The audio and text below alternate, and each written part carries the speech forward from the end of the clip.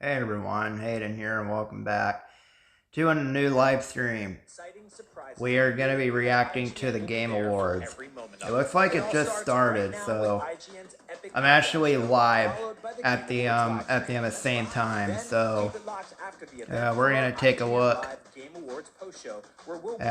what we got. Trailers and break down every big announcement with our team of industry experts. The Game Awards coverage on IGN starts right this second. Okay. Hello and welcome to IGN's countdown to the 2023 Game Awards. For the next half hour, we'll be breaking down what we expect to see at this celebration of all things gaming.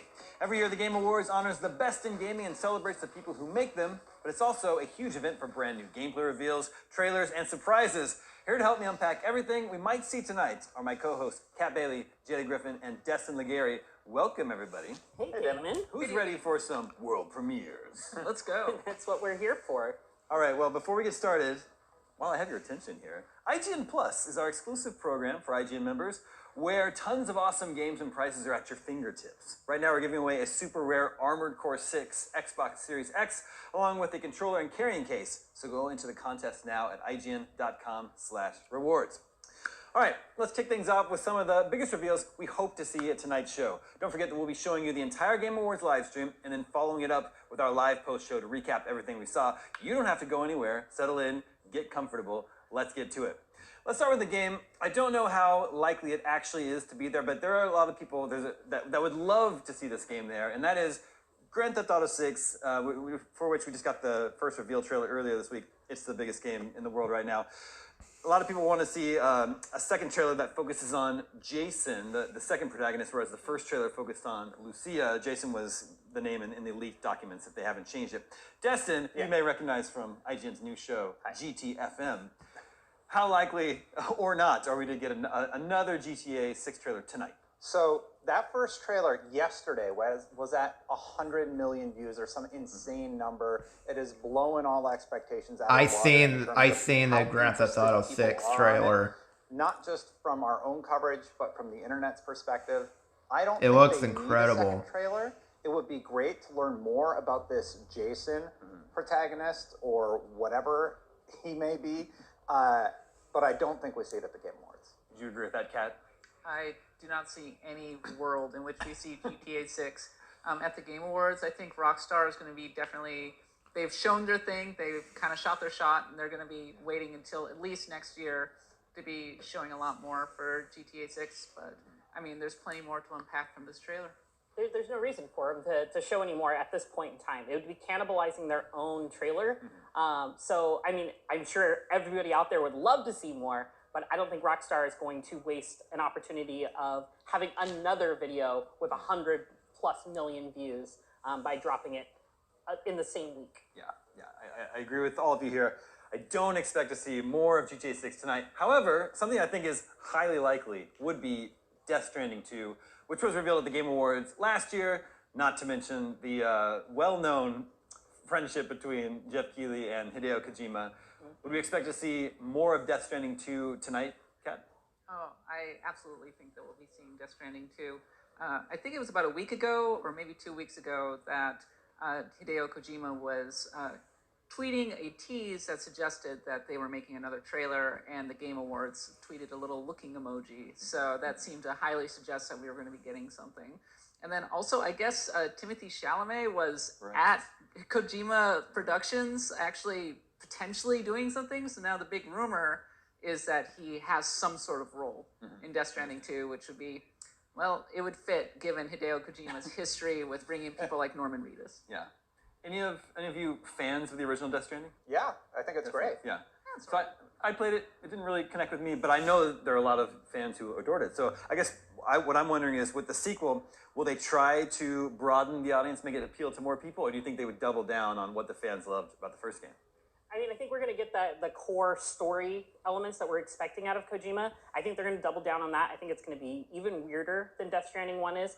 I think that we might get a little bit broader of the, we saw with the director's cut edition, they added like the racing games, they added a bunch of other like suits and stuff that you could equip. I think we're going to see more of that stuff to make it more approachable to a new audience, because they definitely want to increase their player base, especially with their propensity to add the building and working with other people synchronously.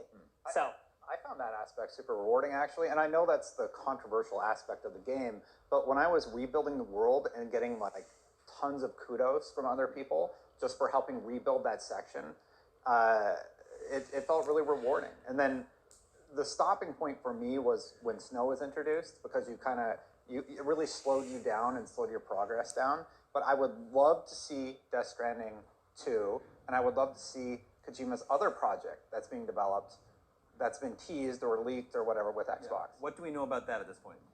I think the rumors are pointing to that it's a new Monster Hunter, all that. That would be nice. Tim Swift is supposedly involved.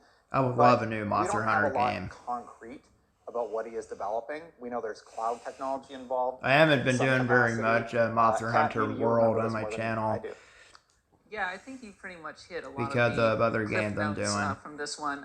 If I recall correctly, we actually got leaked footage of it actually being played, so it's happening. But right now, I think a lot of the focus is on Death Stranding 2, which really interesting game. I'm actually sort of surprised that they're even making a sequel, but as usual, Hideo Kojima makes whatever the heck Hideo Kojima wants to make, and he'll get the funding for it. So, well, speaking of Kojima, there's also the recently announced Metal Gear Solid 3 Delta, Metal Gear Solid 3 remake. But there's bad blood between Kojima and Konami. So if Death Stranding 2 is there, does that preclude Metal Gear Solid 3 Delta from being there? Well, Konami I'm like a minute behind. I'm just gonna. 2024. That was confirmed in that there last we go. quarter trailer. Stalker 2, Avowed, just off the top of my head. Games that people are really excited for. Would love to hear more about that. Would love to get Baldur's Gate on Xbox like tonight. Yeah. That would be wonderful. So let's start with Baldur's Gate 3. We're pretty confident we're going to get that release date tonight. When will that release date be? Is there any chance it's, and it's available now? I could see it because they're about ready to release it. They've been quite coy about when it's going to be coming out. I think that would be a good flex. So I could definitely see it coming out tonight. I don't think that it will be on Game Pass. They've set the I running doubt They just released their this would come out tonight. On which characters are most popular, which classes are most popular, and then also that does look pretty cool. We're right around awards time. If they want to drum up extra hype, it's a perfect time to kind of do a drop tonight for it. But I agree with Kat. I don't think it's going to be Game Pass day one, nor does it need to be. It's got so much acclaim this year that it can stand on its own for its full price. Speaking of acclaim, it's also nominated for a Game of the Year award tonight. We can talk more about all the nominees in just a little bit.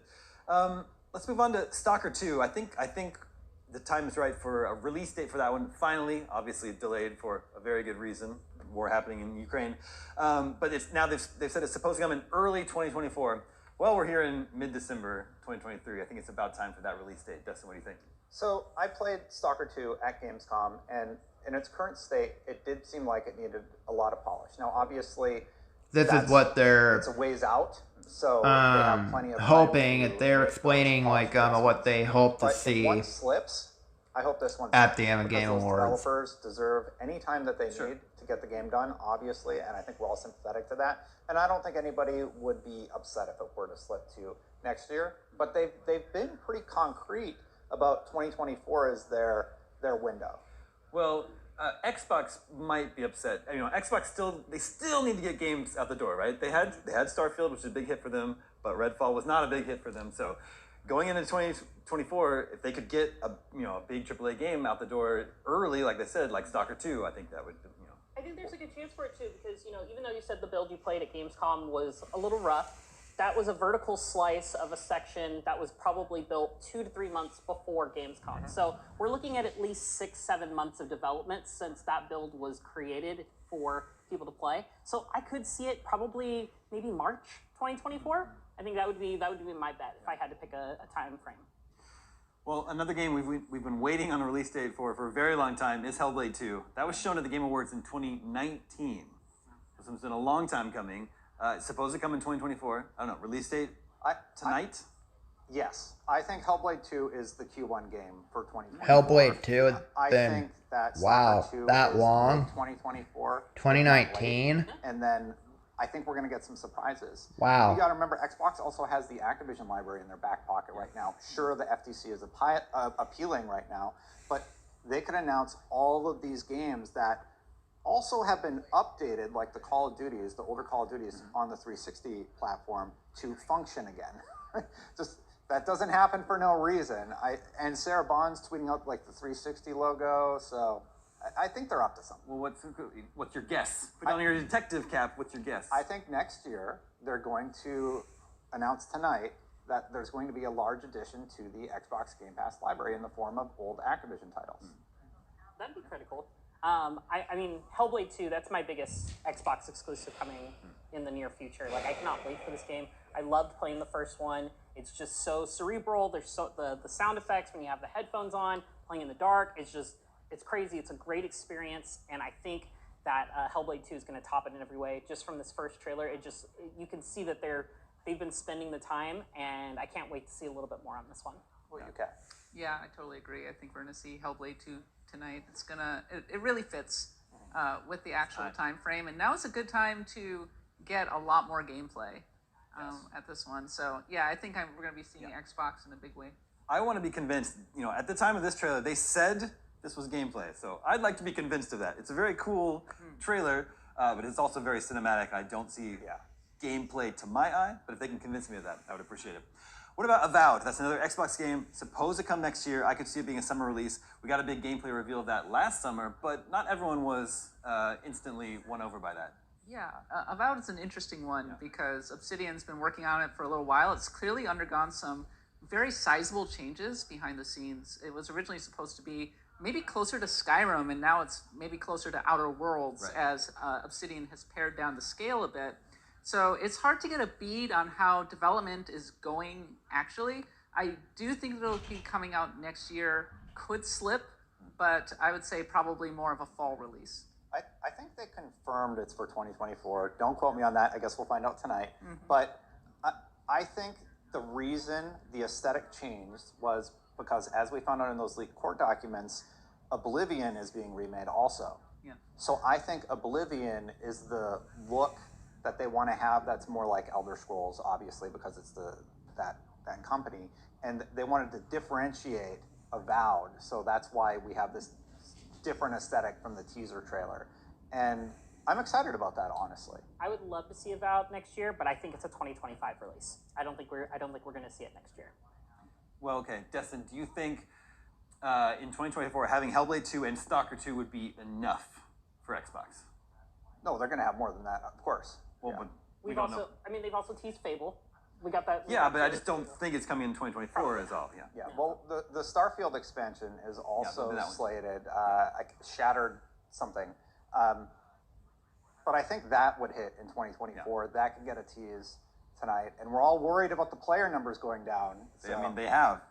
I'm being sarcastic. No, they have. Well, yeah, it's a single-player game, so yeah. All right, we have got to take a quick break, but when we come back, we'll be talking about even more Game Awards surprises we expect tonight as we count down the minutes until the big show. If you're looking for a game to download right now while you wait, head on over to IGN Plus, sign up to get a free game key for Undying, the single-player zombie survival horror game. Check out IGN.com/plus for more.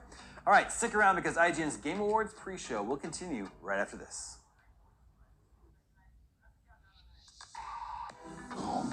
Okay. IGN Live is presented by the Xfinity 10G Network. Get a game-changing connection today for a faster, more reliable tomorrow. The future starts now. IGN has the most thorough, easy-to-use, and high-tech maps out there. Period. And by high-tech, we mean it. We've recently added features like personal notes that save to your IGN account. Okay, guys, so the real show starts in 15 minutes. 15 minutes.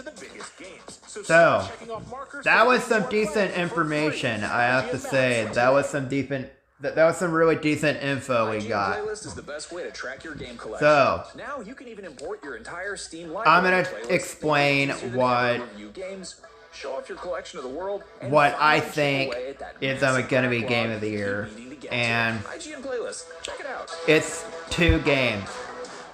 One, it would be Super Mario Bros. Wonder. Or 2, it could be Spider-Man 2. I want one of those games to be in the game of the year. I imagine Mario Bros. Wonder might even have like a high chance, but at the same time, I think Hogwarts Legacy and so much more. I think Spider-Man 2 might have a higher chance at becoming a game of the year. So, yeah. I think Spider-Man 2 might be in the game of the year.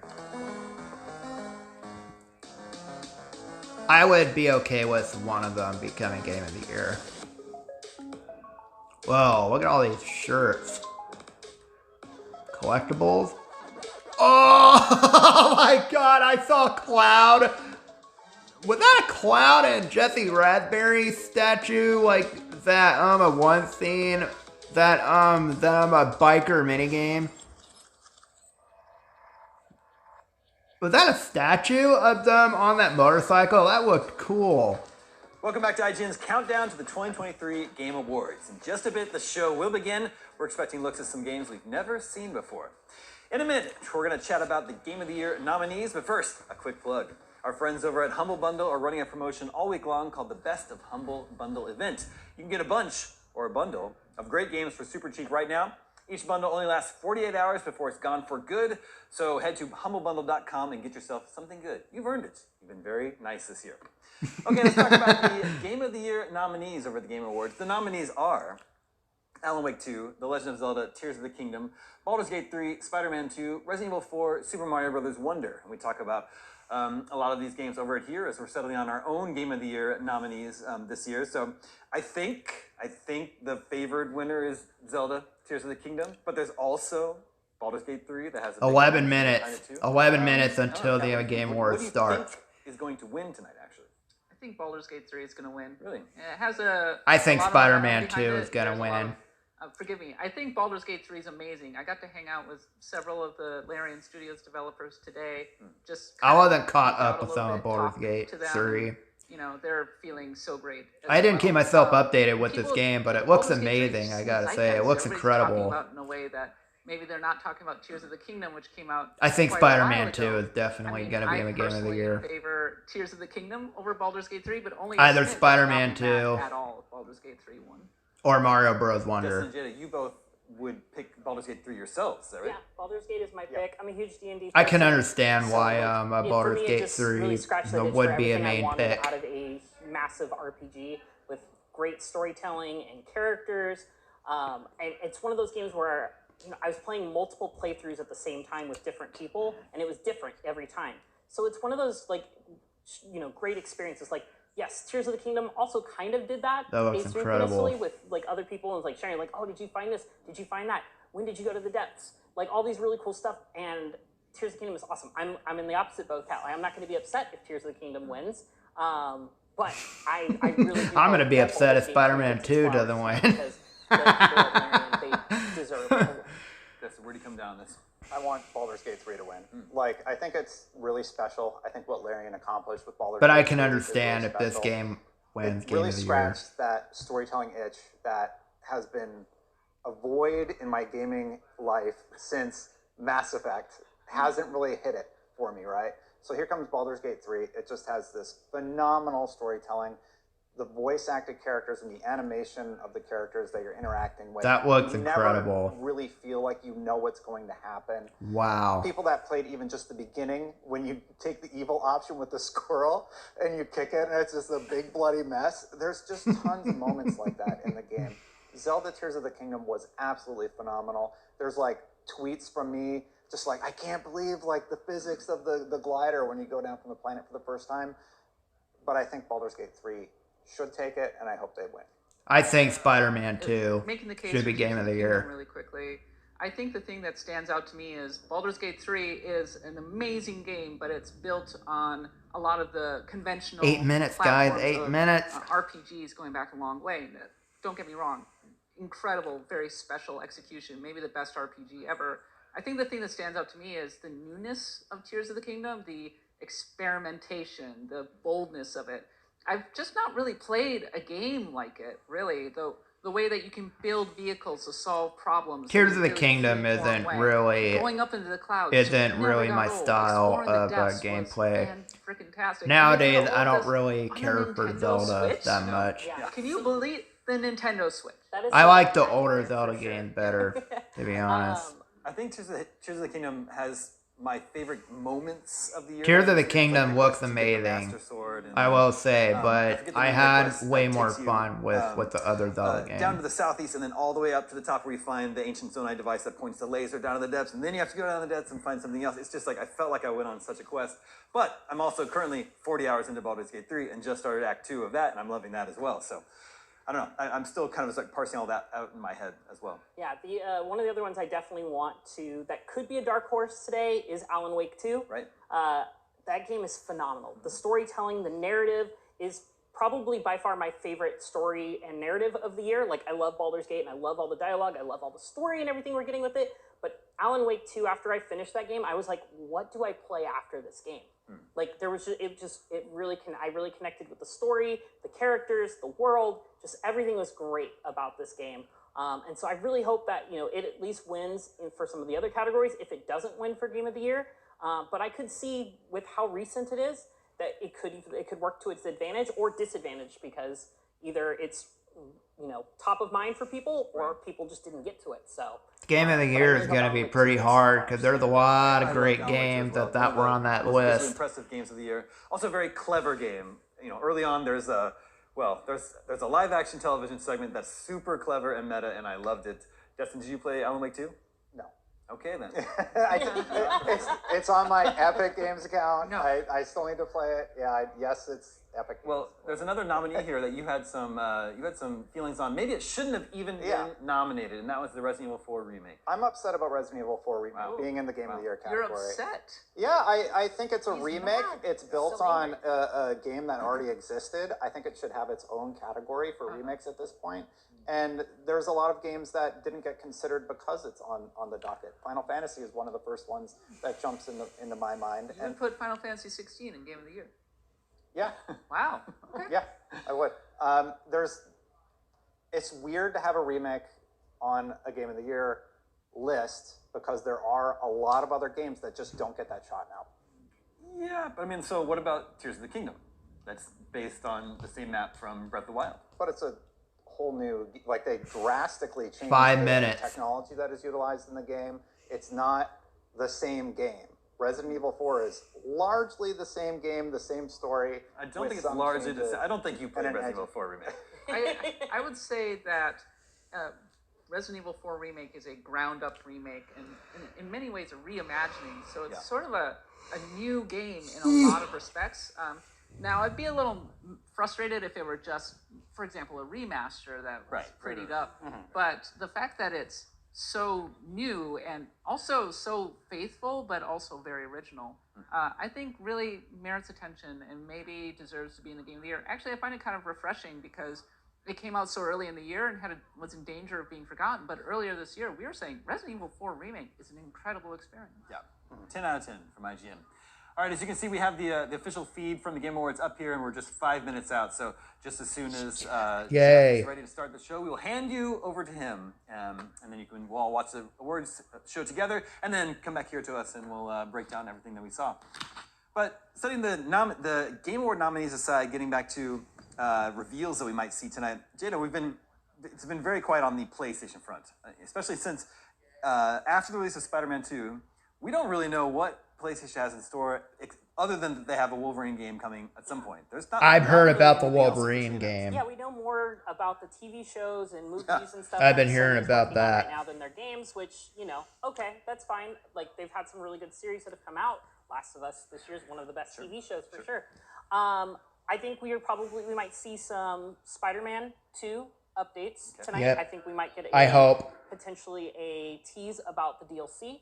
We need the DLC. We need the DLC for Spider-Man New 2. Game Plus and Mission Replay that they talked about. They said that was I gonna drop hope that before we the end of get the a year. DLC We're announcement. basically there. My And hair this is is the biggest stage.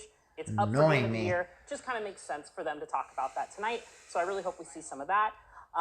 We've also got a bunch of games, a bunch of studios that we don't really know what they're working on. You know, Sucker Punch has been a little bit quiet for a while. Presumably Ghost of Tsushima 2? Yeah, so like that could be a big one. We know Housemarque is working on something new that's a different thing from Returnal, so they could also show up. I don't think so, but you know, we've also got a lot of third-party exclusives that are going to be coming to PlayStation next year. So I expect us to see Final Fantasy VII Rebirth. Expect us to get a new trailer for that. I'm gonna Real love quick on that, on Rebirth. the I'm first gonna showing, a love lot of Final that stuff. Fantasy VII But Rebirth. it's out in February, so we don't have a whole lot of time. So I wouldn't be surprised if they kind of put their eggs in the Final Fantasy basket. Yeah, that would make sense. They were, I think, at Summer Game Fest last summer on Jeff's stage. Yeah, you have an inkling of anything PlayStation-wise we might see tonight? I think Final Fantasy VII Rebirth will be the star of the show. Yeah, for, I PlayStation. agree. Beyond that, I think that they're kind of reloading a little bit. I mean, there are definitely rumors of first PlayStation games that are under development that we may be seeing early next year, say during a state of play. But I don't think PlayStation's ready or really wanting to reveal anything particularly big on a platform that is not theirs, much like Nintendo, honestly. Yeah. So I think that it will be mostly third-party exclusives that we might see for PlayStation rather than first-party. We find ourselves in a weird position, Destin, where, you know, PlayStation is traditionally known as the place for the exclusives, and Xbox is known for having no games. Not my words. That's Exactly. Xbox has Exactly. so many games That's in their actually a pipeline, and fact. Sony has so few. Are you surprised? to find ourselves in PlayStation this position? has all the Very exclusives curious and what's gonna Xbox come has out nothing. next year in terms of first-party games. He is not wrong there. Wolverine is in development, and what else? There were rumors of an Infamous remake from the ground up. Infamous. there's the Last of Us Oh, Infamous. That would be cool. An Infamous We remake. have that dropping. We know that's dropping in that's January. early. Yeah. That would be awesome. Yeah. Ghost of Tsushima 2, Yes. That would be wonderful. heavily rumored, and I would expect to be announced It's early starting. next year, probably. A minute Been 3 and years 30 since seconds. at least. Yeah. Spider-Man content. I don't know. Yeah, I mean, I think we're gonna get some Spider-Man DLC. There's a lot of. Please give us Really Spider-Man 2 a couple DLC, characters I please. won't talk Please about. give us Spider-Man 2 For those who haven't gotten DLC. the PS5 before Christmas yet. More maybe- Venom. Yeah, more Venom. That Give us the a lot Venom more Venom for DLC. sure, and I think the That people would be want more cool. Venom if you can Let us play as from Venom. the people who are doing the exploits to play as Venom. So 18. Yes, I would love that. I hope so. We're just about 60 seconds away from handing you over. Any sort of like pie in the sky, hopes, dreams? When I think back at previous Game Awards, I've been very cruelly teased with announcements like Perfect Dark, and then it just evaporated into nothing and never came back. There was that Wonder Woman game from Monolith that was teased. Haven't heard anything about that since then.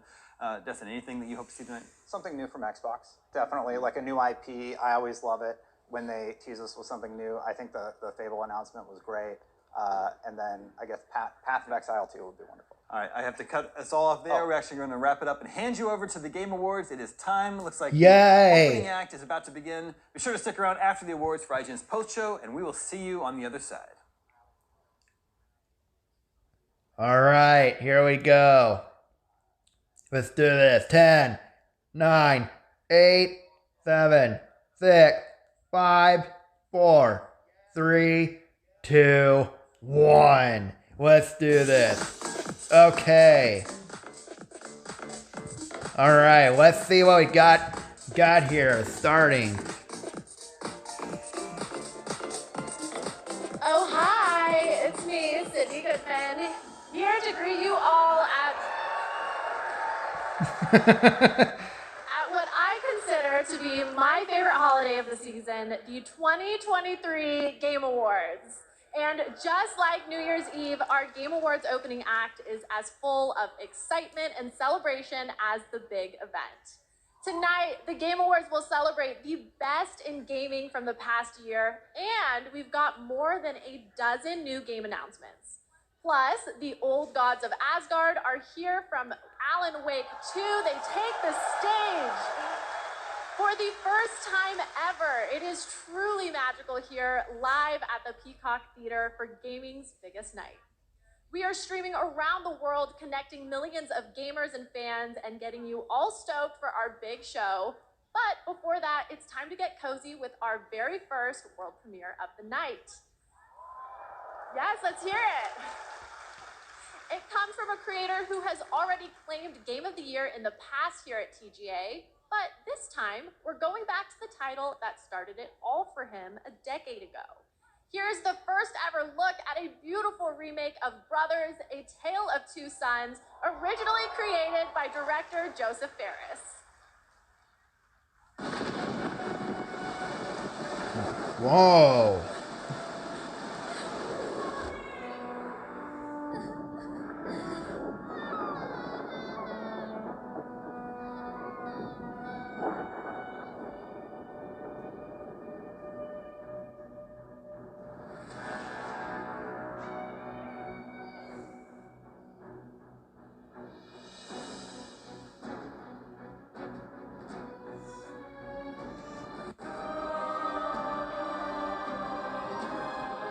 This looks interesting.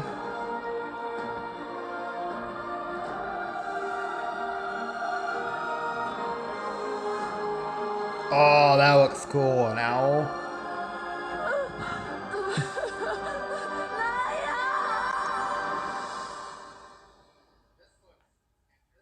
Brothers remake. Incredible, and how perfect that right after the world premiere of Brothers, we have the award for Best Family Game. These are the games that bring families together or tear them apart, depending on how dirty you play. Disney Illusion Island, Party Animals, Pikmin 4, Super Mario Brothers Wonder. Oh my god, Best Family Game. 2. Oh my god, Mario Bros. Wonder. Super Mario Brothers Wonder. Yes! Best Family Game, Mario Bros. Wonder, yes! Oh my god, nice! Thank you so much for this. Yes! This is shared with all the teams at Nintendo that worked on Super Mario Brothers Wonder. In my experience, the team really tried to develop a game that allowed people to work together, to play together, whether it was friends or it was family. And for me, my personal experiences, nothing brings a family together more than trying to rescue an empire, a kingdom in distress from the evil likes of Bowser. Whether you're playing as Elephant Mario, Peach, Yoshi, or Nabbit, this game goes to everyone that created such a wonderful experience. Thank you. Yes! Congratulations, Super Mario Brothers Wonder. And now I have a little treat for all of you. 3 world premieres in a row. What? First up is the next game from Daniel Mullins, the creator of the TGA-nominated independent game, Inscription.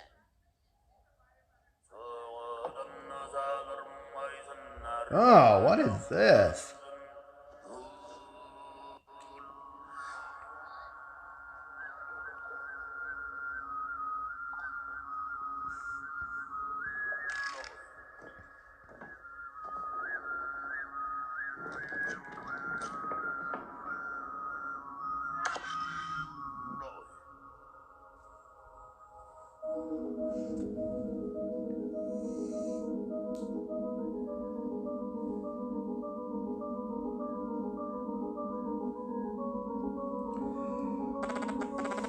Huh. This is kind of a cool art style. I love the art style in this one.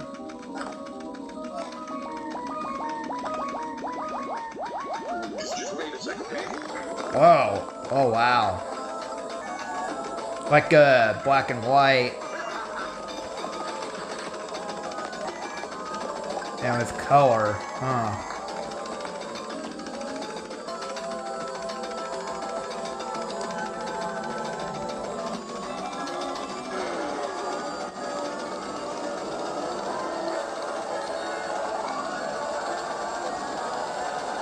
Pony Island 2, Panda Circus. Huh. That looked interesting.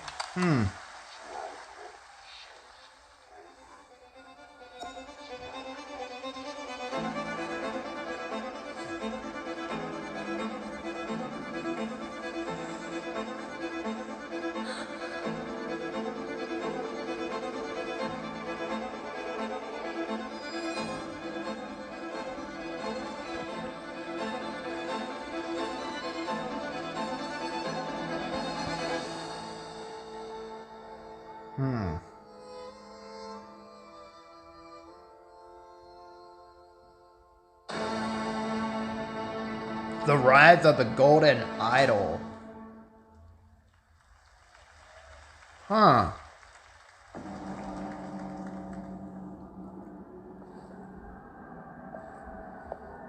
Okay, whoa, what's this?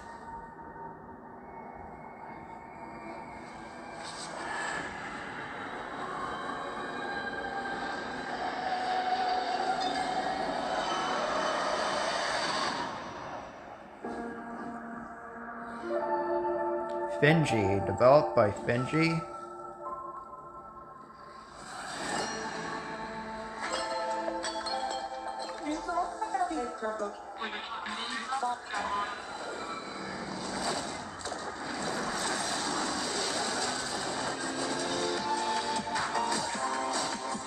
Ah.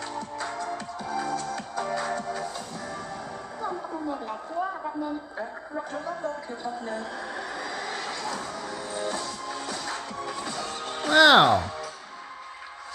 This looks nice.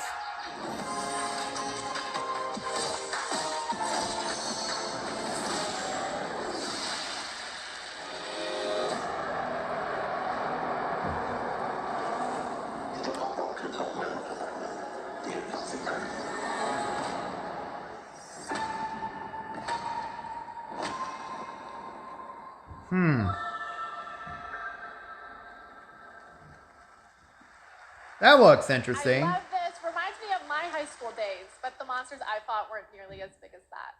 You kids these days with your giant monsters and your social media. And speaking of social media, TikTok Live Fest is happening now across 50 plus countries on TikTok. Check out the participating gaming creators and don't forget to share all of your favorite gaming moments on TikTok with #GamingOnTikTok. No one cares. Okay, we're going to take a quick break, but there is plenty more opening act after a very important message. Don't skip this cutscene, people. All right. The journey ended here. A place of wonder and awe. Okay, what do we got here? We breached the cosmic veil and reached a new planet. Yet generations later, this world remains untamed. Our reunion was foretold. Our paths destined to cross. Oh, wow, this looks cool. You now, Administrator. Oh, that looks impressive. I love these anime, like, hack and slash fighting games. Oh, this looks... Oh, wow. I love the effects.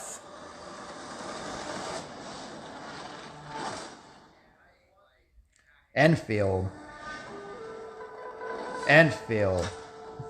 Kung Fu. Whoa.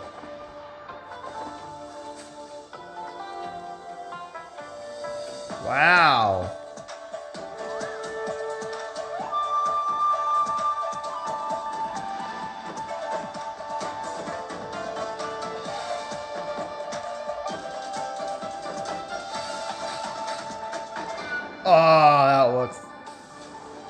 Oh, that looks so awesome.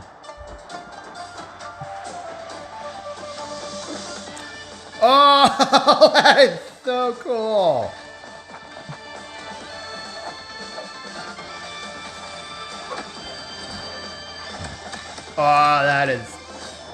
Oh, that's cool. I love that.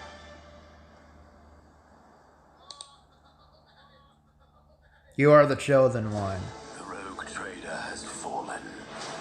Now I must take up their mantle, to restore the dynasty to its former glory, to reclaim what humanity has lost. Huh. To venture What is forth this? into darkness and bring the light of the Emperor to the uncharted void. This looks good. Oh, it's one of these games. That looks pretty cool. Looks like a mobile game. The choices I make will shape the course of my destiny. And with each haunted step, I wonder, where will my journey end? Rogue Trader. Oh, it's on PS5. Wait, you're Connor Kenway. Good thing for you that I'm here, then. Today, you are to see a traitor to the crown. An Assassin's Creed VR. For his crime, the penalty is death. An Assassin's Creed VR. I'm in search of a treasure. Where do I start? Day on the canals with my good friend Ezio. What could be better? Flatter me as always, Antonio. Antonio? Templars will succeed. Oh.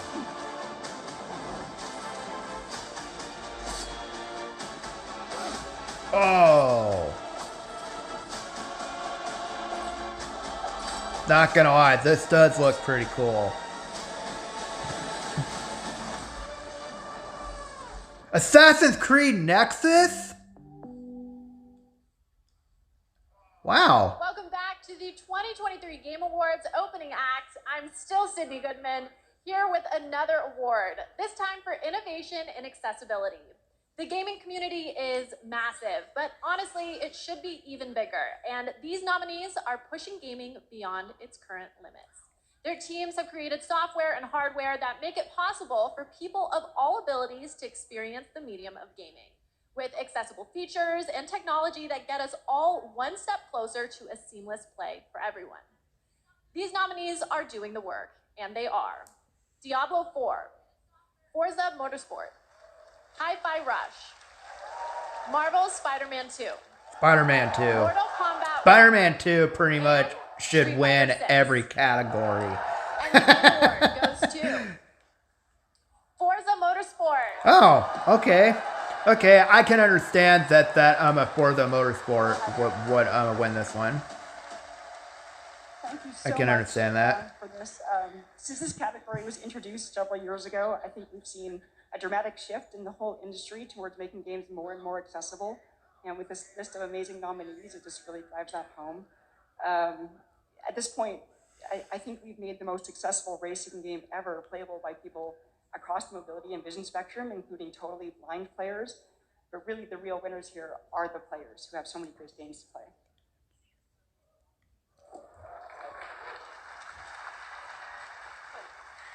None of this would have been possible without the amazing teams behind the scenes.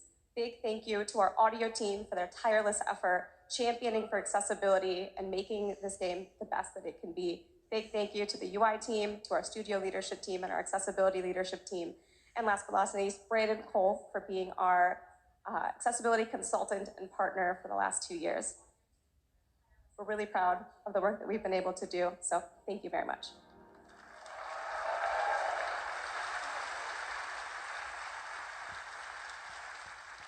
Congratulations, Forza Motorsport. Here at the Game Awards, we believe strongly in accessibility and want to celebrate any game that makes it a priority.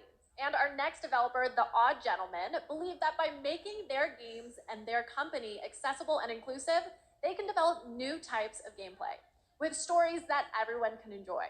They created the following game in a deep collaboration with artists and developers from the deaf community, and we are very excited to reveal it now. This is Harmonium the Musical.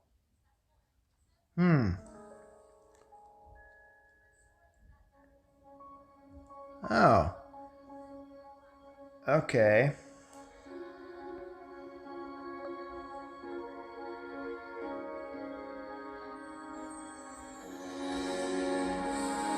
Huh.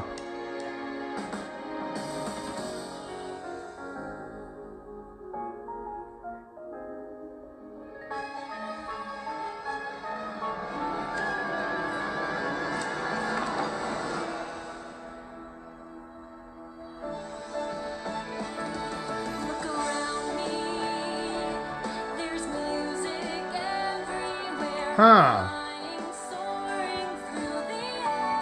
This looks cool. I'm not sure it's really my style of gameplay, but I love the way it looks.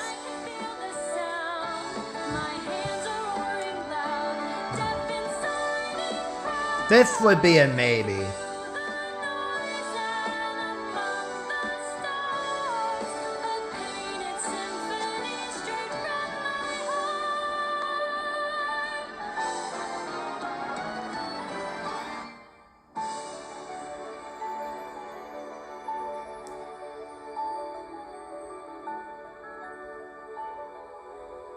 Harmonium the musical. Huh.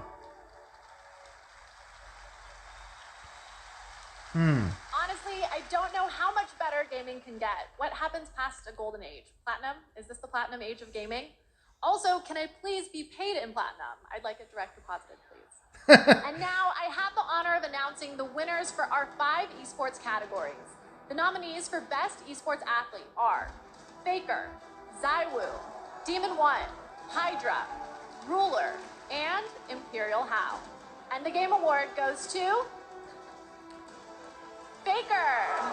I think I voted for Faker. For Best Esports Coach, the nominees are Potter, Zonic, Gunba, Ecstasy. I think I voted for Zonic. And the Game Award goes to Potter. Okay. For Best Esports Event, here are the nominees.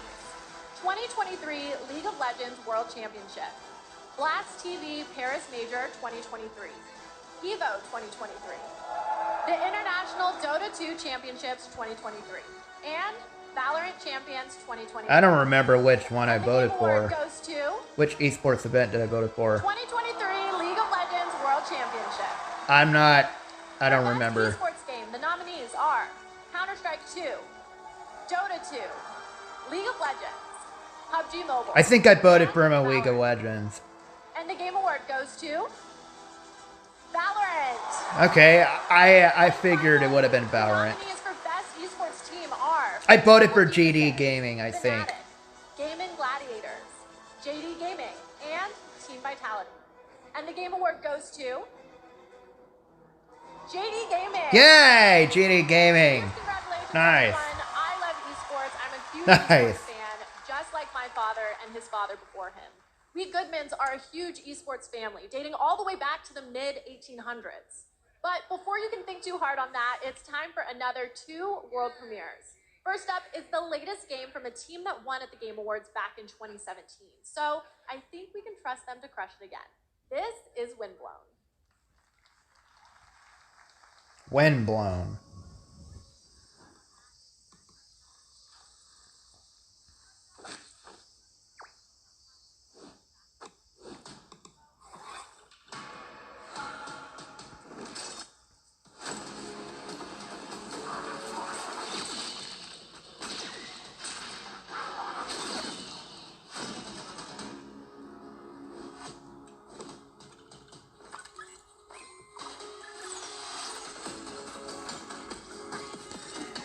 Huh.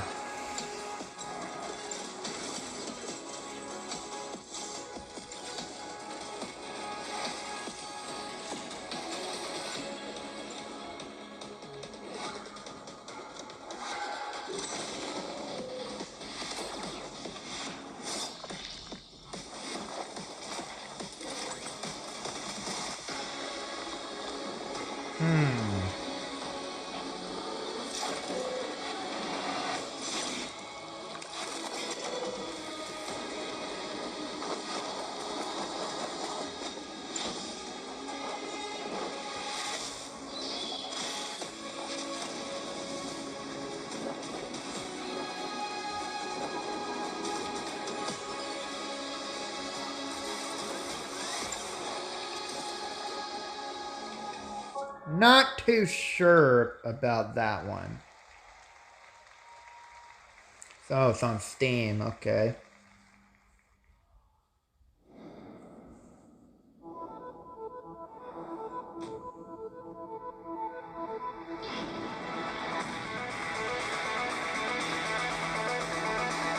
Oh.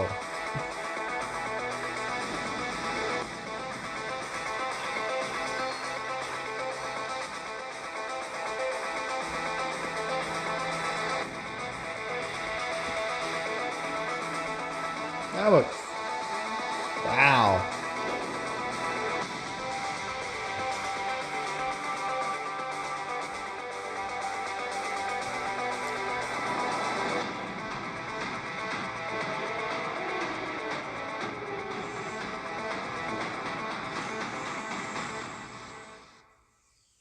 Thrasher. That looked Yes, alright. Thrasher, in case you didn't know, is from the same artist / composer that blew our minds back in 2016 with the cult hit Thumper. I'm so excited we've got another mind-bending game coming from him in 2024. Special shout out to Samsung and Samsung Gaming Hub, who, not to brag, are also throwing a massive Game Awards viewing party over at Samsung's New York City flagship location with Typical Gamer and Chica. I wish I could be at 2 places at once, but the last time I tried to clone myself, I sparked a pretty sizable fire in the MIT experimental physics lab. Oops, but we can talk about that later. Let's check out what Samsung is coming out with now.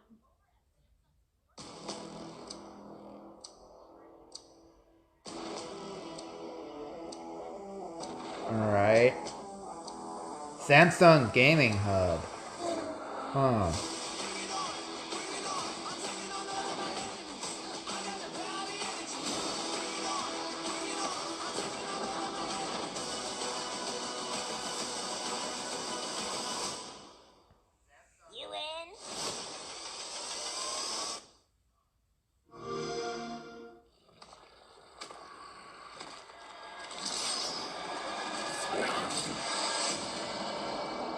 Samsung Gaming Hub.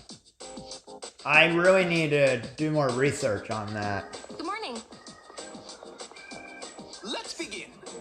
I don't fully understand how that works. I haven't really heard of Samsung Gaming Hub before.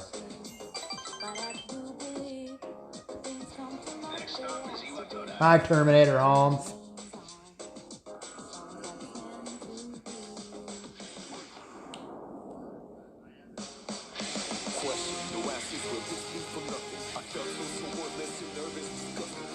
That's the Dark Hour. A time period hidden between one day and the next. They only appear during the Dark Hour and attack anyone who roams free outside. That looks really cool, I will say. It's our job to defeat them. That art style looks awesome. Persona.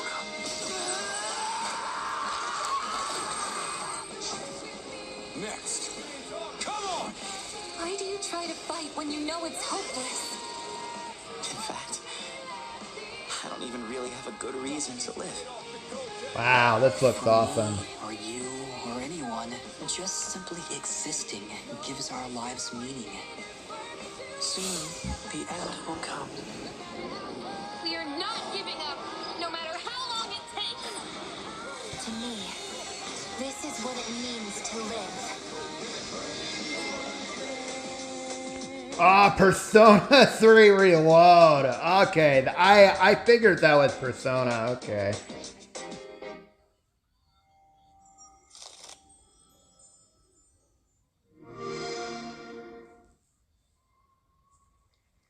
Yes, I was hoping for a new Persona game, that is. I still want to be Sydney. But enough about me. Make sure to stay tuned as Google and the Samsung Galaxy Z Fold 5 are bringing you a spectacular celebration of mobile gaming. It's going to be an epic event just like this next world premiere. It's the product of a surprise team up between 2 nominated games tonight. Let's check it out. Okay, 2 nominated games. Let's see what they are.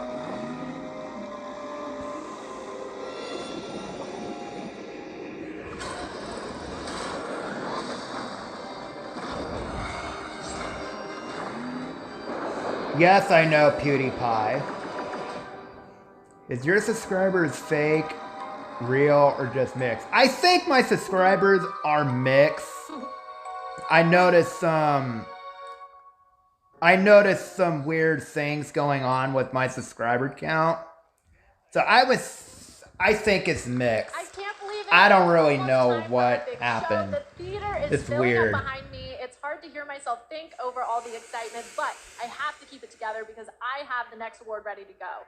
Here are your nominees for Content Creator of the Year. Iron Mouse. Cypher PK. Epic Games.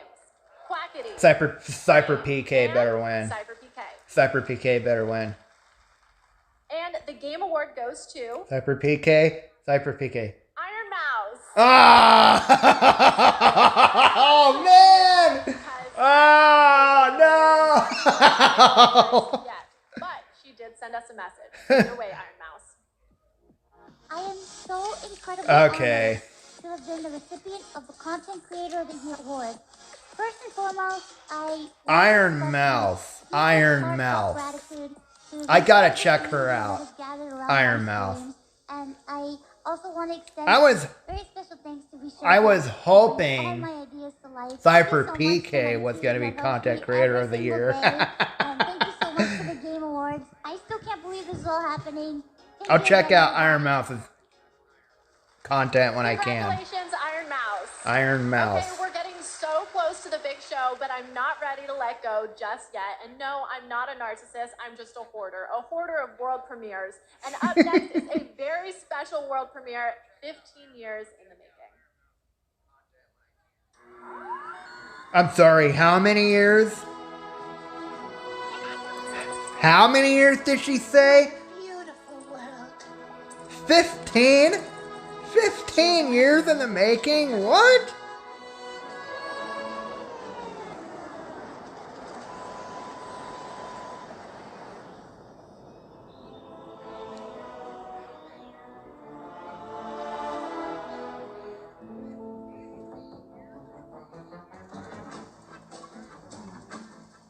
Tootie boy.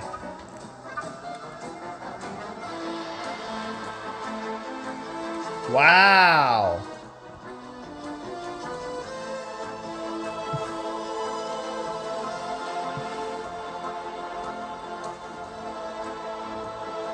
Okay.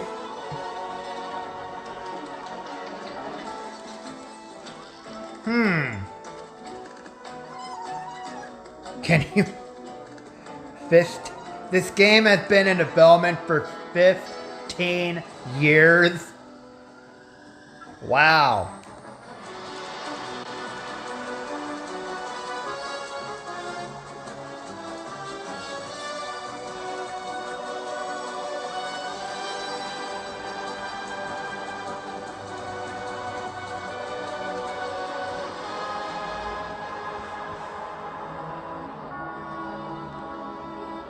This looks really cool, but I'm not sure if I would enjoy it as much as the other one. World of Goo 2.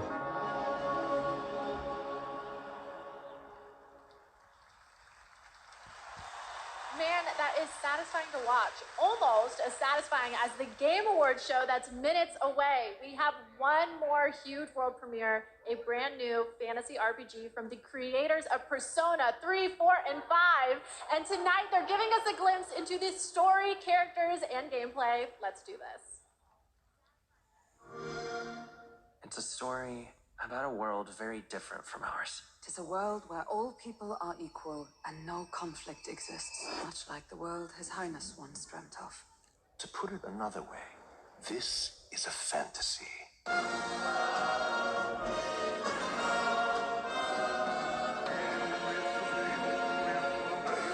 Fool of a king is dead. Without an heir to wear the crown, what will become of the royal magic? The fortress at the border was raised by a human mere days ago. You can only blame your king's weakness. Who deserves his crown? A man of proven strength. The people of my land desire a new king, and I shall provide. Welcome one and all to the inauguration of the tournament for the throne. This looks really good. When any among the populace might be king. Oh, wow. Speeches of tribal harmony mean nothing when every day they cheat and abuse us. I love the art style. United as one tribe. If only our lives were anything like Oh, that looks impressive. Our lives are decided at birth by tribal purity, followed by the differences that make us who we are. There was a plot in his life. One I wish I'd written out sooner. You're no ray of hope. You gave up on your hopes, but I will not. Now let's see what manner of story you'll weave. Let's do it. You'll be a hero, Trust me.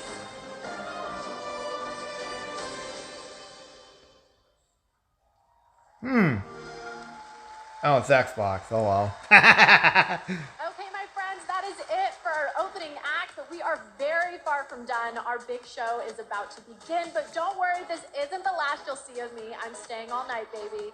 And I cannot wait because this show is absolutely stacked. We have tons of big awards, even more world premieres of brand new games, and an incredibly special guest, a legendary actor and performer of both the stage and screen, the Muppet himself, the great Gonzo. I have to admit, Gonzo's gonna be here. Gonzo's gonna be here. Oh my god. The Fallout franchise is here to debut an exclusive new look at the series. The vault is opening in a huge way tonight.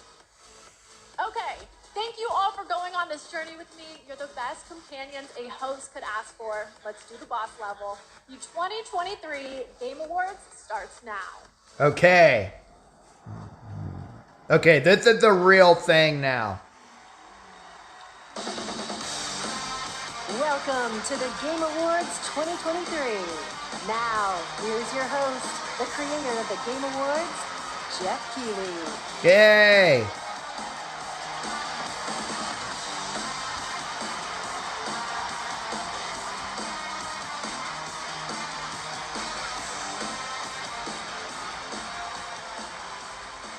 Good evening, everyone, and welcome to the Game Awards. All right. Tonight is our 10th TGA, a global celebration of video games, and boy, do we have a show for you. I am so excited to get this started. Together, we are going to recognize outstanding creative work in games in 2023, and we'll look into the future with an astonishing lineup of world premieres. More than anything, this is a show about bringing our community together in this room and online around the world to focus on something we can all agree on.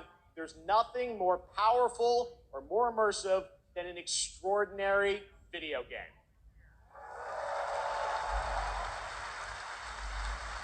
Great games comfort us, help us understand different perspectives on the world, and maybe even change us.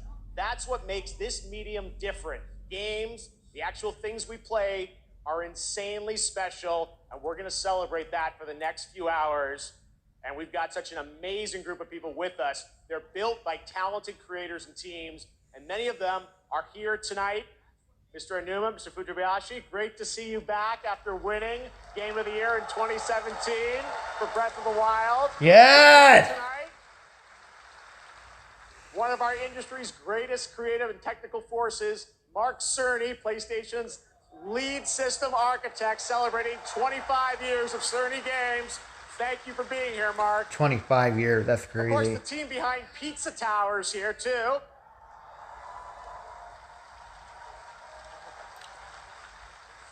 Everyone's here. Melina Jurgens, our best performance winner in 2017 for Hellblade. Welcome. I think we'll be seeing you a little bit later tonight. And we are also honored to be joined by the Tujimoto family, Haru and Ryozo, who are celebrating 40 years of Capcom this year. 40 years of Capcom. 40! Evil. Welcome, guys. It's so great to have you with us. Dang. We have a big show, so let's get right into it. To present tonight's first award is last year's winner of Best Performance. Please join me in welcoming back to the Game Awards, yep, we're going to do it, the actor behind Kratos in God of War, Christopher Judge. Yeah!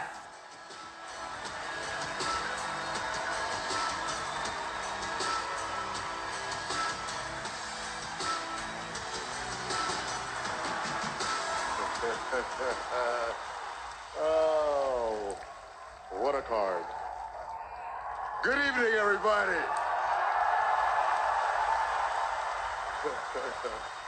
It is such a pleasure to be back here. I have such great memories of last year, Mr. Pacino, forgetting to thank my wife.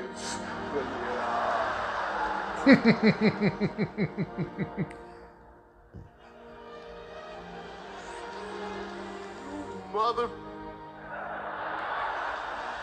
All right, I get it. Not gonna stand up here making long speeches. I'm going to stick to the script. No 8-minute speech like last year. But fun fact, my speech was actually longer than this year's Call of Duty campaign. What? I get the joke. I get that. Oh, wow. That was good. That was good.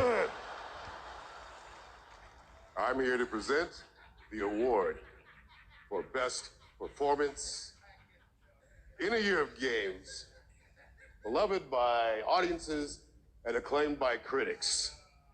These actors delivered 6 unforgettable performances. And here are the nominees. Okay, best performance. Ben Starr. It's been a long 5 years. Oh, Cameron. You play grown-up games, you face grown-up consequences.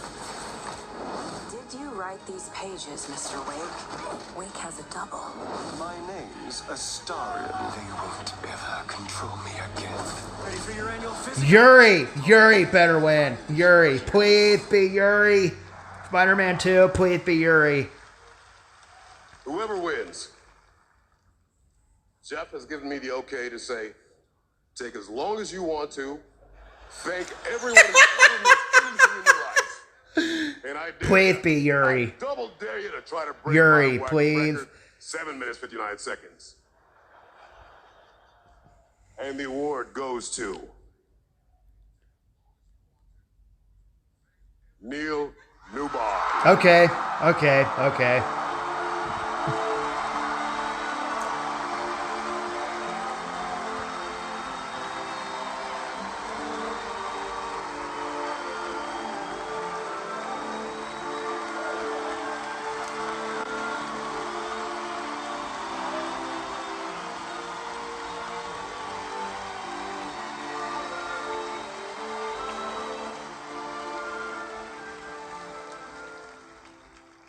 Hi.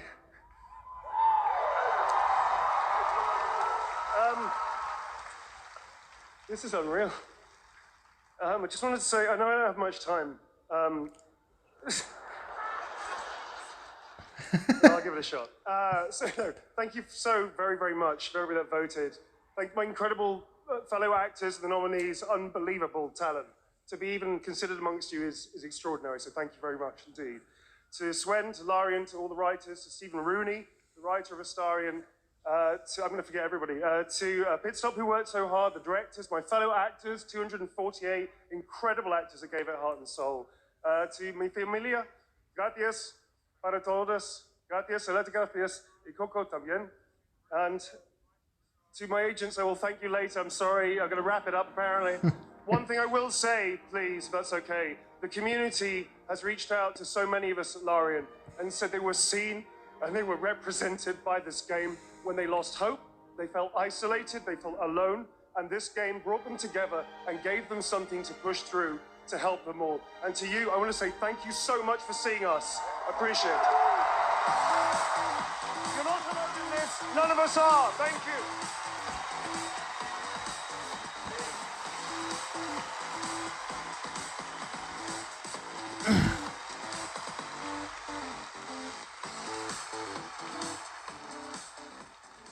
Congratulations, Neil. Great speech and short, so thank you.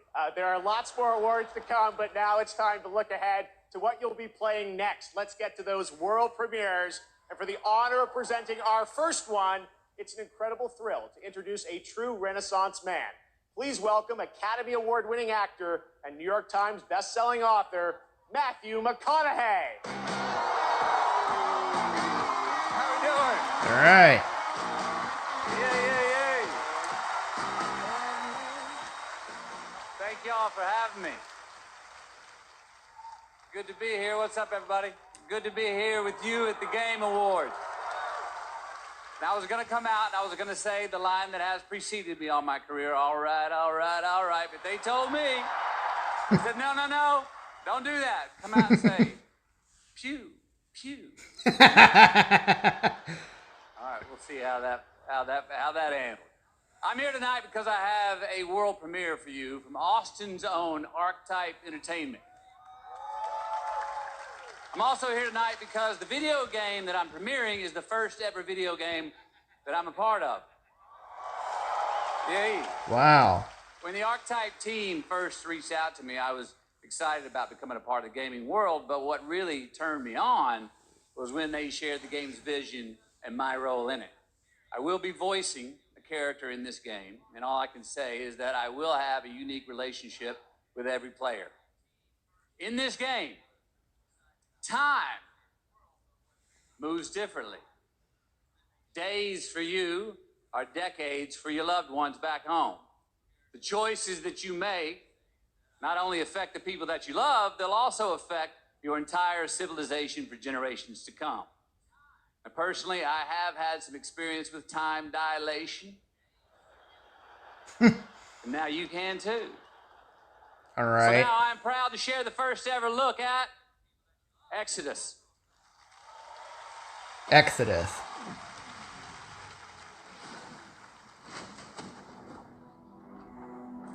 Max, we need to head back. Whoa. I'm getting a reading. Max! What? Max! What she found that day was a miracle. It would be our salvation to fight against the Celestials, humanity's greatest enemy. This is it. They found us. This looks really good. The Celestials hunted us down. I knew they'd keep chasing us until they ripped our ship apart. And I had to save her. I led them away from this world, away from her. We both knew the cost of using the gates. When you travel at light speed, time slows to a crawl. It was only days for me, but an entire lifetime passed for her. And in the chaos of those final moments, we never said goodbye. No, come with me. Wait, please, Tom. I love you.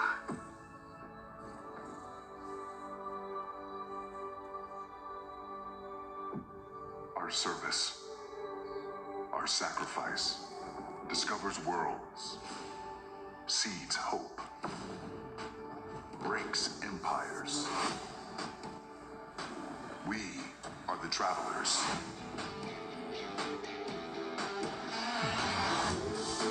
This looks really nice.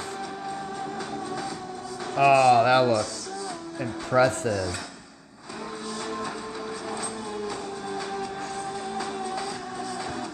I love how it's like in space. Kind of like a space theme going on here. That's cool.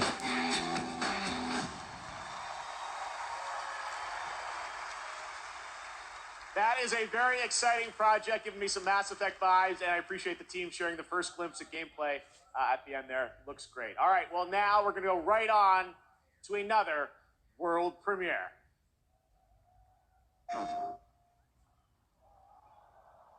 Wow, what's this?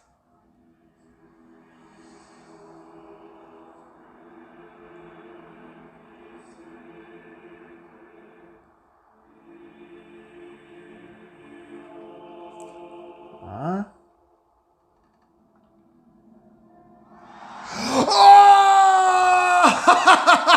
Oh my God! Nothing of this place. God of War?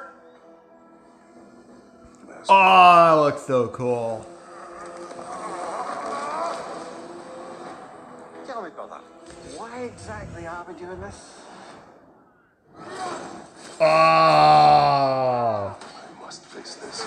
Oh my God, this looks awesome. No shame in what just happened. It's all part of the process. Let's go again. Oh, man. Ah, oh, this looks so cool.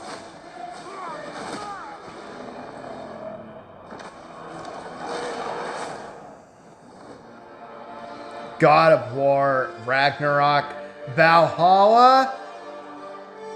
Oh, that looks so awesome. December 12th. December.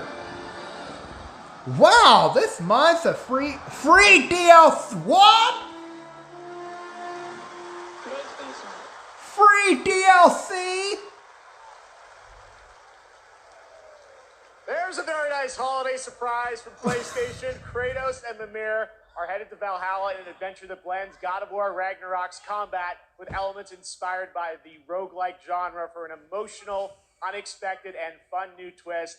And yes, as you saw, it is free. The team at Santa Monica... Oh, this is gonna be good. ...and are offering this DLC, God of War Ragnarok Valhalla, as a gift to the community, and you will be able to download it in just 5 days on December 12th. 5 days on December 12th? Amazing. Free DLC for it? Oh, man. Comes from a small independent team of developers in Australia. I love that this show can give a platform to independent creators. Their last game in 2019 was a sensation, and their next project is equally exciting and unexpected. Untitled Goose Game. I remember that. I remember that game. A new video game for you and your friends.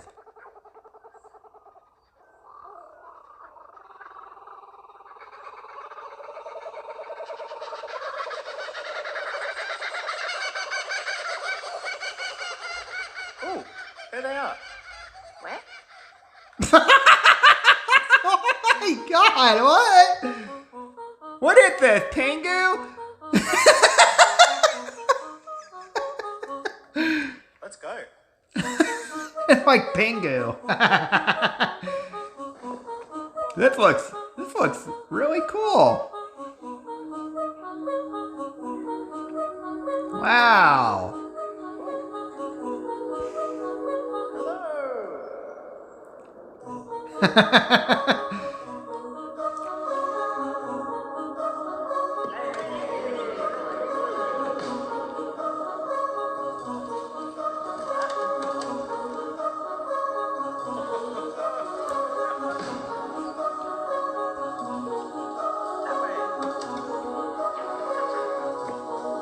Kind of like Pingu. Do you remember that kids show from a PBS? Big Walk. Huh. Super fun, right? I did a playtest of that game about a year ago and had so much fun. It is a very special and unique game, and I'm honored we got to share it with you here at the show. All right, while you're watching TGA, head to TGASteamDeck.com right now. We're doing another Steam Deck giveaway. This time it's the brand new 1 terabyte Steam Deck OLED featuring an HDR OLED display. I don't care about a Steam Deck. Let's go. TGASteamDeck.com for a chance to win 1 of 100 OLEDs. All right, trust me, we are just getting started, guys. There are so many game announcements, awards, and musical performances ahead, including the Old Gods of Asgard from Alan Wake 2. Just wait, it's amazing. We'll be right back. God of War Ragnarok DLC. Oh, wow. Oh, Prince of Persia! And the Lost Crown. Take the lead, Sargon. You are to leave for Mount Carth at once. Bring him back. Bring back my son. This looks awesome. My eye is itching me. It's a maze here, but I feel I've walked this path before. This game looks really good. I'm really excited for this one. There's nothing you can do to stop me.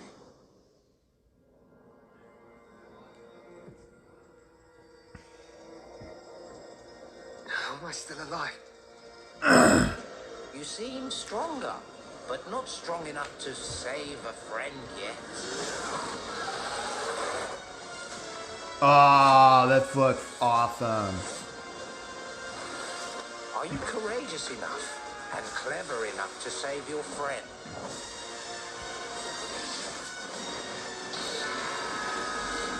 I'll do whatever it takes. Oh man, this looks so cool. I love this. January 18th next year.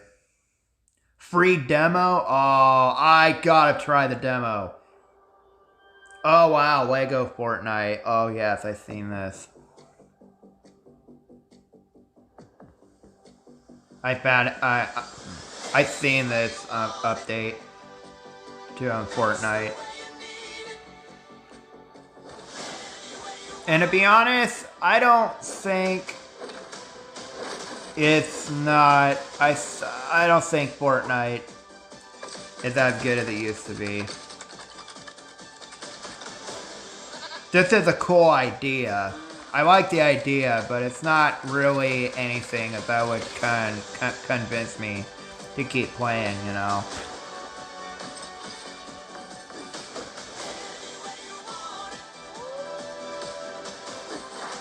This is a great idea, but it's not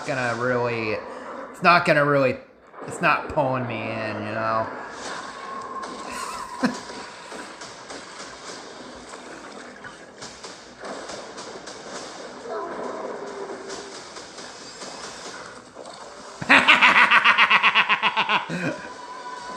The shape of her mouth.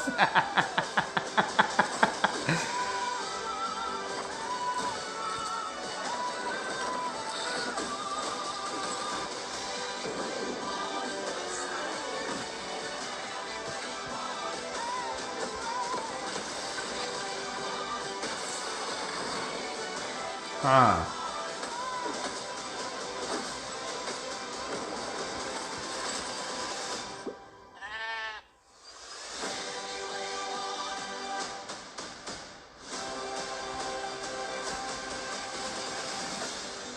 Lego Fortnite.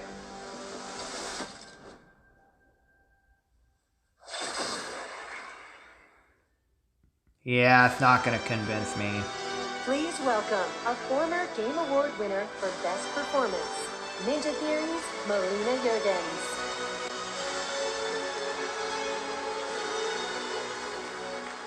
Hi. Performing an original piece from our upcoming game, Senua's Saga Hellblade 2, I'm proud to introduce to you to one of my favorite bands, Hylom. Okay.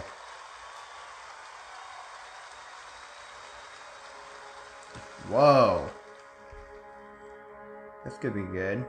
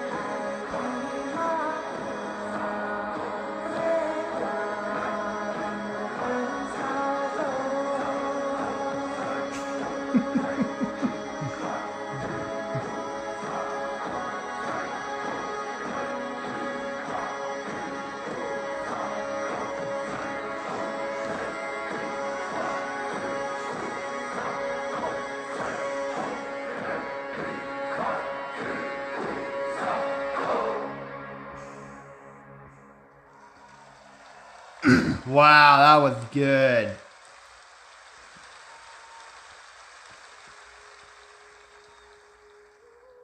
I've dreamt of this. This place of fear and fury. Do you hear it? The heartbeat of the lost ones.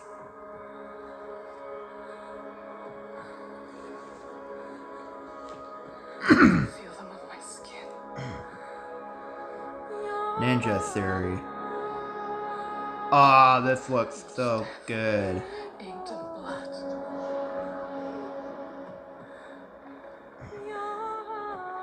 I won't stop fighting for them. Until the very last beat fades away. Oh.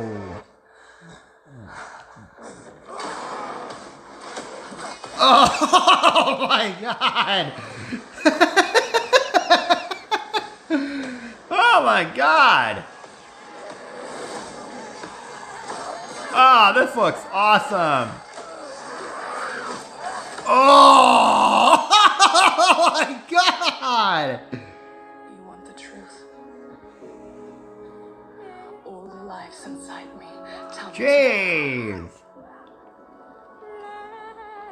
The shadow will always hang over me.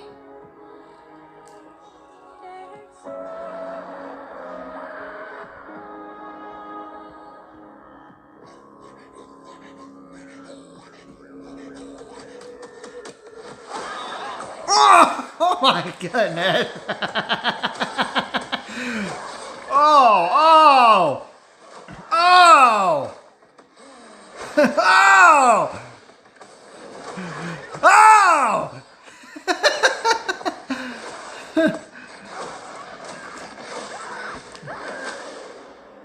What will I become?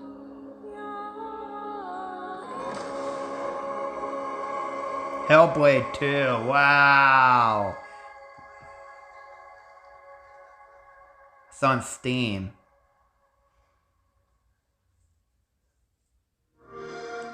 And Xbox. It's on Steam as well. That looked pretty cool. All right, what an amazing new look at the gameplay and world of the Hellblade 2 coming in 2024 to Xbox, PC, and Game Pass. Now to present our next award, please welcome a former Game Award winner nominated tonight for Best Fighting Game, the creative director of NetherRealm Studios. It's Ed Boon!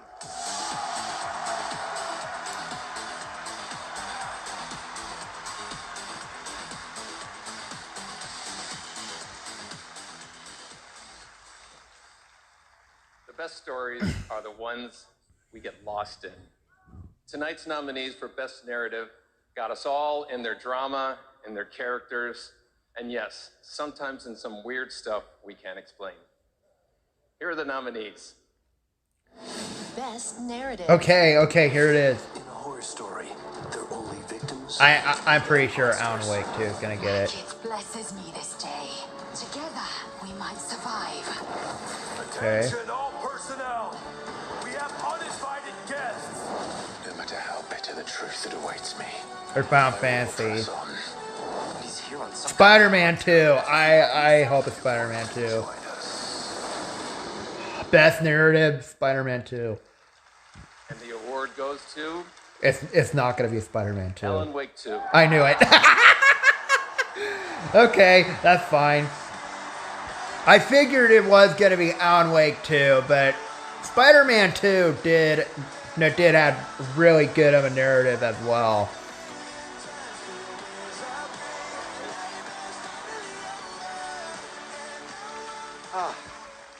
Thank you so much.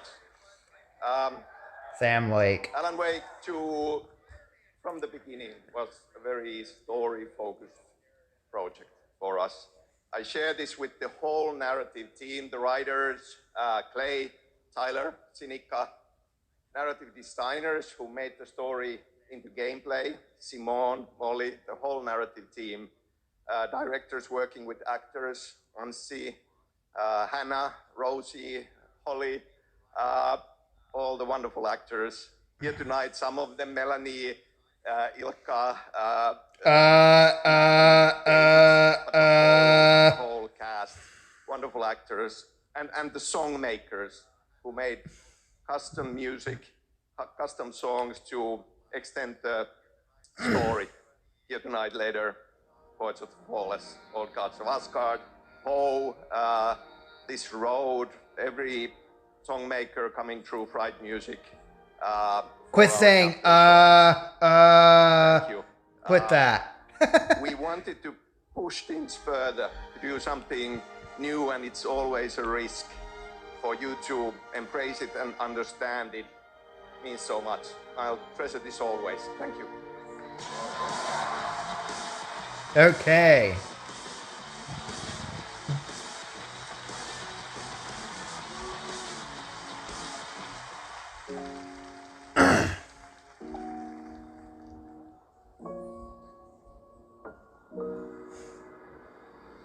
アーティストとして私たちは想像力を駆使して目に見えないものを見ることができます。私たちはボーダーレス。私たちはアーティスト。私たちはどこにでも存在する。私たちは安心。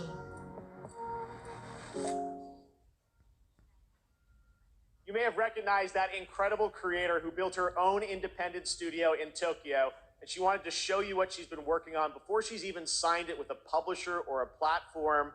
I said, come to this show, just show it to the audience and the fans first. So that's what we're going to do. We're honored to have her back at the Game Awards. Please give a warm welcome to Akumi Nakamura. All right.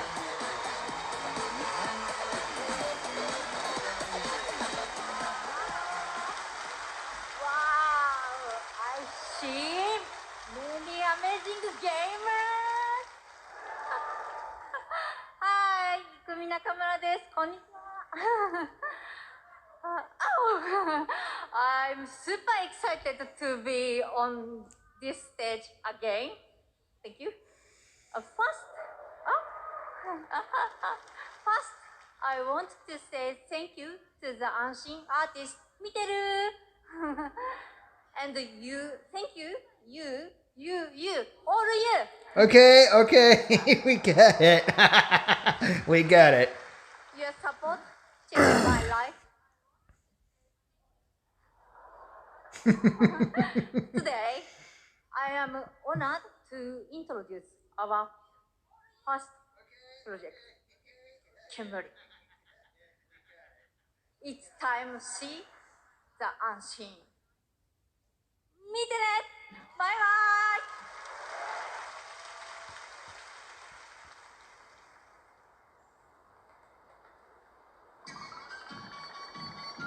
bye! Alright, what's this? Whoa, that train just came out of nowhere. I was not expecting that train. That's... Oh my god. Oh. Hey.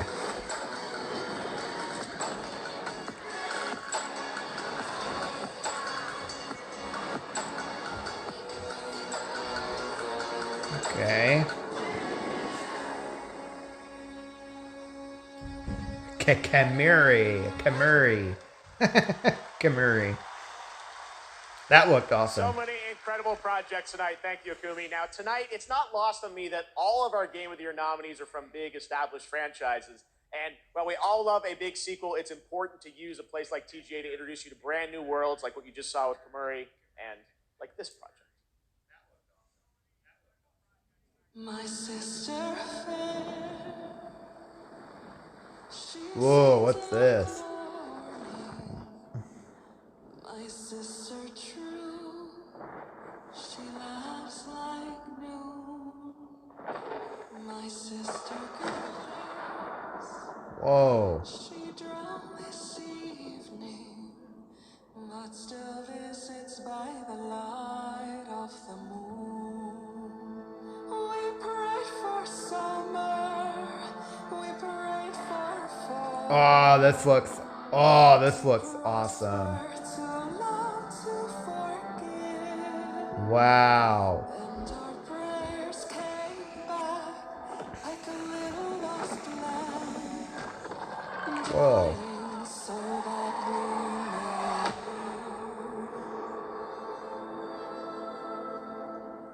What is this?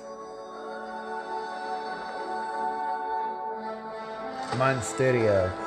Oh, this, wow.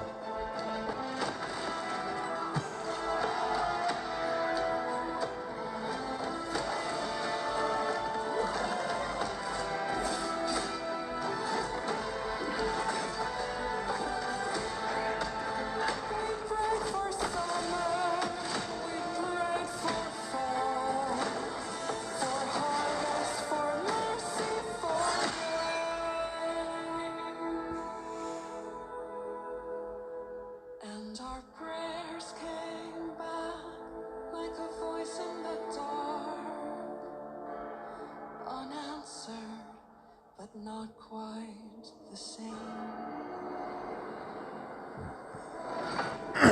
No rest from the wicked. Wow. March 1st. That looked pretty cool. That's No Rest for the Wicked, an action RPG from Moon Studios, and more information is coming March 1st, as you saw with the Wicked Inside Showcase. Tonight, during the Game Awards, viewers in the U.S. can enter to win one of 100 Lenovo Legion Go gaming handhelds, a Windows 11 gaming PC in your hand.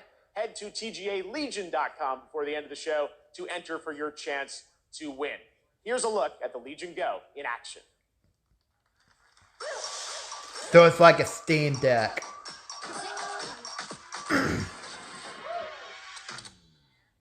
And a Nintendo Switch. It's like a Steam Deck and a Nintendo Switch ripoff. Packed into one. The best discoveries are the ones you really I see how that is. The thrill of exploring new worlds. The rush of victory. But there's still so much more to discover.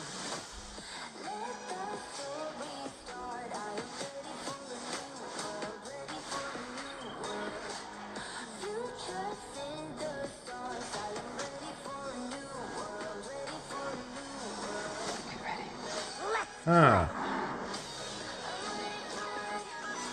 Okay.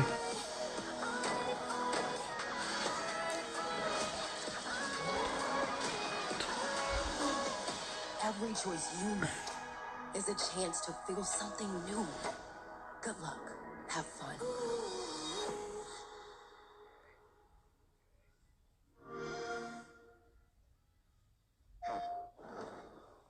Oh, the new Avatar game!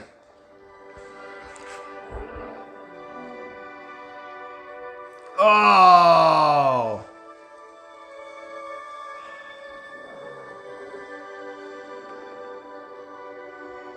Frontier of the Pandora, I think that's the name of the game. Teach me the ways of Oh, this game looks so gorgeous.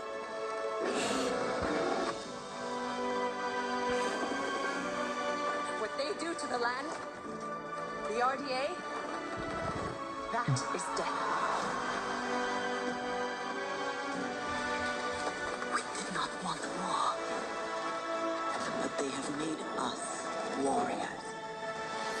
Avatar, Frontiers of Pandora, available now. That game is gonna be so good. That, oh man. Hold on. This hits. Good day, Sock. You're just a wiffle waffle. You can't even aim when you go into battle. You mix murder. Fine on thee. I got an acre. You eat horse bread because your mom's a baker.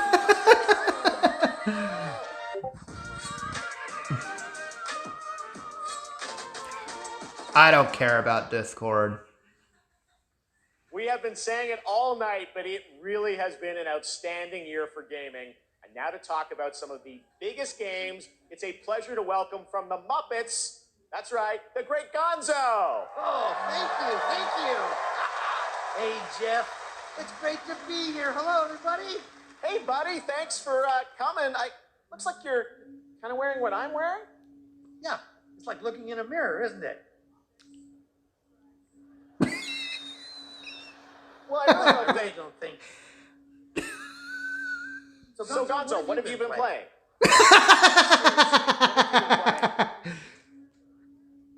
Hey, everybody. Hey, everybody. Gonzo's buying everyone popcorn tonight. Hey. Good one. You got me. Well played, Jeff. Yeah, well, thank you. Seriously, though, what have you been playing, Gonzo? Well, lots and lots of Tears of the Kingdom. What an incredible game. You know that one mission where you follow the cuckoo up a hill? I lost track of how many days I spent doing that. The objective is really, just follow the chicken. You don't have to ask me twice. That's right, you do love your chicken. So I guess that was your favorite part. What did you think of the ending? Oh, I never get past that cuckoo mission. I keep restarting to see if I can get a slower time. All right, well, any other great gaming highlights this year for you, Gonzo? You kidding? Actually, if you have the time. Hey, you guys got a minute? I'd like to show you how many of this year's greatest games all revolve around one central theme. Check this out. Of course. Got the case board? Yeah, that's quite a conspiracy you've uncovered. I know. You probably think I'm obsessed with chickens, and I can't appreciate video games beyond this one very specific interest. I mean, yeah, I think we're all thinking that. Yeah, maybe. What do you think, Zelda? Yes, let's do this IRL. Come on. Unbelievable. All right, here are the nominees for Best Debut I'm just Indie Game. Best debut indie game. Okay, best indie game.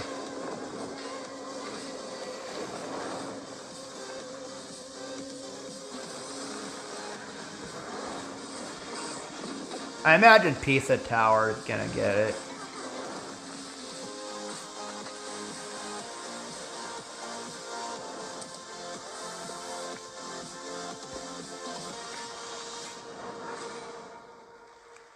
I feel as free as a cuckoo. Yeah! All right, the great Gonzo. Thank you, Gonzo. And now to the task at hand. The Game Award goes to Cocoon. Oh, okay.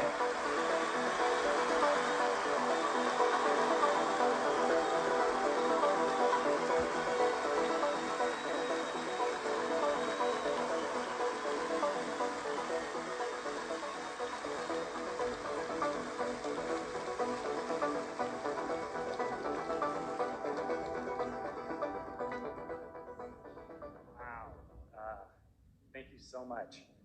The team from Geometric couldn't make it out tonight, but they wanted us to pass along their thanks for everyone who played and voted for Cocoon. And to Yeppe, Mads, and Jakob, and everyone at the team at Geometric, thank you so much for being such a wonderful partner on this game. Thank you. The Geometric team also wanted to thank they were honored to be nominated with all the awesome studios in this category. We can't wait to see what you guys do next. Thank you.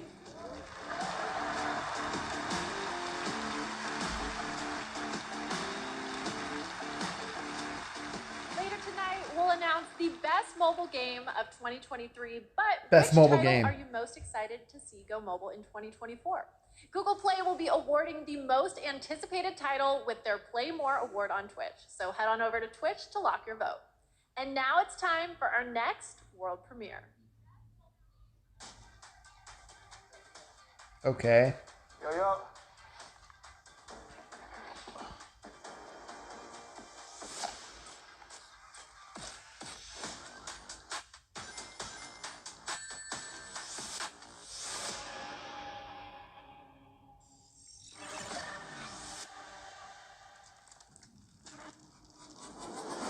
Uh-oh. Uh-oh. Uh-oh. The power went out of the city. Did you save the game? Really? Of course I did.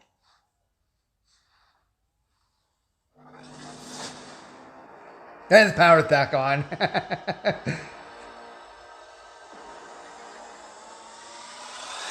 me reintroduce it.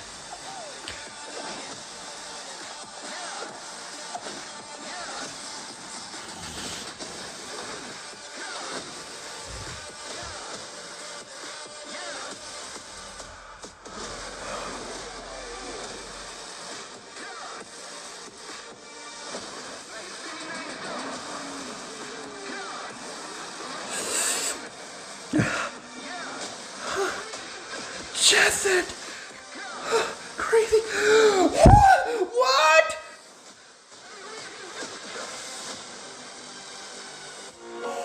Jesset Radio and Crazy Taxi. What?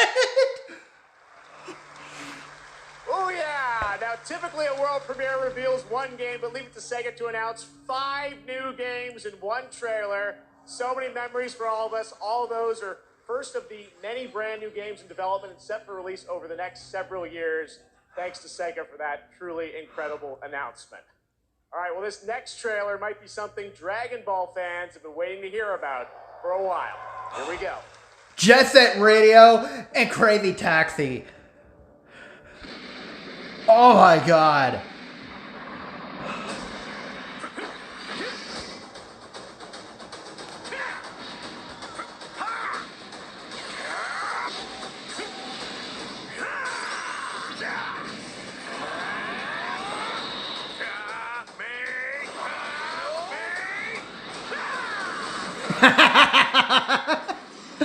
I love that. Tremble before my power! I'll show you the horrors of hell. I'm not a huge Dragon Ball fan, but Dragon Ball the Kakarot was pretty good.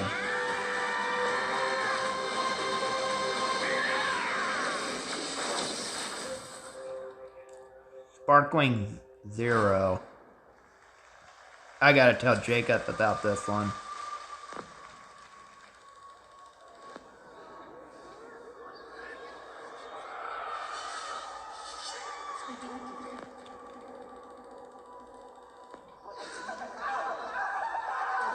Whatever's down there is too dangerous.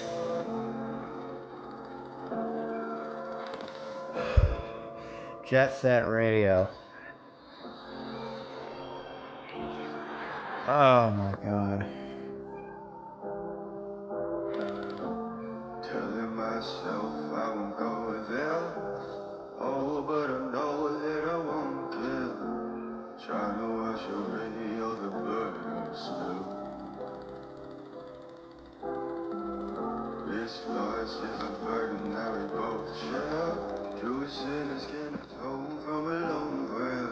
Souls tied, entwined by pride and guilt. There's darkness in the distance from the way that I've been living, but I know I can't resist it. Oh, I love it and I hate it at the same time, hiding all of our sins from the daylight, running from the daylight, running from the daylight. Oh, I love it and I hate it at the same time.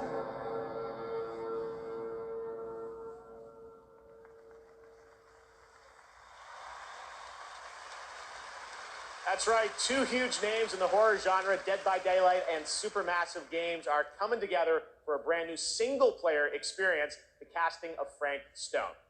Now, tonight we're showing you lots of new worlds, but now it's time to return to a world we haven't seen in quite some time. What is it?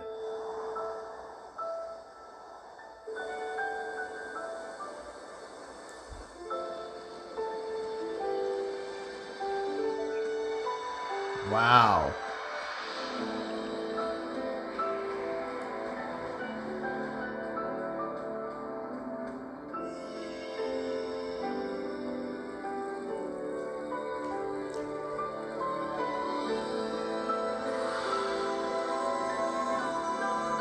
This looks so cool.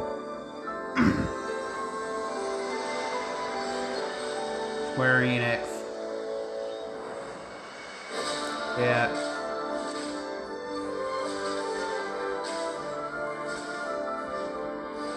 Wow.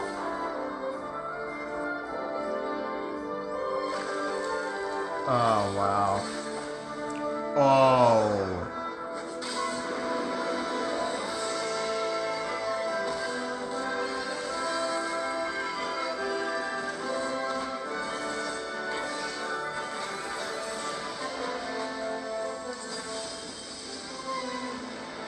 Oh, this looks so cool. Visions of Mana. Oh, that looks so cool. Square Enix is coming up with cool stuff. It is said that time marches to the beat of a drum. A fleeting moment can feel like a lifetime for those caught in its deadly rhythm. And a lifetime can pass in the blink of an eye for anyone embracing its bitter end. Ghost of Tsushima. What? The only thing we know for sure is that time marches forward. Even if we are apart, still we are one. Oh my god! Without remorse. Oh! If the drum drives Oh! Man, look at that! the river directs the flow. Let's do this together. Oh! How many mountains must you move to alter the river below?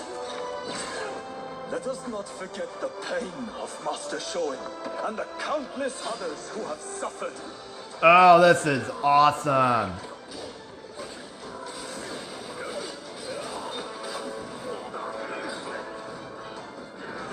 Whoa. As the smoke rises, so shall we.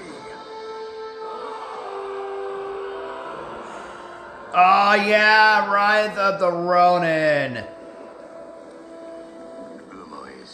Oh man. This game is gonna be good. So which of you will do the deed? March 22nd. Rise of the Ronin looked a lot like Ghost of Tsushima. 2024. And now it is time to announce winners in a number of other categories. Here are the nominees for Best Action Game. Armored Core 6, Fires of Rubicon. Dead Island 2, Ghost Runner 2, Hi-Fi Rush, and Remnant 2. And the Game Award goes to Armored Core 6, Fires of Rubicon. Oh, wow. Congratulations from. Here are the nominees for Best Art Direction. Alan Mario Wake Bros. 2, Wonder. Hi-Fi Rush. Best Rise art of direction. P, Super Mario Brothers Wonder. Super Mario and Bros. The Wonder. Legend of Zelda, Mario Tears Bros. of the Wonder. Kingdom. And the Game Award goes to Alan Wake 2. Oh, okay. Here are the nominees for Best I was VR expecting AR. Mario Gran Bros. Turismo Wonder to 7, get that. Horizon Call of the Mountain, Resident Evil Village VR mode, and Synapse. And the Game Award goes to Resident Evil Village VR mode. I Congratulations figured. to Capcom. Now your nominees for Best Mobile Game. Final Fantasy VII, Ever Crisis. Honkai Star Rail, Ever Crisis. Remote Kid Ever Island Crisis. Adventure, Monster Hunter Now. Or Honkai Star Rail. And the Game Award goes to Honkai Star Rail, yes!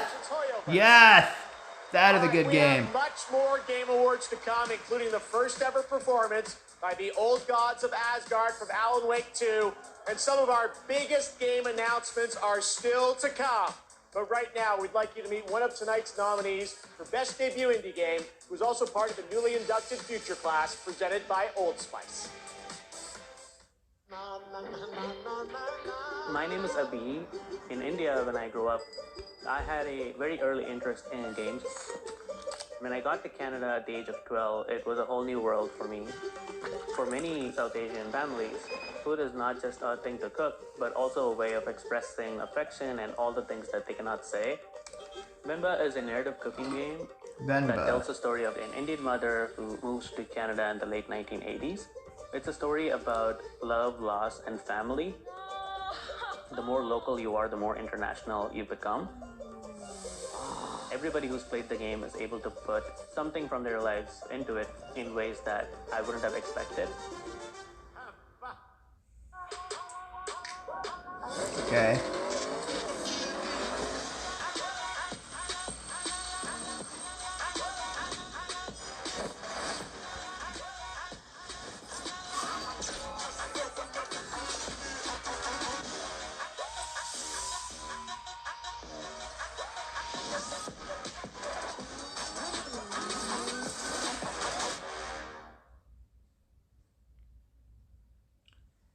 Oh, man. We want you. Are you meant for better things? I can save someone with this.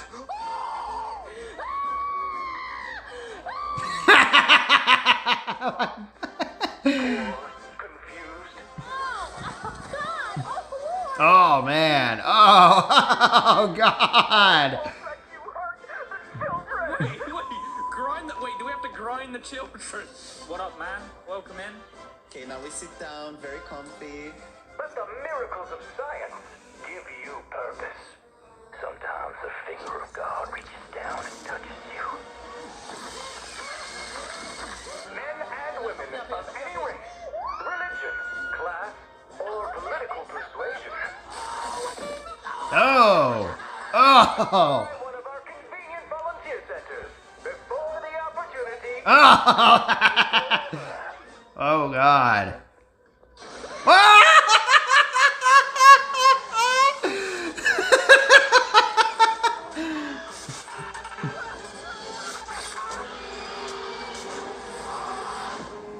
The outlet.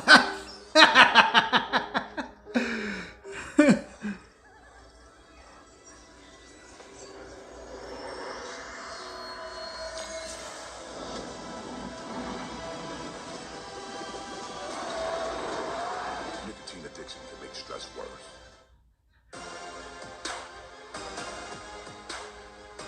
Okay, welcome back to the Game Awards, and are you ready? It is time to get a world premiere from one of our industry's greatest creators. He's been a huge supporter of the Game Awards since the very beginning back in 2014, and tonight I am so honored to share this latest update with you on his upcoming project. Here we go.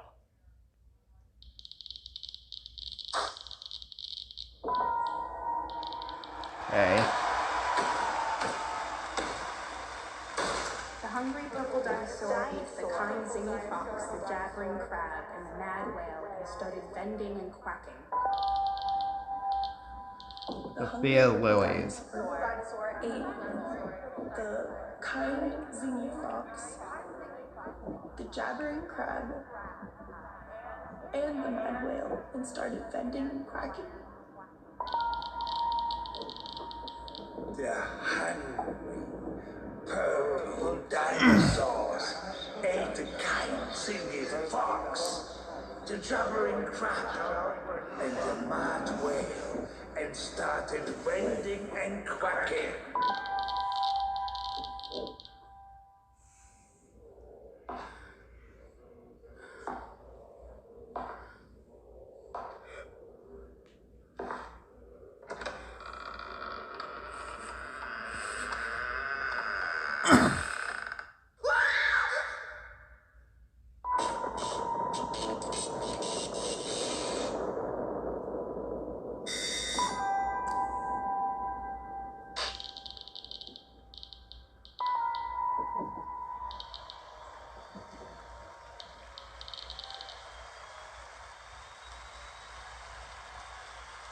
What was that scream about?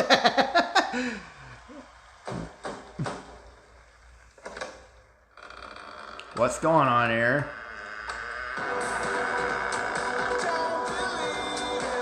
Please welcome visionary game developer behind OD, Mr. Hideo Kojima!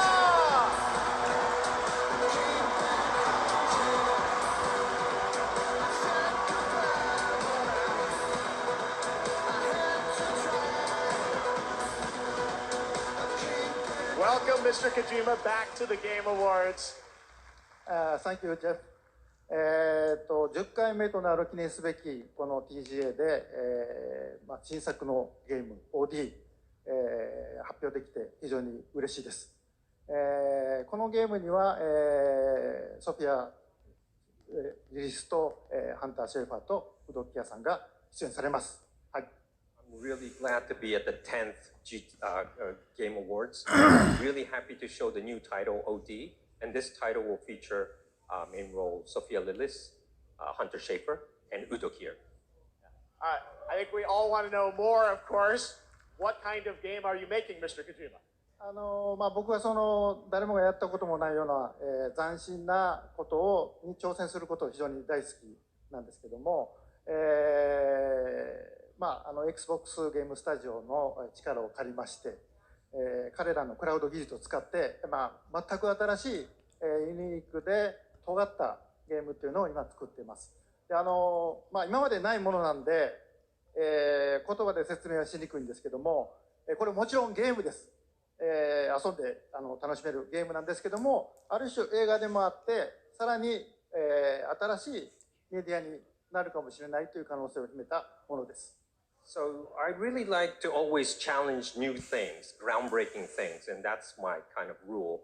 But this one, with help of Xbox Game Studios and using their cloud gaming technology, I'm kind of doing this together. But it's really to make immersive and also something that no one has seen before is what I'm trying to do. And it is a game, don't get me wrong, but it's at the same time a movie, but at the same time a new form of media. Well, we can't wait to learn more about what you're working on. Oh, wait. Is there somebody else at the door? Oh wait, who is this? Everyone, please welcome Jordan Peele to the Kojimaverse.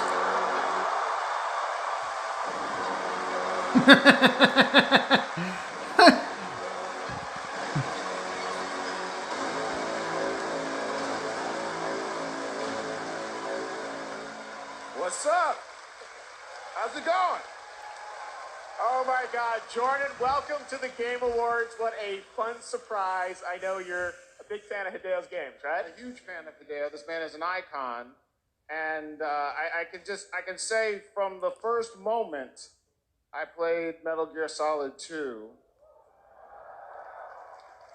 I knew I was experiencing the work of an artist whose craft just hits different. And he's been an inspiration to me, and the opportunity to collaborate with him is truly incredible. In my films, I'm always trying to maximize the immersion, put the audience into the main character's shoes. Hideo is the master of this, and he does it on a whole nubba level. And what he's cooking up here is completely immersive, utterly terrifying, and I am absolutely honored to be collaborating with the GOAT. Let's go! Two GOATs working together. Hideo, I want to ask you, how are you collaborating with Jordan? Tell us about it. ジョーダンは天才と評価される数少ないクリエイターの一人で、僕はもう彼の大ファンだったんです。で、お会いして非常に気が合うので、もう最初に会った時から、昔からの知り合いみたいな、幼なじみみたいな感じで。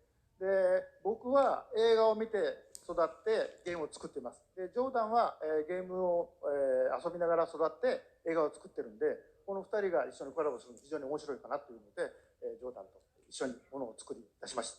Well, Jordan is one of those genius, and I've been a big fan of him. And when I met him, I felt like we were friends from the past. We get on very well. We like things that we both like, and we're really happy, and we wanted to collaborate something. And this time, Well, Jordan, I grew up watching movies, and I'm a game creator now.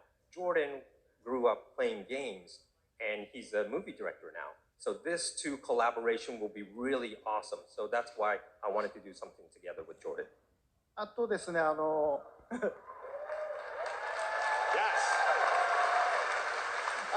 あこのプロジェクトは、ジョーダンだけではなくて、まあ多くの、クリエイティブサポーターとか人たちと、参加が予定されてます。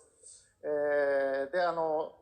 それぞれの恐怖っていうのの焦点を当ててもらってストーリーテリングしてもらうと予定です。でここではそのメンバーを紹介できませんけども、非常に豪華な夫人というか巨匠たちの集まりなんで、僕はその彼らを集めてアベンジャーズと呼んでます。ぜひ楽しみにしてください。So what I could say right now is that I'm kind of it's not just Jordan. I have other creative collaborative partners with me on board on this project. I can't really say who they are right now, but I tell you, they are the legends, and they're going to be amazing. And I actually call them the Avengers. Doors closed for now, so no more special guests. I just want to stress that what this man is building here is unlike any other game. It is going to be crazy. That's it. We cannot wait to learn more. Hideo Kojima, Jordan Peele, thank you so much, guys. All right, it's time for another game announcement. This one's 65 million years in the making. I own an island off the coast of Costa Rica. Really spectacular, spared no expense. For this place, I wanted to show them something that wasn't an illusion. Something that was real. Oh, dinosaurs. Jurassic Park? Can anyone hear me? This is Dr. Maya Joshi. I've been left behind on Isla Nublar.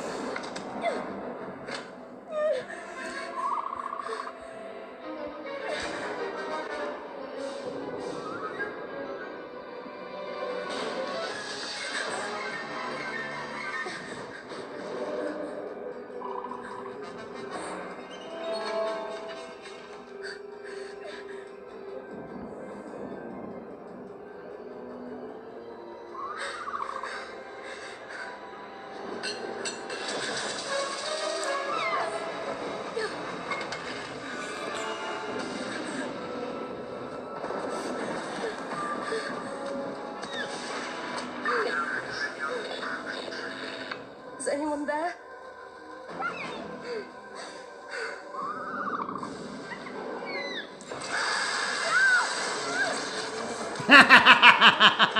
Better run. Jurassic Park.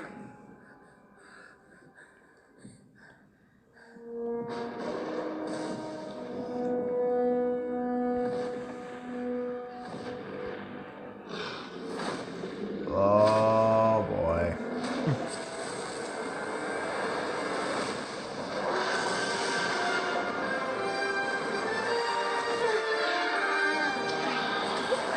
Oh. Jurassic Park Survival.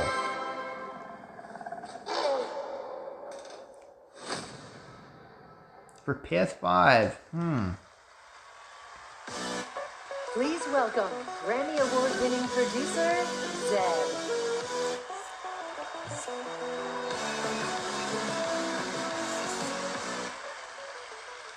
Hello, everybody. I'm honored to be here tonight to present the award for Best Audio Design. Sound is an often overlooked but crucial aspect of game development. It's what brings games to life, creating the immersive worlds we love to explore. It's the eerie noises deep in the forest, the echoes inside an abandoned spacecraft, or the satisfying sound of shooting a web. This year, we've seen some incredible examples of audio design in games as talented sound designers have pushed the boundaries of what's possible. Here are the nominees. Best Audio Design. I imagine Alan Wake 2 is gonna get this one.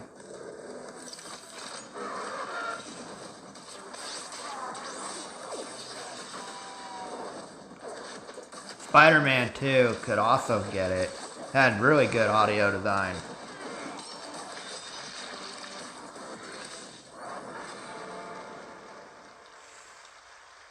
And the Game Award goes to Hi-Fi Rush. Oh. Wow. I haven't really, played that.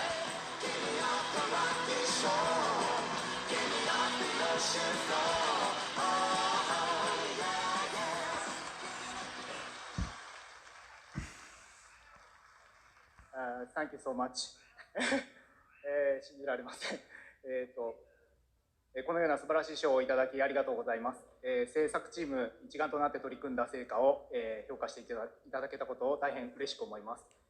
制作をサポートしてくださった皆様、また作品を応援していただいた皆様に心より感謝いたします。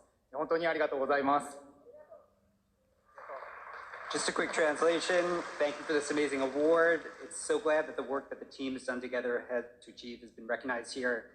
Thank you to everyone who supported this project. And for myself, thank you to our family, friends, partners, pets. Thank you everyone at Bethesda, ZeniMax, Microsoft, and all the players out there for going with this ridiculous project. And most of all, to the team at Tango for taking such a wild idea and making it a reality. Thank you so much.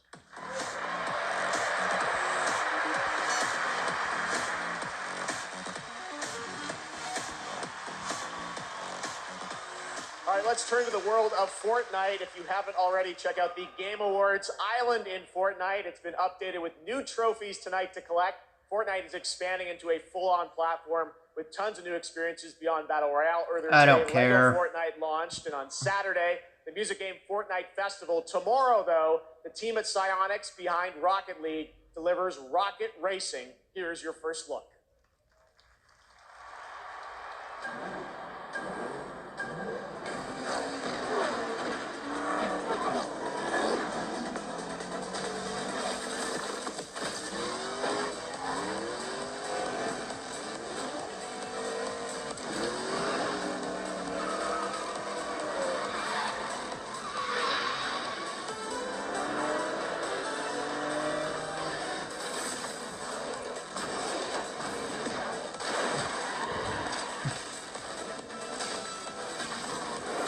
I don't care.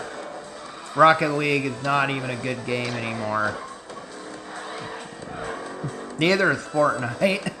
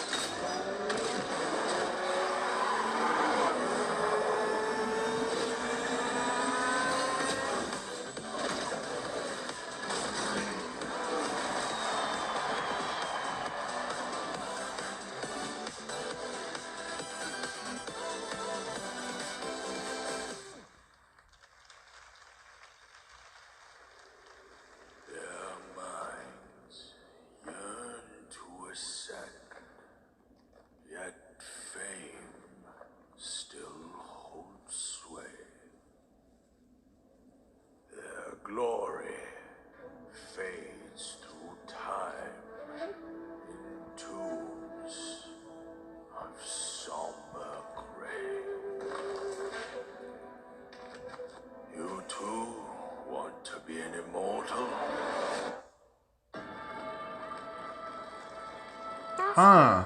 Are there more good folks in the world or bad? More good, of course. Then why is there always suffering? And why do the bad folks always win? Because goodness without teeth punishes not. It only foments evil. Cleanse the world with blood and grow lotuses in it. That is your destiny.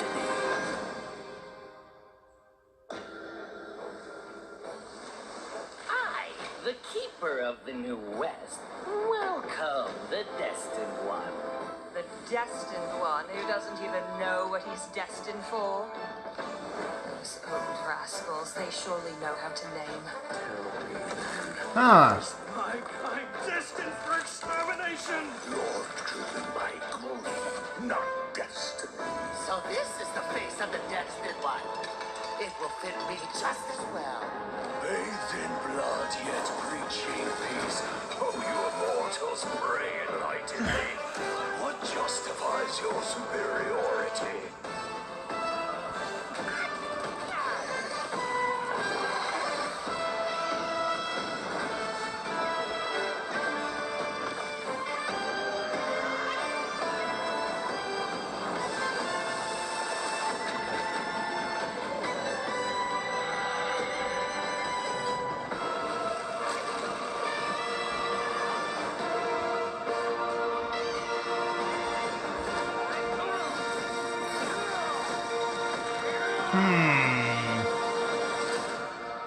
Oh, sweet destiny. Black Myth Wukong. Huh.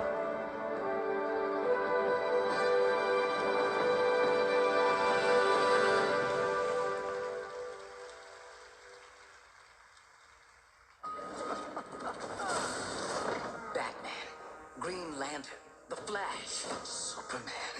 Your friends are slaughtering the people they swore to protect.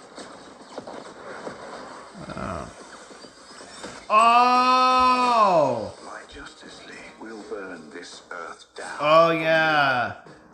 It's this game. How do I stop this? You have to kill us, Diana. We have to die to save the world.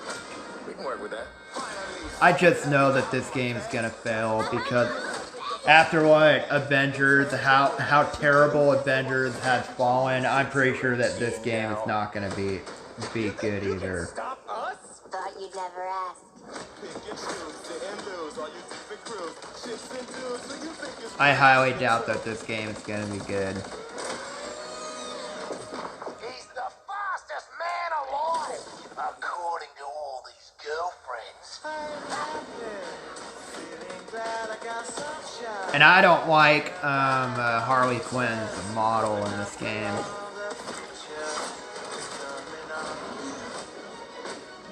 So, what's the plan? Time for us bad guys to save the world.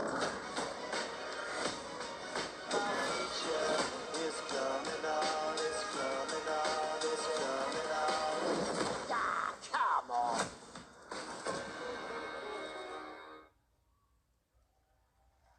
No, just no. Suicide Squad, and joining me now are Rebecca and Megan from Digital Extremes up in Canada to talk about all things Warframe.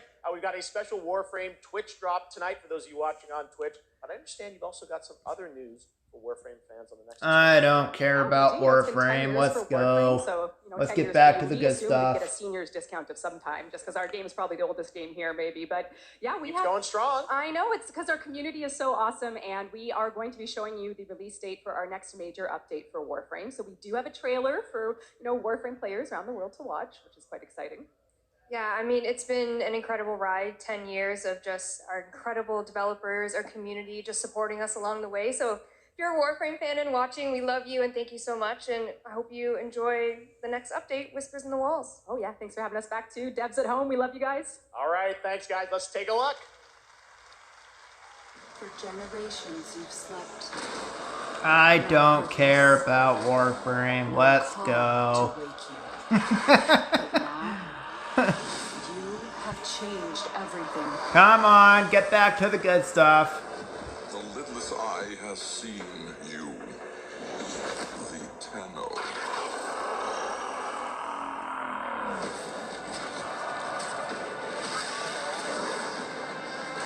I used to like this game, but not anymore. I haven't in years.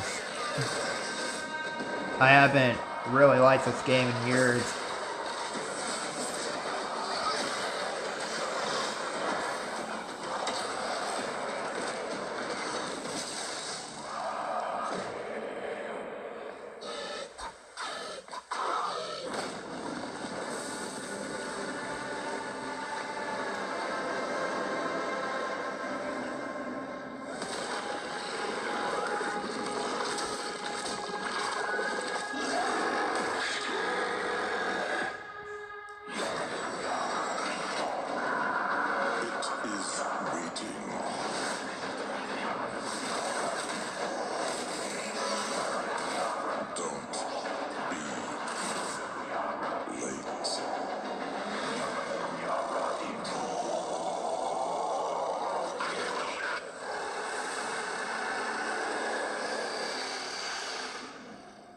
No. Next. Let's go. There is so much more Game Awards ahead. You thought the surprises were done? Nope, there's lots coming. But while you're here, head to supergameawards.com through December 31st for a chance to win a trip for 4 to the brand new Super Nintendo World at Universal Studios Hollywood. Here's a look. Oh. I would love to go to a Super Nintendo World, but I just... Ready for a new way to play? Experience the immersive world of Super Mario. Brought to life like never before. I just don't like traveling, so I wouldn't go to this. Super Nintendo World. Now open at Universal Studios Hollywood.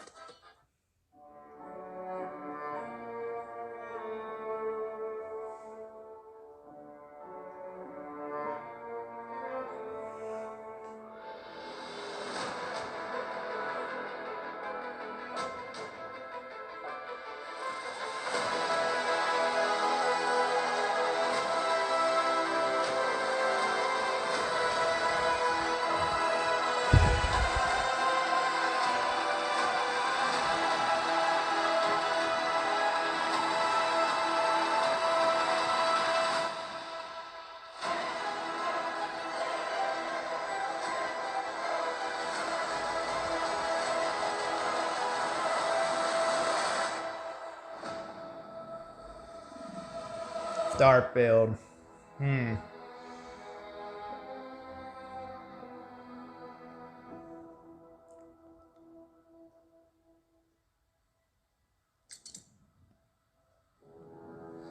Life to the living. Death to the dead. We have sworn to protect the living from the lingering death. Keep the incarnate and the invisible separate. To bring peace on errant souls. Once their grip on this world is broken.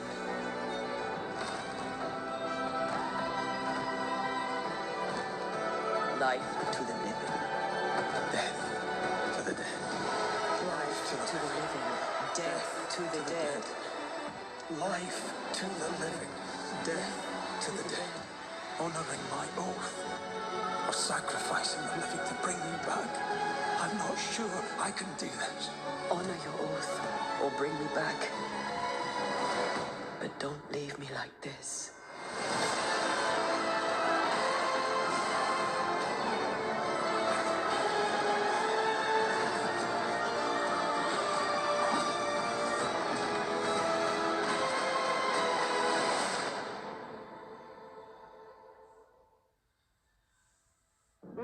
This call is being recorded. What is your emergency? I need the police. Come on, police right away. You ready? Suspect down! Write us down! Whoa. I got you. Sit down. Cover! We gotta get you up. Look out! Ready? Officer's down. We need backup. Let's go! Get back! You can still make it out of this. Drop the gun and let her go. I'm not going in!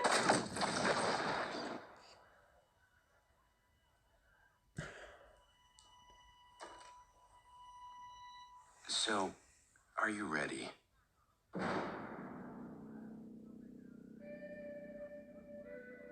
Huh.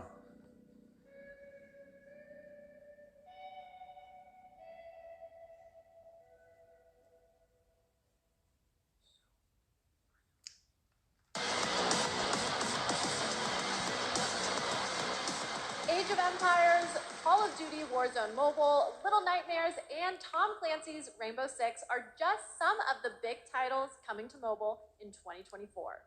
Head to the Game Awards on Twitch to vote for which title you want to win Google Play's own Play More Award. Now, please welcome last year's winner of Games for Impact for the game As Dusk Falls, which is coming to PlayStation on March 7th and is available for pre-order tonight. Creative Director Caroline Marshall.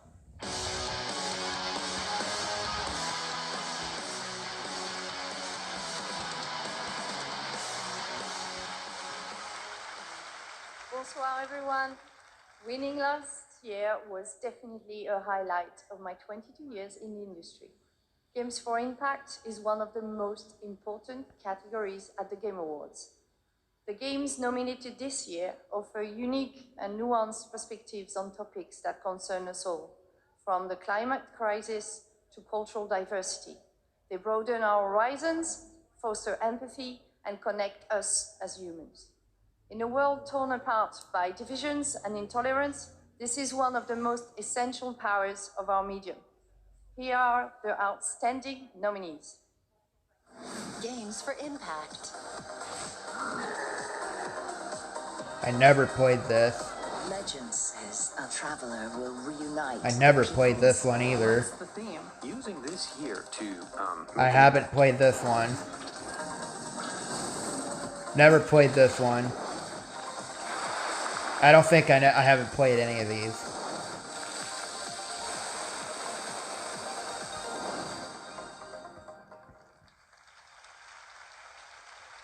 And the Game Award goes to Gia.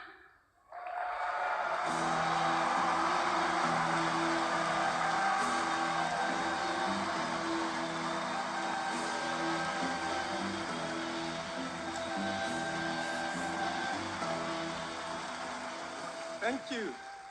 I accept this award on behalf of developer ourselves, who cannot be here, but I got a message from Phil Clifford, co-founder of ourselves. I'd like to thank ourselves family for your trust and unbelievable talent, Kepler and Sony for believing in this crazy project, and the entire population of New Caledonia, who championed and embraced cheer all along. Thank you, merci, Oreti.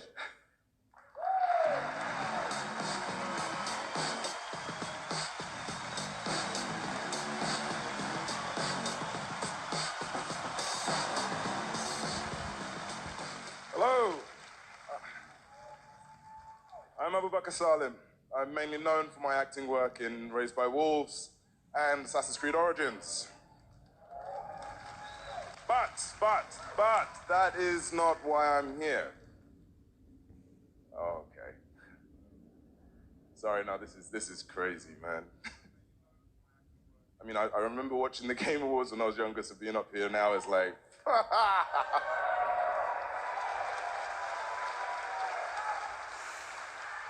Look, I've loved games all my life. I played them all my life, man, from Kingdom Hearts, Garry's Mod, Golden Sun. And it started with my dad, right? He got me into them. He understood, that games are an art form. It's a great space to enjoy and escape from the reality of the world. And he passed away a while back, and I'll tell you what, I'm still figuring it out. But 4 years ago, I decided that I needed to try and process my grief in a way that felt true to me and him. So I took the biggest risks of my life and threw everything that I had in making a game, a piece of art that honored him, an ode to the people we have loved and lost. So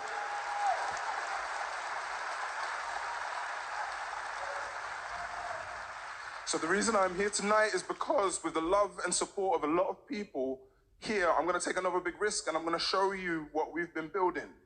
I'm going to offer you this game, a game from my old man. I hope you like it.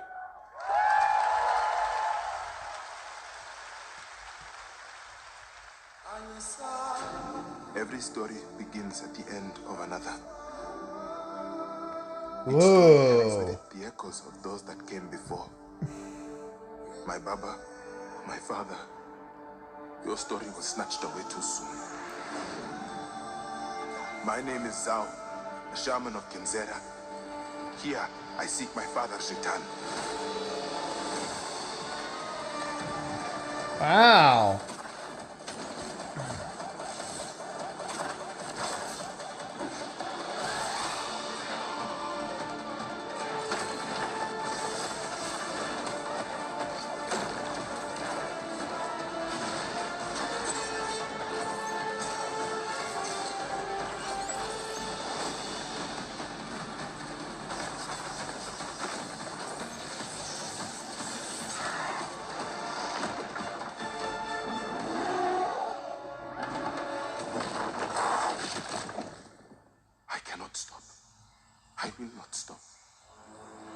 Kulunga, god of death, hear my plea.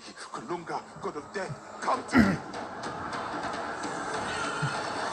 Show me you are ready. Wow, that looks cool. And it's on Switch and PS5.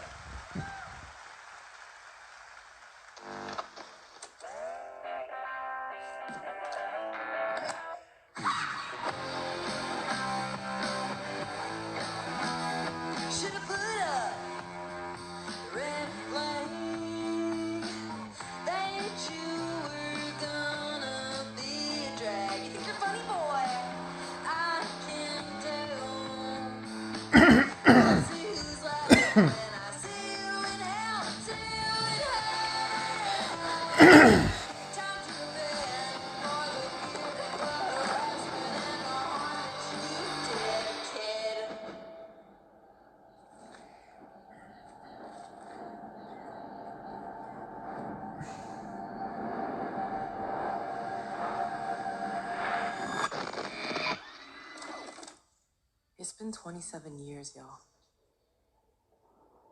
Why now? Because we made a promise.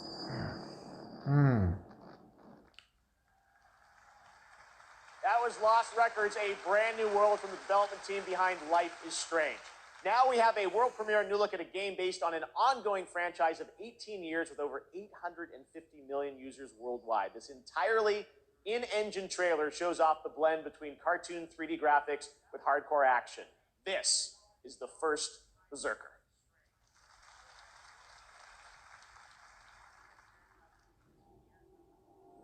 Huh. Finally, I found you. Trampled by the one you trusted. Abandoned from your king. You thought you were a hero.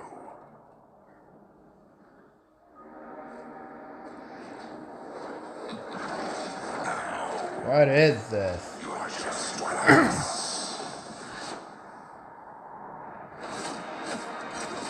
Oh, this looks cool.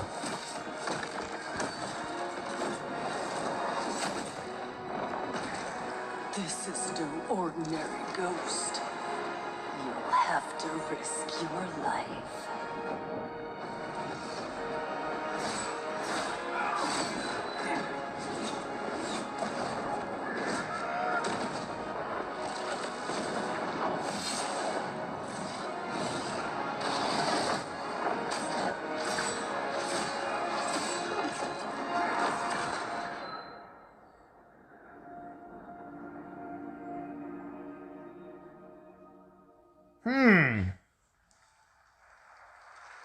That was cool. All right. Now it's time for our first performance by the Game Awards Orchestra.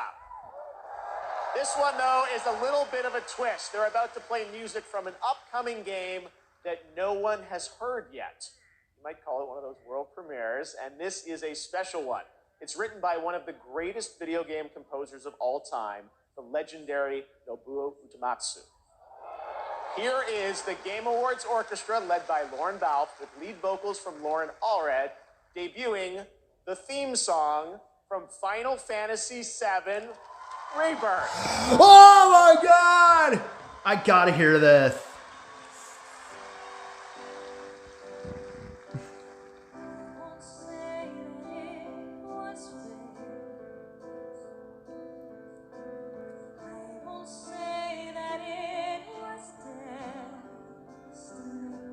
Aerith, Cloud. This game, I'm so excited for this one. Sephiroth.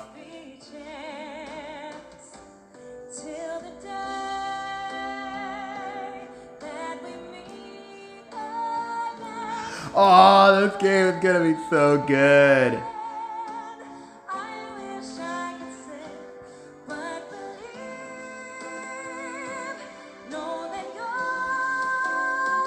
Zach! Oh, man.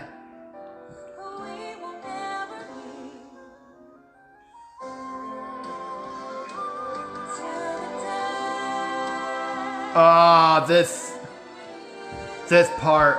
If this part comes into the game.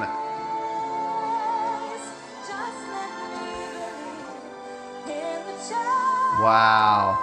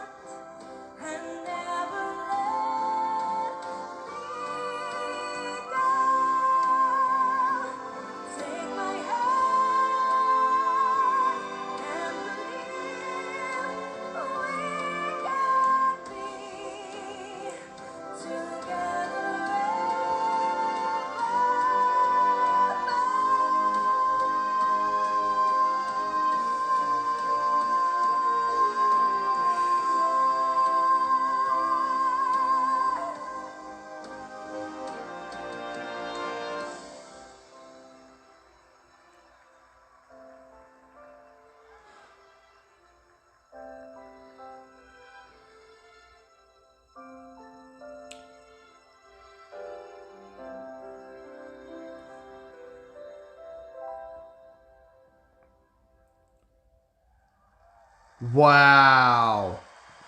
Oh my god. Final Fantasy VII Rebirth is it's gonna be a perfect game. I can just oh my god, that was good. Final Fantasy VII Rebirth, which is nominated for most anticipated game tonight. Thank you to Lauren Allred and Maestro Lauren Balfe and the Game Awards Orchestra. They will be back later to pay tribute to our Game of the Year nominees. Oh yeah. But that's not all we have tonight for Final Fantasy fans. What? What we've done, that's set in stone. Or so they'll tell you, dearie. Oh boy. Because the future has the power to change anything. Even the past. Oh. Beauty, things are about to get mighty interesting.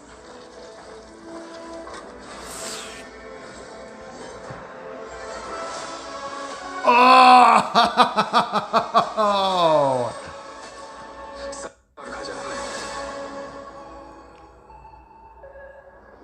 Oh.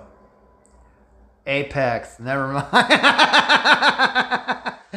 That looked pretty cool, though. That's very fun when limits are made to be broken. When Final Fantasy VII Rebirth comes to Apex Legends on January 9th. And that key art you just saw was drawn by Nomura-san himself. Thank you so much for that incredible announcement.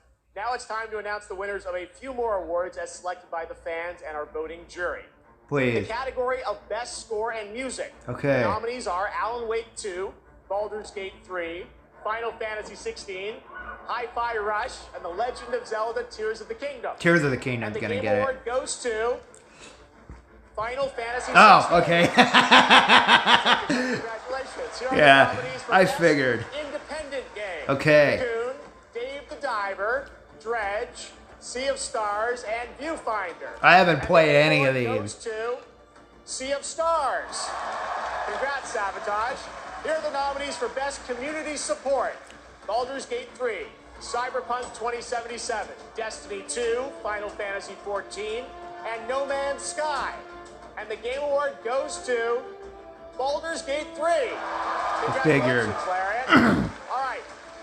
Nominees for Best Fighting Game. Those are God of Rock, Mortal Kombat 1, Nickelodeon All-Star Brawl 2, Mortal Kombat 1. Bravery, and Street Fighter 6. Mortal Kombat 1. And the Game Award this year goes to Street Fighter 6. What? No.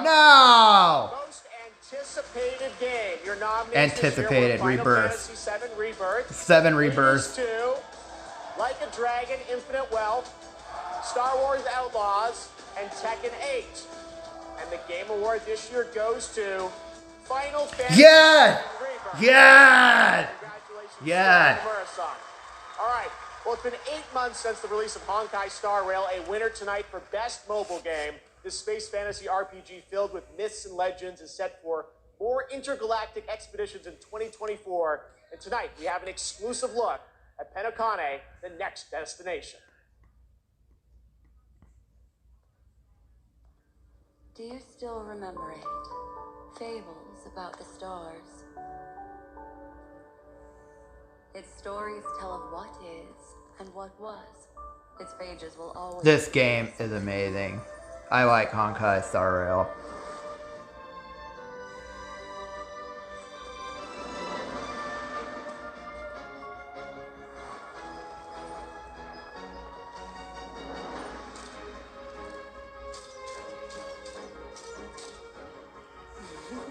Those are unforgettable memories, but they are only a beginning.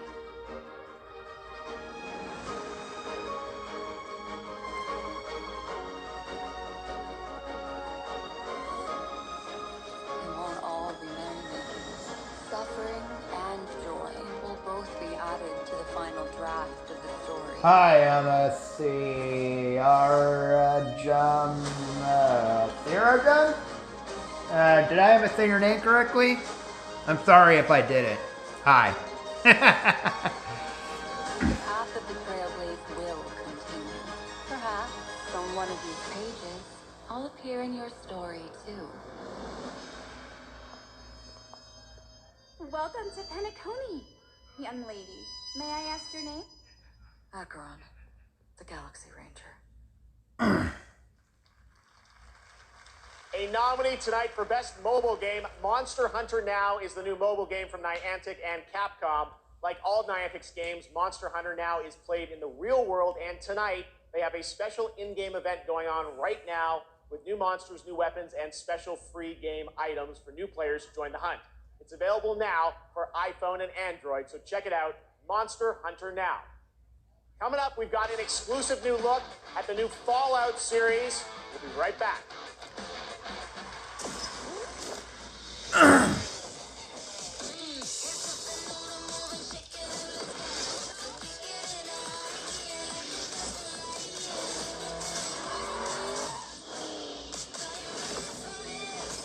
Wow, I'm so excited for Final Fantasy VII Rebirth. Oh my god, that performance. Oh, she's so good.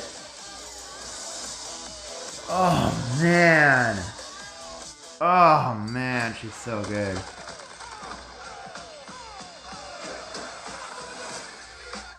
Yep, we know.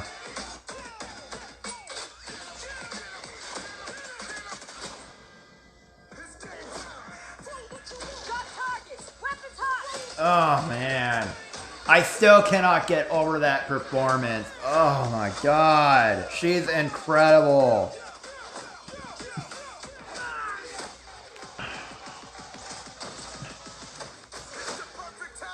Final Fantasy VII Rebirth. Oh my god. Oh, that game is gonna be so good. Oh man.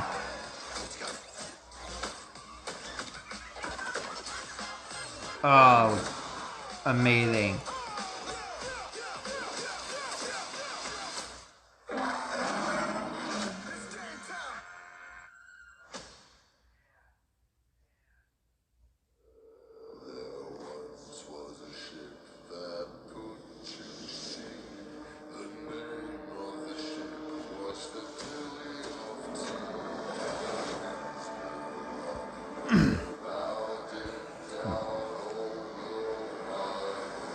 This game looks pretty good too.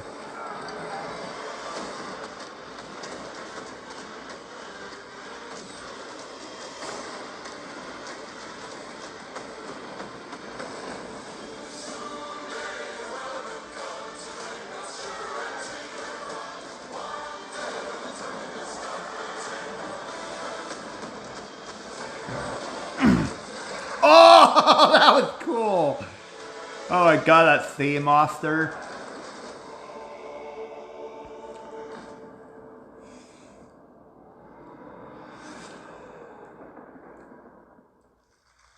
Skull and Bones, that looks so cool. All right, we're back here at the Game Awards, and that was a new look at Skull and Bones from Ubisoft, which is coming out on February 16th. I'm happy to announce that players can register now for the upcoming closed beta from December 15th to 18th on all platforms. And now it's time for the announcement of the next game from the studio that won Best Game Direction in 2021. Okay. Alright.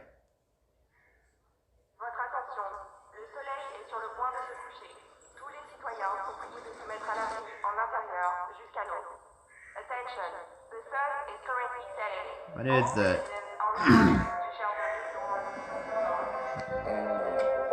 Turn that shit up.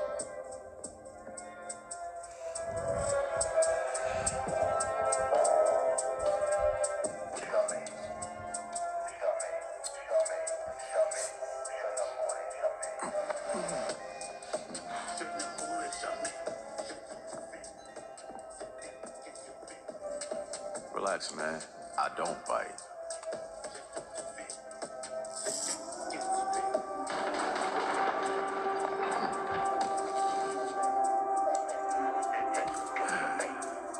Lock up tight now. Night's just getting started. Oh, man.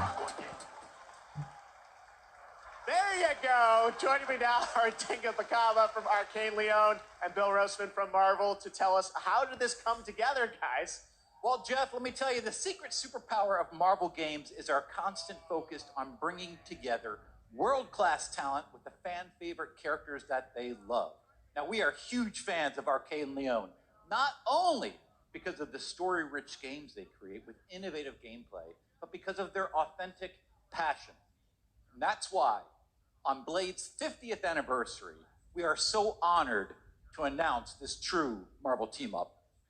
Yes, and after Dishonored and Deathloop, our first order of business was to make another very arcane game, but with a title that is easier to say in a French accent. And when we had, when Sébastien Mitton and I had an opportunity to chat with Marvel, said, okay, let's really challenge them. Let's present our wildest take on a superhero that we both love. And we ate it up. I mean, the arcane touch fits Blade like his trademark trench coat. I love that trench coat. I want it. It's a mature action-adventure game, single player, where you get to play Blade your way. For true believers, it's a dream come true. Very excited to learn more. I think, why this character? Well, he's the Daywalker. Eric Brooks is half man, half vampire, torn between the warm society of the living and the rushing power of the undead. And as a kid of mixed origins, his dual heritage resonated with me. So yes, it is a dream to be making a game about Blade in Paris, my hometown.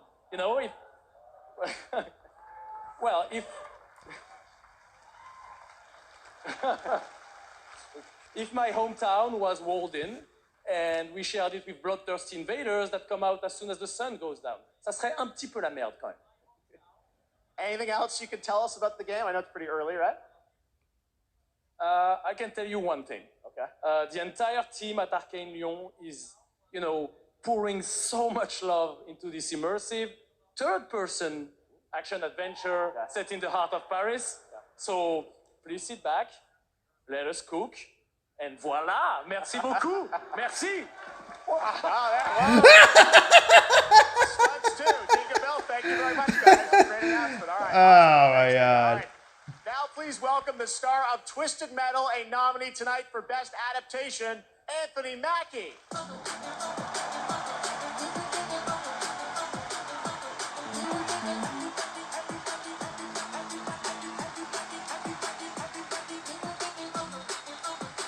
Thank you, guys. Thank you. Everybody gave up.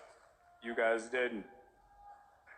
Hey, I just want to say a big thank you to everyone who watched Twisted Metal on Peacock. And, I have one thing to do before I get on to the award I'm supposed to represent up here, okay?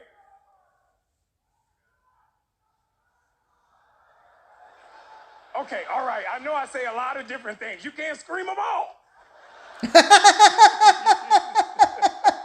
Now, no one knows this yet, so you three guys and everybody else is going to be the first. Because of our incredible fans, Twisted Metal is coming back for season 2 on Peacock. So, everybody get your motor revving, because you're going on another ride with John Doe. You look great. You guys see this section right here? You guys look great. Keep it going, baby. I don't trust this dude, but y'all look great. Don't you yell at me. I love you more. I love this guy. He's so funny. What is wrong with y'all?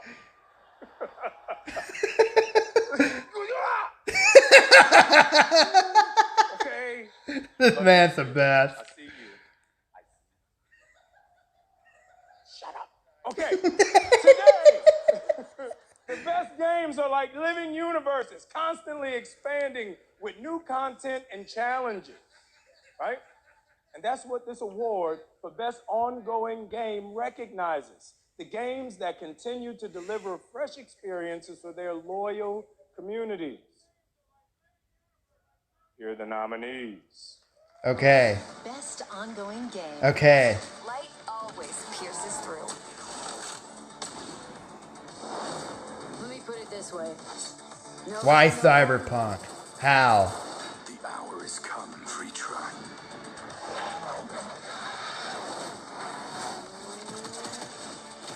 I imagine Fortnite is gonna get it.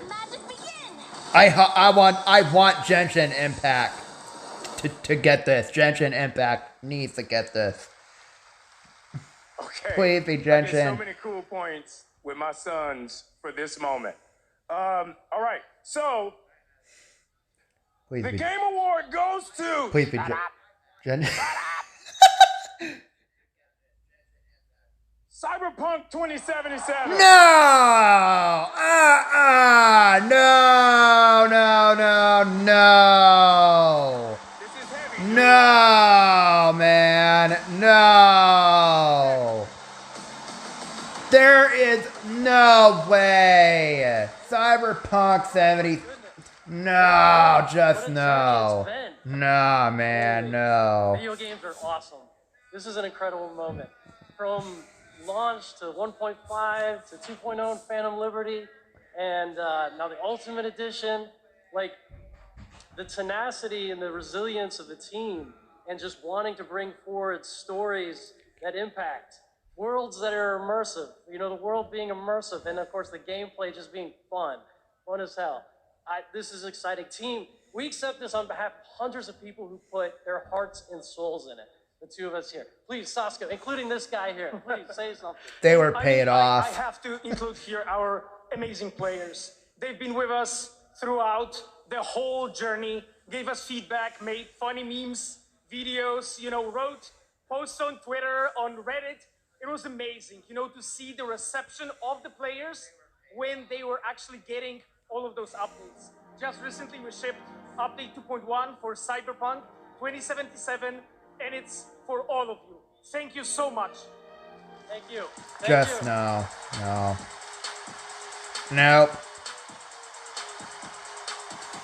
They were paid off. Congratulations, guys. There's Our no next way. guest has worked on some truly memorable games over the past 20 years, like GTA 5, Bully, Need for Speed Underground, and the Red Dead Redemption series. Now he leads a new studio, Lightspeed LA. Steve C. Martin is here to unveil a brand new project. Steve? Oh, Great to have what you is here. it? You showed this to me earlier this year. Tell us a bit about it. It's an honor to be here, so thanks for having us. Over the past few years at Lightspeed LA, myself and a remarkable team of over 200 talented, diverse industry veterans and fresh new talent have been in deep development on a fully original, AAA, futuristic open world game. Tonight, we're really excited to offer you all a sneak peek at what we've been working on. I'm seriously, I'm so excited to share so much more with you in the future. But for now, I hope you all enjoy this first taste. Amazing. Let's take a look, Steve. Here What we go. is it? Let's see.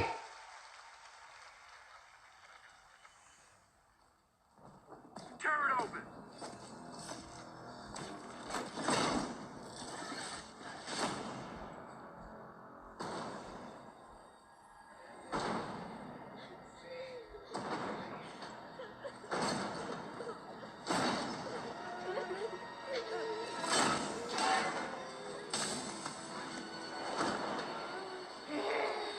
Mommy!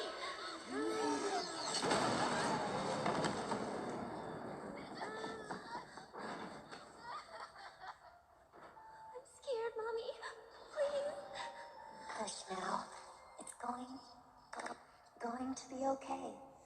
The demon is here.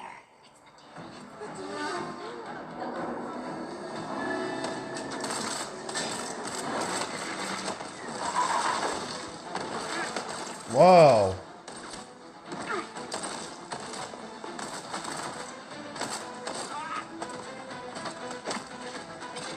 Whoa! Oh, God.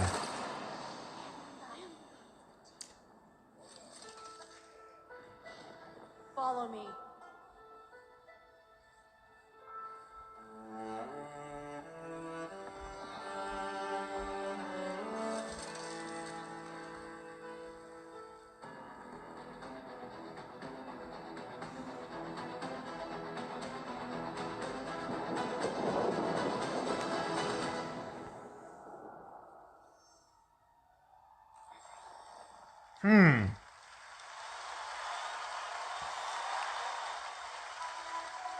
That looks that looks pretty good.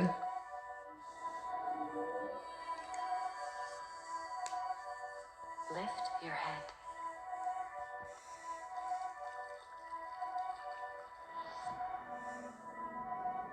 Now open your eyes slowly.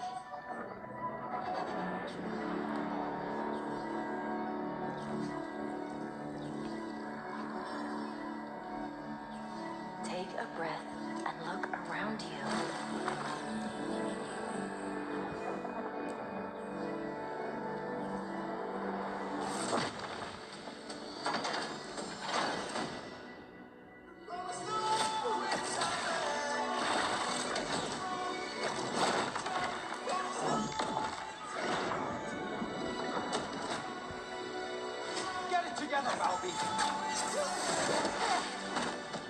Fate always tests us. You have to fight until the end. I'll find you.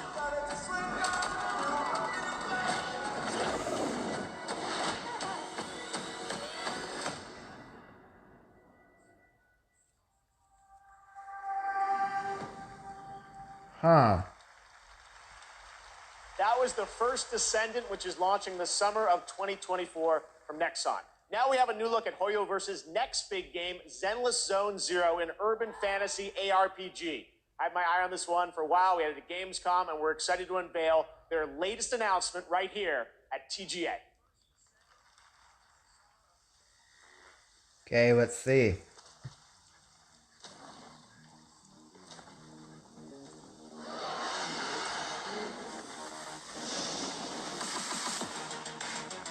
Ah, this looks good.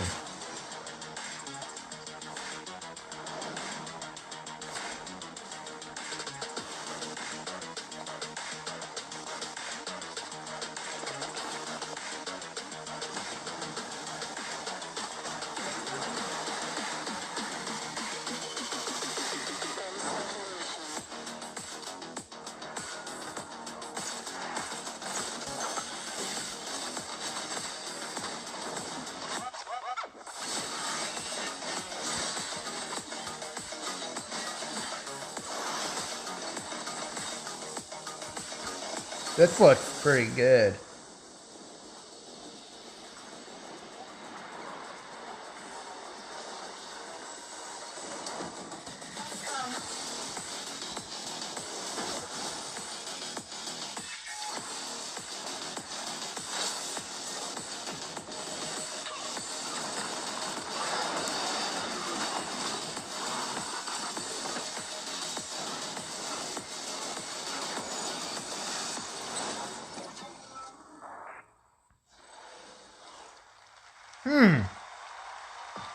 All right.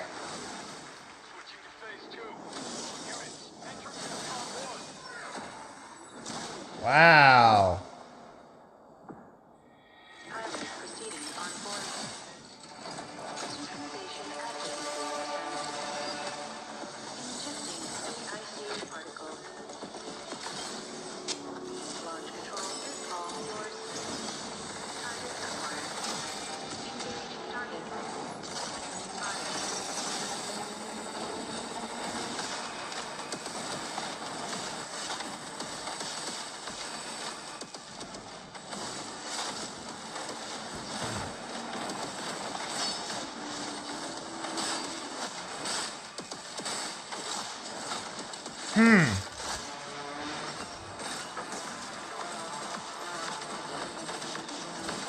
This is a maybe.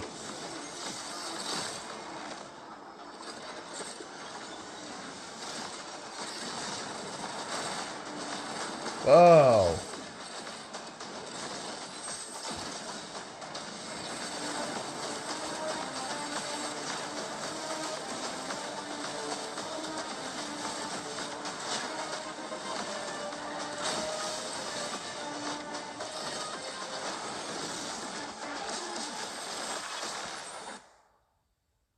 A mecha break. We brought in gamers to demo the latest Cyberpunk. Okay. Update, but we haven't told them what they're playing.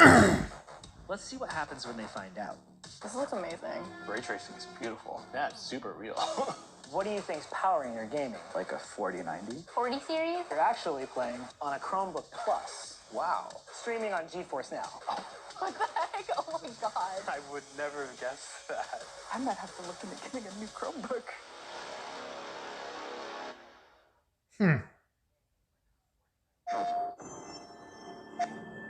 Okay, what is this? The tide of war is turning against us. As we battle against the bugs, the automaton threat grows more menacing by the day. We need valiant soldiers to take on these deadly robotic hordes and spread our message of peace and democracy.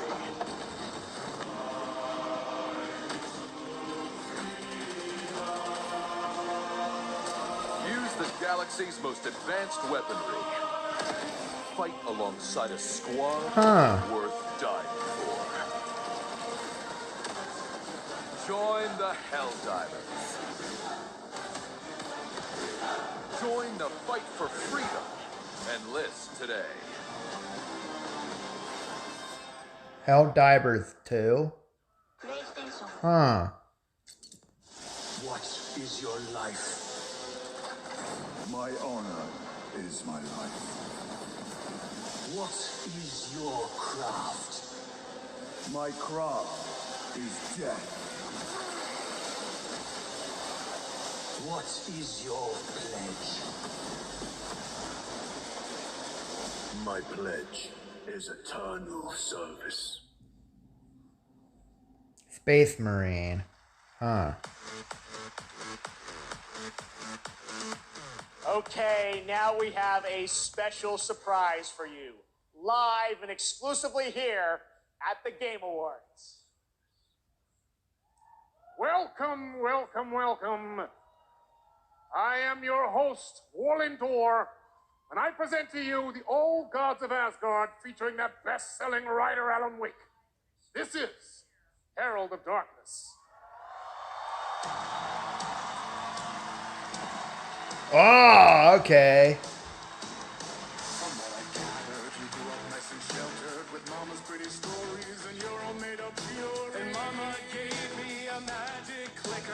Yes, I think it's true and fair to say. Covered in alliance and lost words, you bear me a sin. Okay.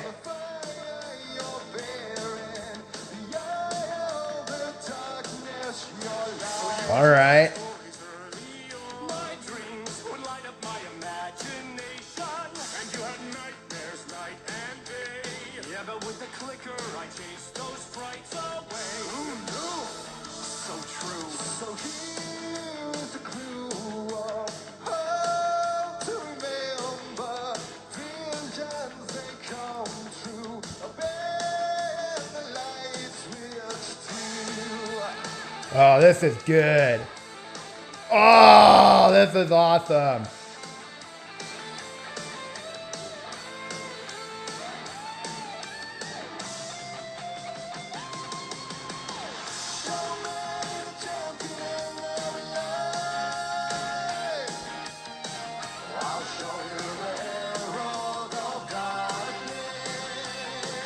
They're good.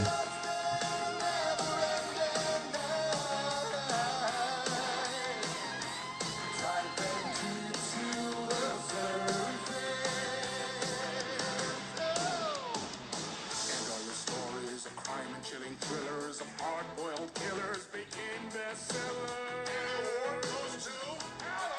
It was all too much, I had to get away. The story's the end of a piece of true fiction, made meaningless in the face of creation. But there is more to it than meets the eye. I never meant for it to ruin my life that way. Would you say you lived a jaded lie? Dark shades could never save the day. So sad, but true. But if the nightmares touch any lights, which a gift or a curse, a reality made of dreams. Oh my god, this is so good.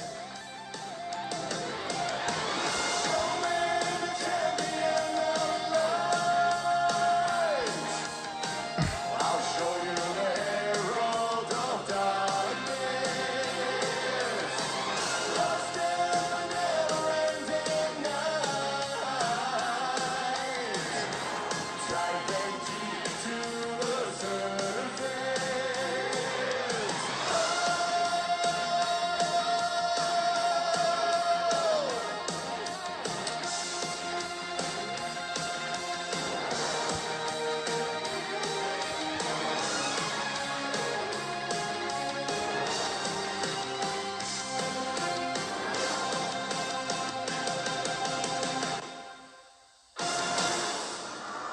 Oh my god, I swear these performances are incredible. Oh my god, that was so good. Man. This is even better than the Grammys. Fabulous Poets of the Oh, that Fall was so performing good. the role of Old Gods of Asgard. Thank you to the band, Sam Lake, Remedy, Epic, the cast, and everyone involved to bring that performance to life, something you will only see right here on the Game Awards. Now it's time for an update on a game we announced back at TGA in 2017. Oh, that performance was, oh my god, that was so good. We all shared the same story, the same fate. A family of strangers, a strange family. We have lived 1,000 lives. We have died 1,000 times. Whoever we were before this torture, we are now as one. Until the end. One final battle. My friends.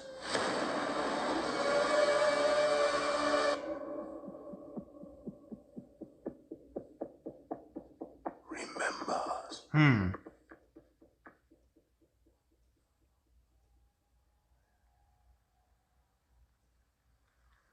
Huh. Joining me now is Ulf from 10 Chambers. Crazy, that was 6 years ago. We announced GTFO, and that's the final chapter. You've got a free weekend on Steam. Looks fantastic, but I think there's a little something more you're also working on, right? Yeah, first of all, I have to say thank you for having me again. Of course. And you delicious menu. This suit is fucking amazing. You look good too. Your games look great. So. Anyway, yeah, we're working on something new, and it's like a passion project, like all our projects are. And this you were known for Payday, things like that. So you're back to some heist stuff. I guess. Okay. Yeah. So now we're back to doing a heist game again, and it's sort of a sci-fi thing that I've been dreaming up since I was a kid, basically. Okay. And yeah, it's it we is what announce it it is. to the world? Yes, we should. You've been working on this for a number of years. Yes. I'm so excited. It's finally time. Thank you. Check out the new game from Ulf and 10 Chambers. Here we go.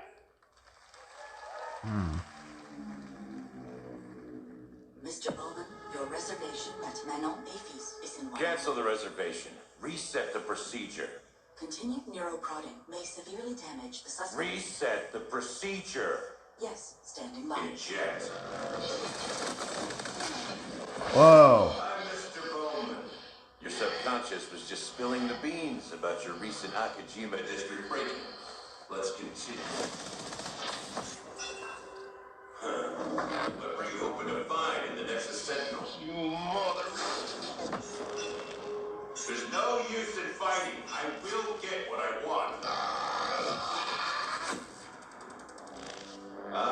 So that's how you found out about our Akajima vault. What were you looking for? A key. A key to what? Do you really know? Yes! What's the key for? It's not what, Mr. Bowman. It's who. You see, just like me, you're caught here. You're caught in the den of wolves.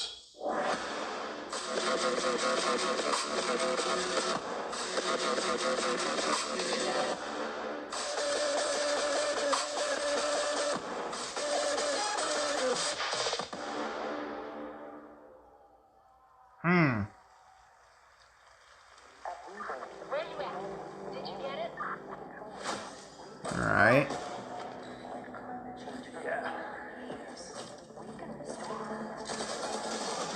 Working on it.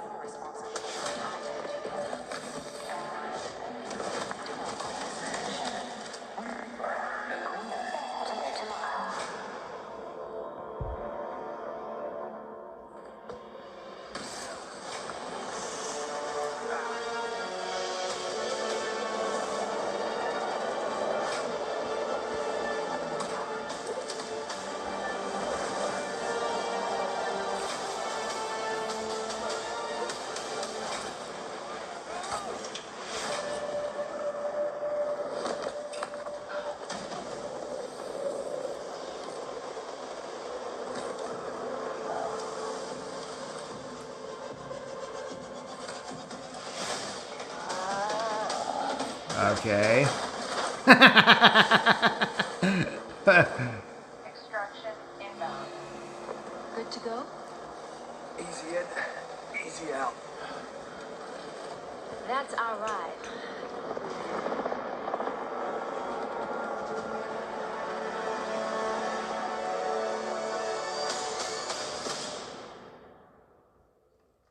Exoborn.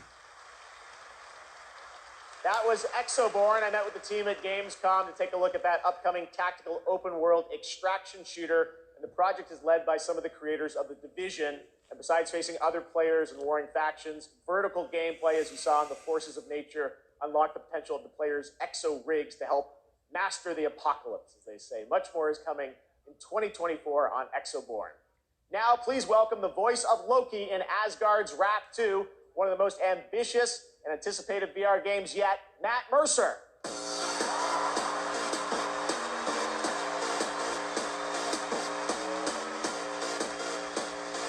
Hey there. I am so beyond excited to show you this trailer for our Asgard's Wrath 2. I've been working with the Sanzaru team and bringing Loki to life. It's just been absolutely amazing. And after playing Asgard's Wrath 2 as a lifelong gamer, I'm honestly blown away. So I'm honored to be a part of this franchise and want to thank everyone at Sanzaru Games, at Oculus Studios, and MetaQuest. So, without further ado, let's enjoy the trailer for Asgard's Wrath 2.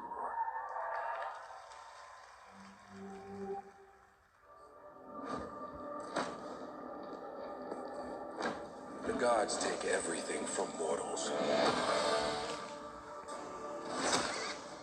Bleed these lands dry. Deny spirits their rightful passage. Turn worlds to ash.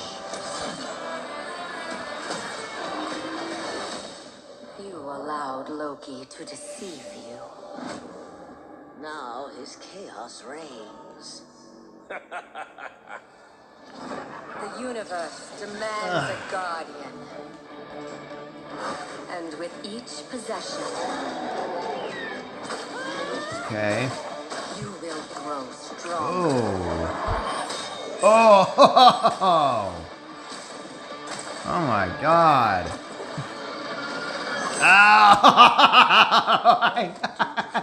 That was Here to right your wrongs.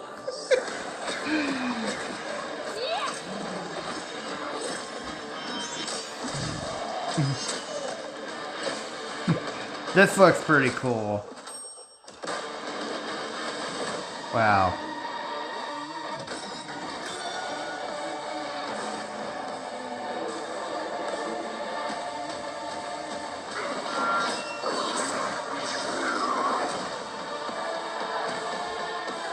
There is no time or place you can hide.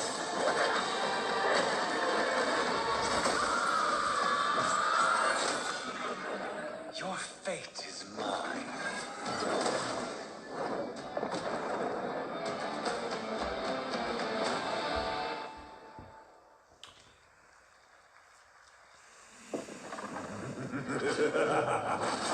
Foolish mortals. Oh, man. Oblivious to the chaos that awaits you just outside. I'll see you sooner than you think.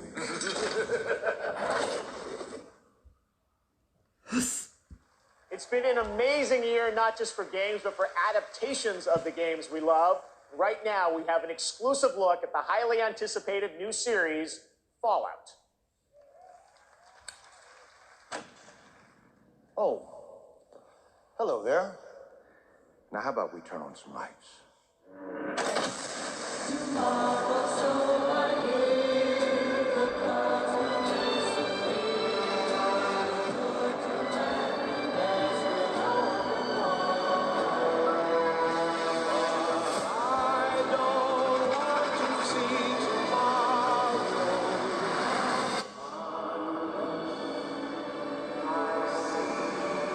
Well, you know what they say.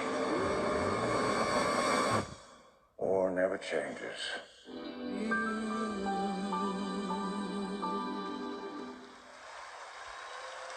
I don't want to set the world. From Fallout, please welcome Aaron Moten, Ella Purnell, and Walton Goggins. I don't want to talk. What's up, y'all? I hope you don't mind. We brought a little extra security. Yeah. Thank you for having us, and we are incredibly excited for you all to see Fallout on Prime this April. But our real honor tonight is that we're here to hand out the award for Best Adaptation.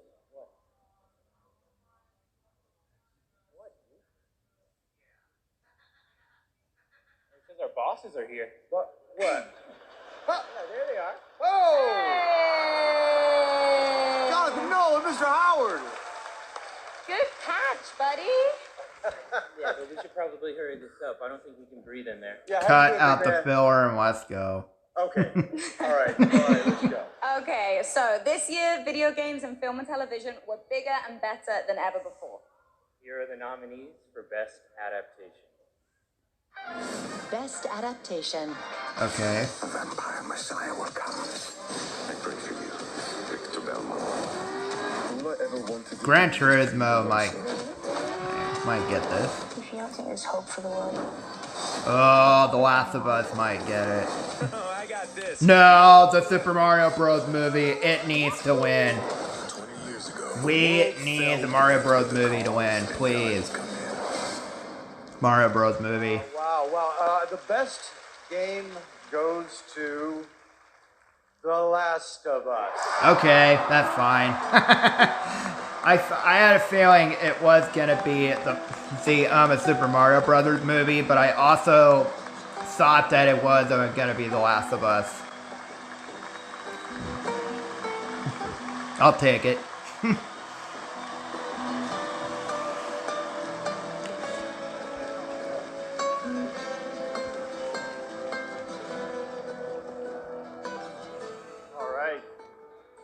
Okay, clock's ticking. Shout out to my partner in crime, Craig Mason, who's watching up in Canada, getting ready for season 2. Huge thank out to our Naughty Dog family. This wouldn't exist without all your incredible hard work. Big thanks to HBO and the support they've given us, and big thanks to our Last of Us community. None of this exists without you. Thank you so much. We also want to thank our partners at Sony Pictures, A special shout out to Carter Swan and the whole PlayStation Productions team and everyone at PlayStation. Thanks so much. Thank you.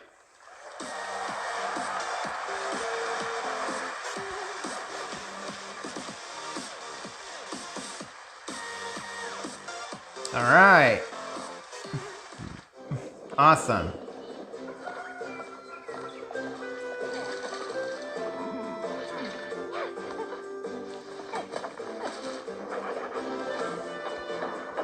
Wow. Faith Farm? Faith Farm, is that it?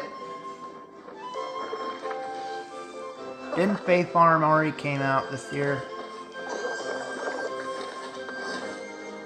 Did it came out this year? I don't remember.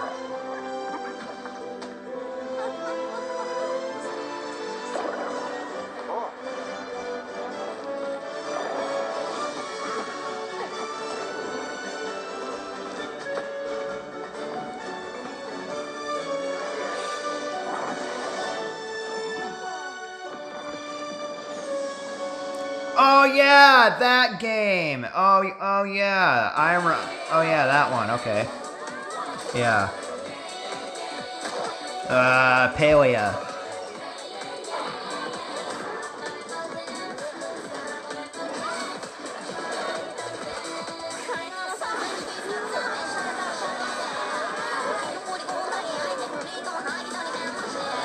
Whoa. Monster Hunter now. When I was younger, struggling with who I was, what my place was, I took a lot of that anxiety and put it into making games. And it's evolved over time, especially as I've gotten into AAA. Well, guess what, everybody? It's a narrative exploration game which spans the life of a woman named Mary, is taking a core of something that happened in my life, keeping that and fictionalizing the rest of it. Whenever someone tells me that they've cried from something that I've made, it's always when people cry is where I feel, yes, I want to keep doing that. I want to keep making people feel things.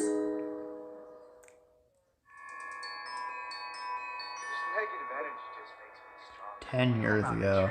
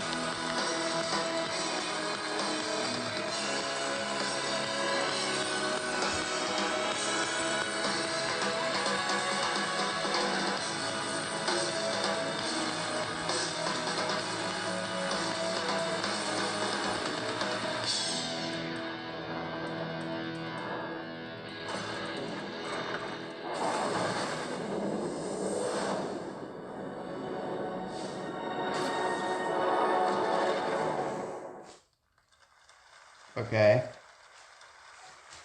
That right there was No Man's Sky, a game we announced 10 years ago with this guy right here, Sean Murray. Sean, looks like the content keeps rolling in 2024. But what does the next decade look like for Hello Games? Well, to start with, next year is going to be a really big year for No Man's Sky. Like you said, I've been working on it for 10 years now, and I still really love it, still really enjoy it. But what people don't know is that for the last 5 years, we've been working on something new. Another game. Yeah, something very different, something maybe more ambitious. You know, for... Here we go. Tell us a bit about it, Sean. Well, for No Man's Sky, we generated a whole universe of kind of sparse, alien-looking planets, and that wasn't easy, you know, it was hard, but there is something that's much harder that we wanted to do. For our new game, we wanted to create an Earth, you know, something as varied, a planet that is as varied as a universe, something bigger than Earth, something with, you know, mountains, real mountains, not video game mountains, but mountains that are miles high, taller than Everest, that when you climb to the top of them and look out, you can see rivers and canyons and continents, you know, you can see oceans. So it's just like an open world planet kind of thing? Yeah, I mean, the first real open world, right? Something without boundaries. And we're gonna let everyone play in it together. It's, you know, a place where people can live out their sort of adventures together. Well, we can't wait to take a look at it. We have anything tonight or future? Or? Yeah, so we have a trailer. And, you know, it's quite a small team that's working on it. Yeah. There's about a dozen of us. We're actually, everyone's here. Everyone from the team is here. We're very excited to share this. You and I have been talking about this one for years. Yeah, we're super nervous, you know, but really excited. If, you know, people like it, this is a game I would like to still be updating 10 years from now. All right, so Game Awards 2033. We'll be back. But no, let's take a look. This is such an incredible project, and I'm honored that we could show it up. Should we do it, Sean? Yeah, let's do it. Here we go.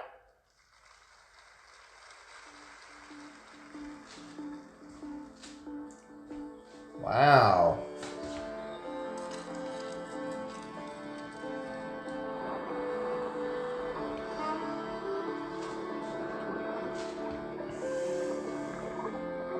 This looks cool.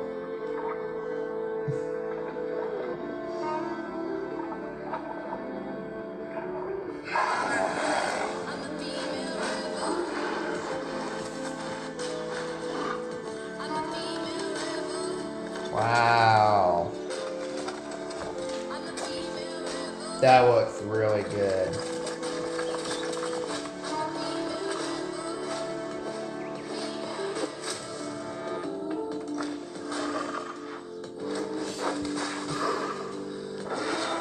Whoa.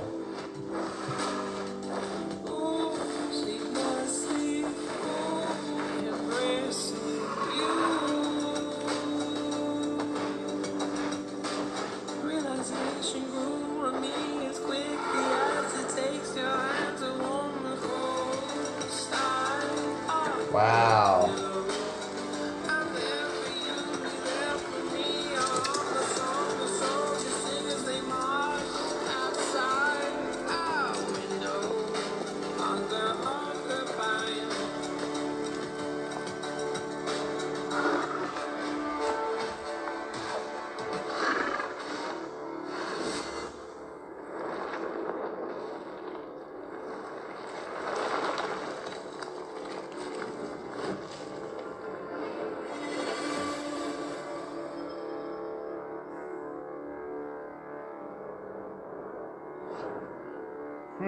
Light, no fire. Huh.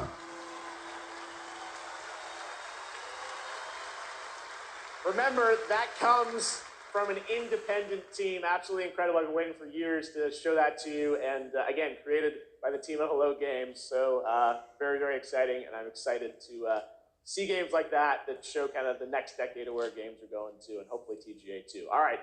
Now join me in welcoming to the stage actor Simu Liu.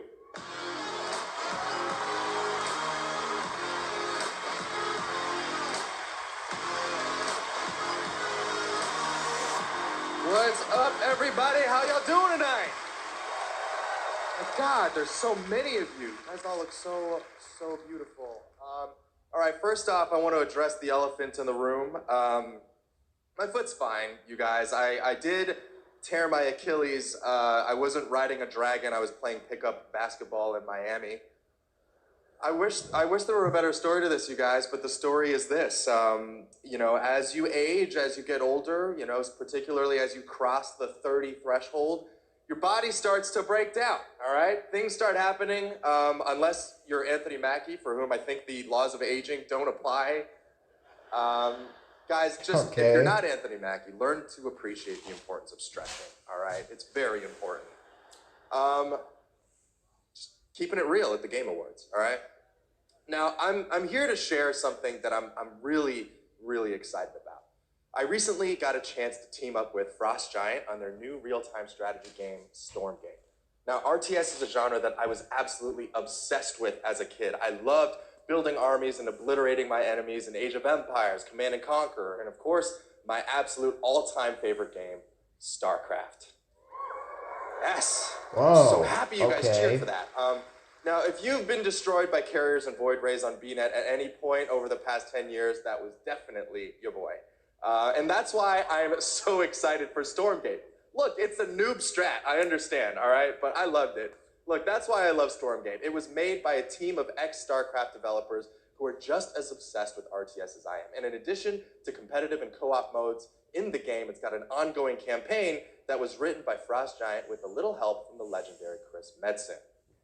And so, yes, I brought a little bit of gameplay for y'all, and the first reveal of a pretty badass new character who I may or may not have gotten to voice. Let's have a look.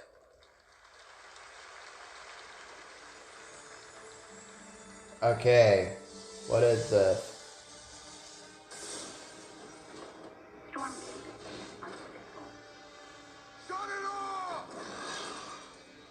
Hell was that? Cut the power! Now! It is too late, my friend.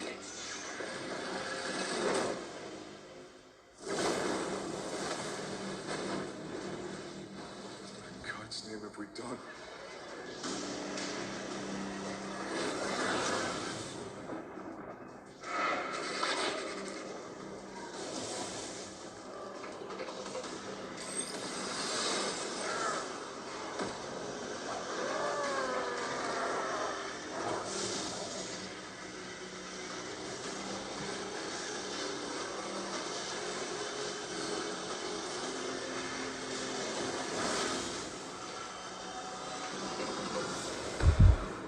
Stormgate. Power. Either way, your world will fall.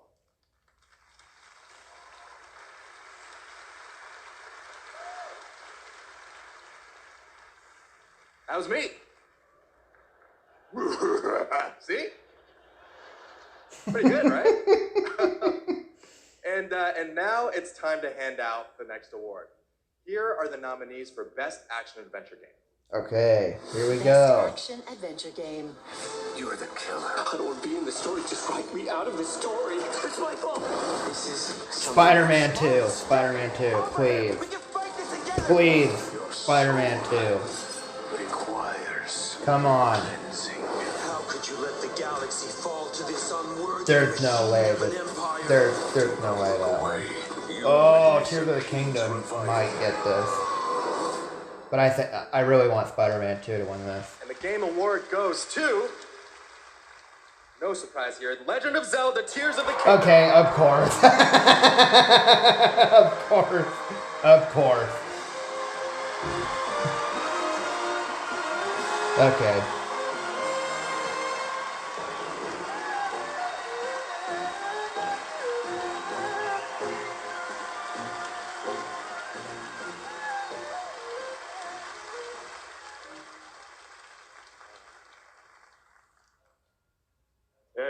「このゲームを作ったすべてのスタッフを代表してこのような賞をいただき本当にありがとうございます。 I'm so glad to be able to be here to accept this award on behalf of everyone who worked together to create this game.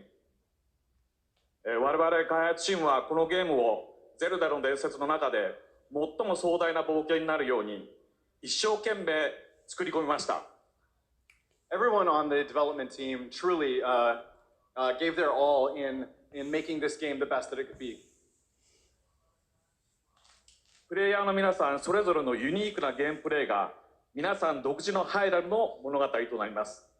プレイヤーの皆さん本当にありがとうございます。 Everyone's unique approach to playing this game can become their own personal story as an adventure through the lands of Hyrule. And to all the players, you have my sincere thanks. Thank you so much. Okay.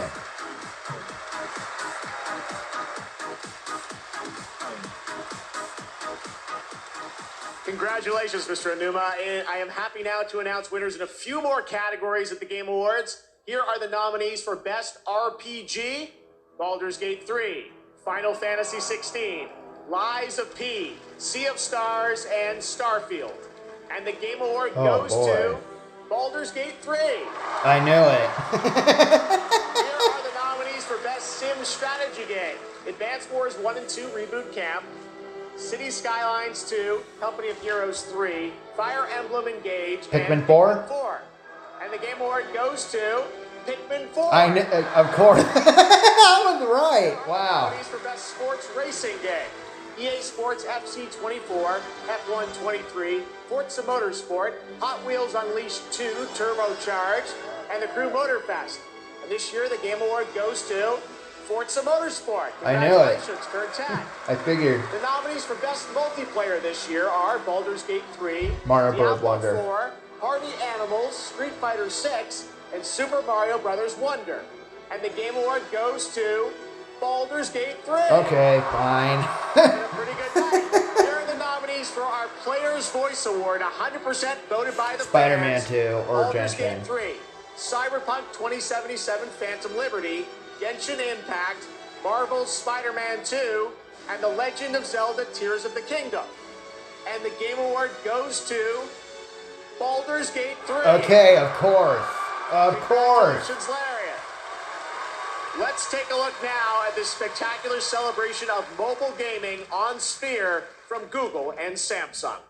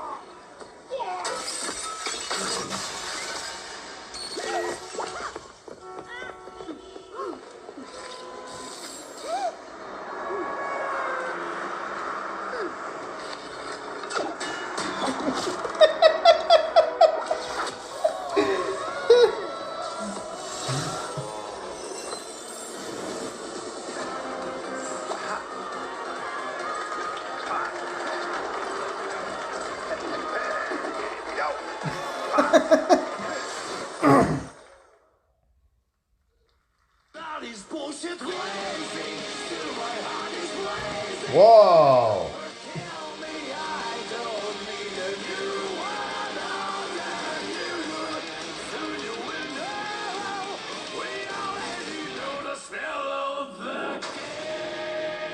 Guilty Gear. Huh. お待たせしました。エルフェルト・バレンタイン、皆さんのために歌います。ついに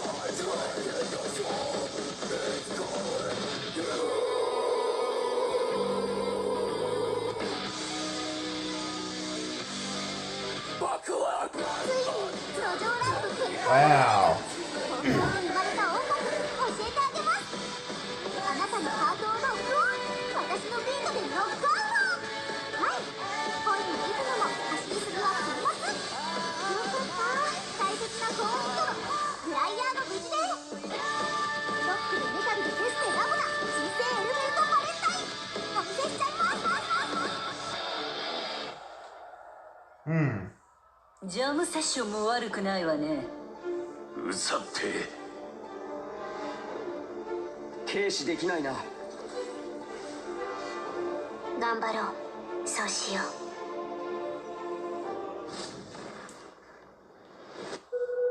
そろそろ始めていいか。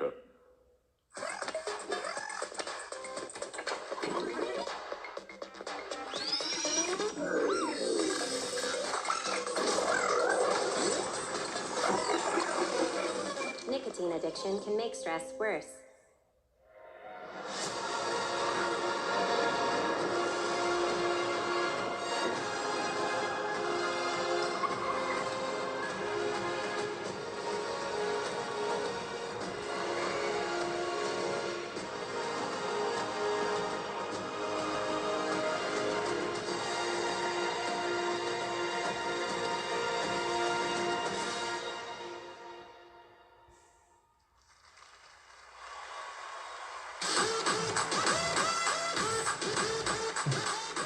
Welcome back to the Game Awards. We still got some awards to hand out. Timothy Chalamet will be here to help, and we have some more world premieres, including this one.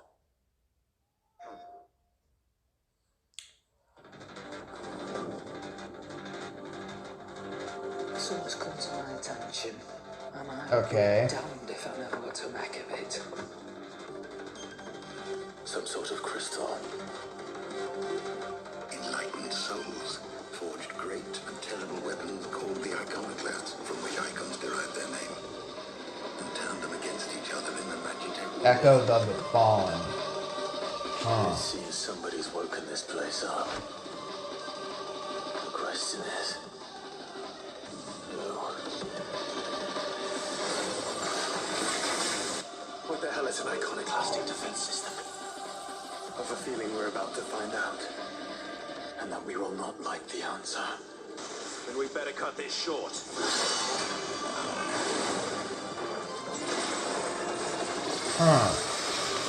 Welcome, my friends, to Mysidia.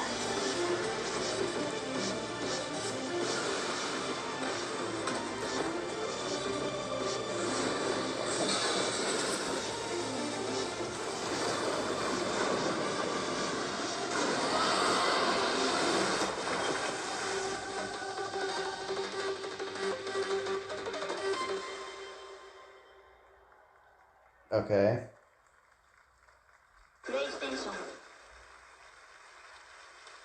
Experience new adventures before the final battle in Final Fantasy XVI with Echoes of the Fallen, which is out tonight on PlayStation 5. There's a shadow drop for you.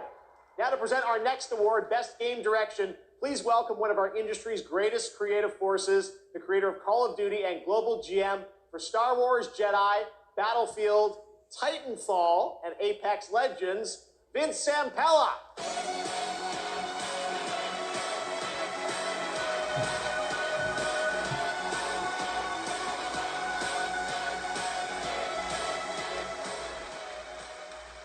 All right, good evening, everyone.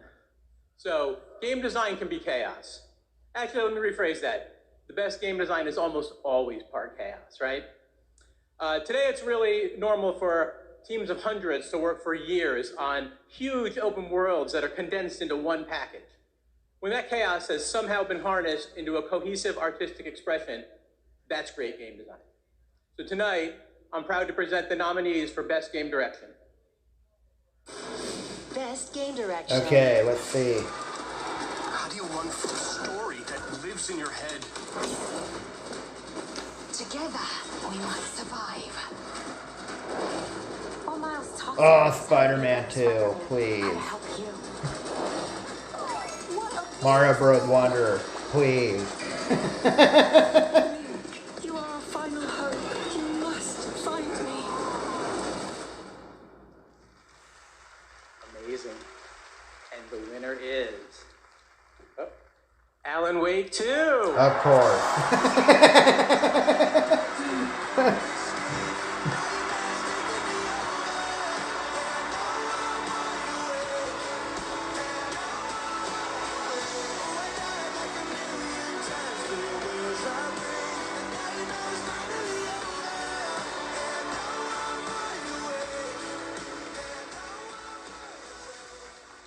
Thank you. We want to thank Epic, Hector, Nico for believing in our vision. Crazy vision. Crazy vision, yes. Direction is nothing without a team to actually build it. And huge thanks to Remedy team for joining us on this venture, wanting to believing it and build it. You know, we can pull into different directions and nothing comes out of it. But when more than 100 people believe in the same vision and build something out of it, we can make miracles. We can make art, and we can be more than the sum of our parts. Our world today could use a bit more of that. One other thing, next Monday, December 11th. New Game Plus, the final draft is going to be coming out. New story content. So yeah, go play it. Thanks. Thank you. Thank you, Game Awards.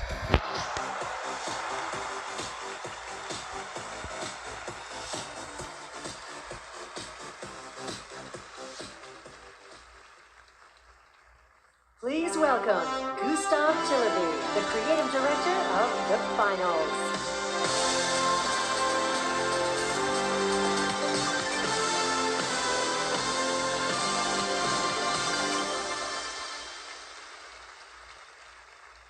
When we started building this game, we set a bold vision for ourselves. We said that if we're going to make a shooter, it needs to be unique. It needs to be something that no one else is doing. Standing here today, I'm so proud and grateful for the amazing team at Embark Studios who helped make this crazy dream a reality. And of course, to all of you, our amazing players, watching you play the finals has been the most gratifying experience of my entire career. You're not just a part of this journey, you guide us and you inspire us, and I love you for that. Now, let's watch our latest trailer and keep your eyes peeled for the launch date at the very end. It might be sooner than you think. Thank you, and enjoy. Whoa. I think the finals is gonna be a pretty good game.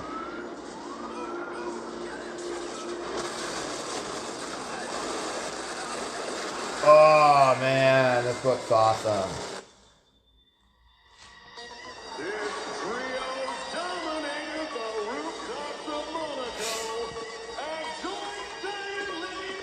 Season 1.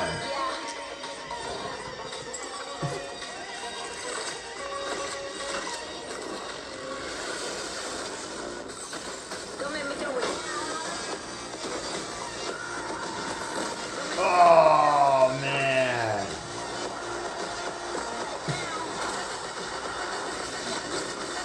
Oh, that's so cool.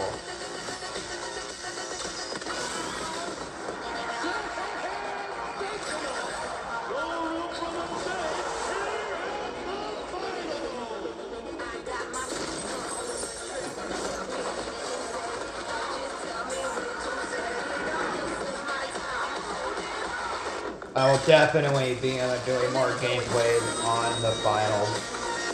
I might even do a live stream sometime. Not sure.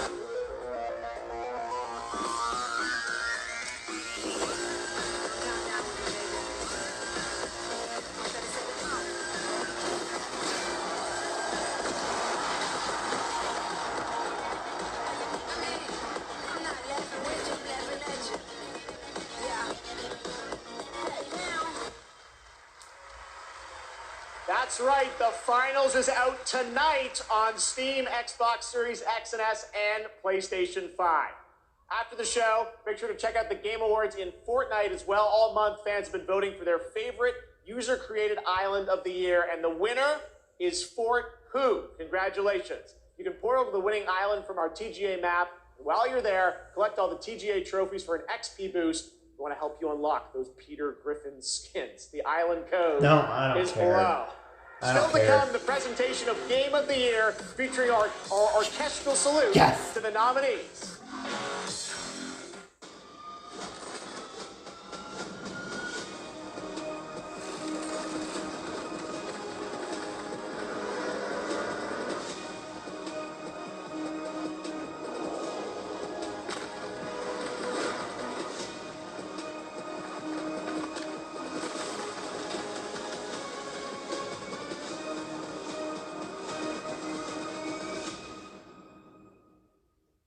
Don't care. Next.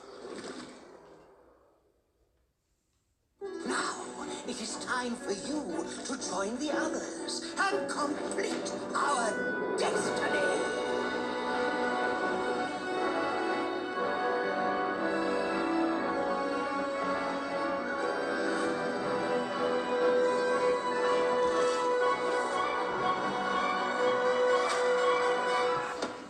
Just wait till you see Baldur's Gate. You'll never want to leave.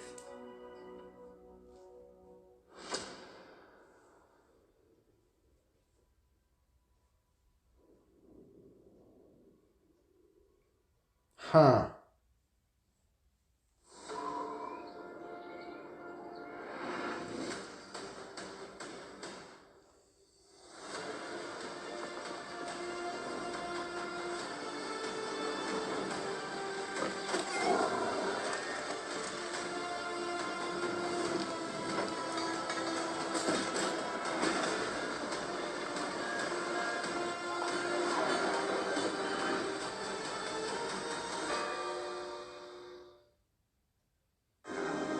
All night you've been voting on Twitch for which mobile game you're hyped for in 2024. After the show, check out the TGA post show on Twitch where Google Play will reveal the winner of its Play More award. Awesome. Thanks, Sydney. Well, now it's time for tonight's final world premiere. That's right, we're getting towards the end of the show. And this one, I will let speak for itself. Okay.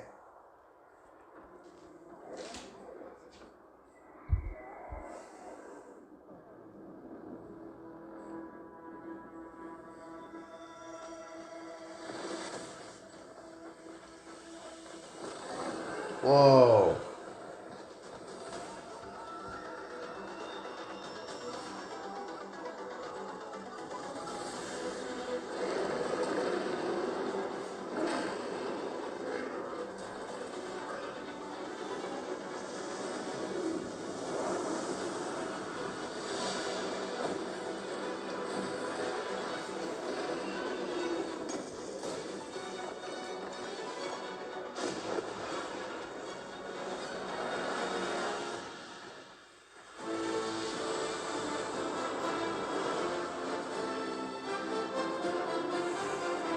Wow. Monster Hunter Wilds? Oh my god, a new Monster Hunter game? Oh, I'm gonna enjoy this. Monster Hunter Wilds. Next. Wait, 2025.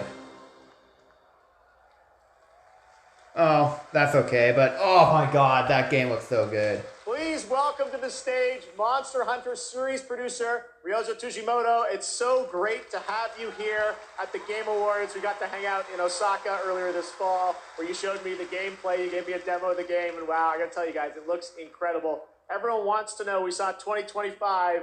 When do we get to play this? はい、ようやく、発表することができました。モンスターハンターの新作です。こちらですね、9月に、ゼフさんにも見ていただきましたタイトルなんですが、現状ですね、2025年、リリースを目指して開発しています。Thank you, Jeff. I'm very happy to finally be able to announce this title to everyone. This game looks This incredible. title, back in September, we were happy enough to show it to you. Is planned for release in 2025. I think everyone wants to know, when do they get to see more on this? Any sense of when we're going to see more on this game? はい、こちらのタイトルの続報はですね、2024年の夏頃、現状予定しておりますので、しばらくちょっとお待ちいただけたらと思っております。それとですね、今年、カプコンがですね、40周年を迎えさせていただきました。この40年間、応援してくださった、ファンの皆様、本当にありがとうございます。これからもですね、皆様に楽しんでいただけるいいゲームを、作っていけるよう努力して、頑張ってまいりますので、これからも引き続きぜひよろしくお願いいたします。We plan on revealing more information about this game in the summer of 2024, so we hope you keep an eye out for it. Also, Capcom is currently celebrating its 40th anniversary. I would like to thank all of the Capcom fans for all of your love and support throughout all of these years. We couldn't have done it without you. Capcom will continue to create exciting, fun games, and the best is yet to come. Excellent. Thank you, Ryozo-san. Great to see you. All right. Well, now to present Game of the Year, yes! Films Wonka and Dune Part 2. Please welcome YouTuber Modded Controller 360. Oh my god, I'm so excited for Monster Hunter Wild. That game looks so cool. Okay, Game of the Year, please be Spider-Man 2. Spider-Man 2. Imagination, passion, and technical brilliance of the 6 nominees for the Game of the Year were truly inspiring. Here with a medley celebrating each of these games, once again, Lauren Balfe and the Game Awards Orchestra.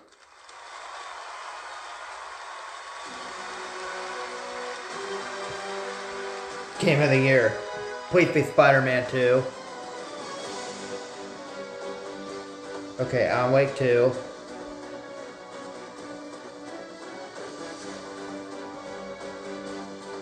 Okay.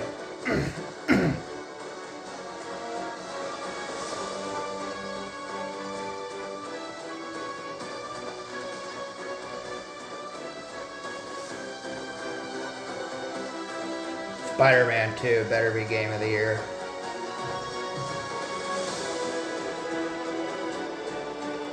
I imagine Baldur's Gate 3 is going to be Game of the Year, but I really, really think Spider-Man 2 deserves this.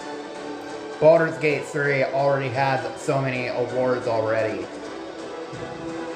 Please give us Spider-Man 2 Game of the Year.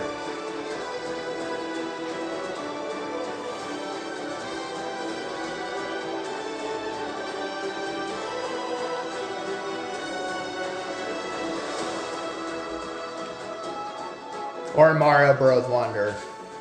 But I really think Spider-Man 2 deserves this.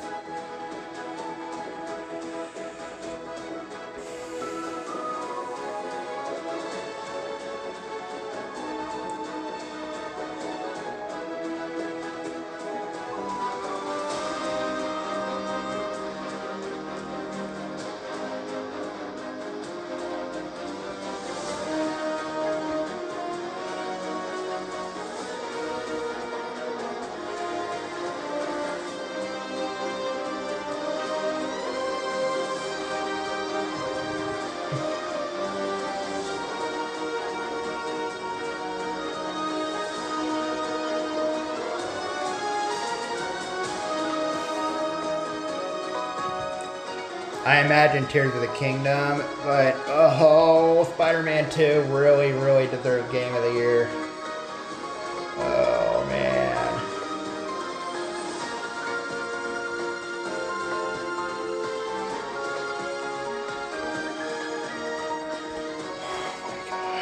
Please be Spider-Man 2. Please be Spider-Man 2. Spider-Man 2 deserves Game of the Year. Please.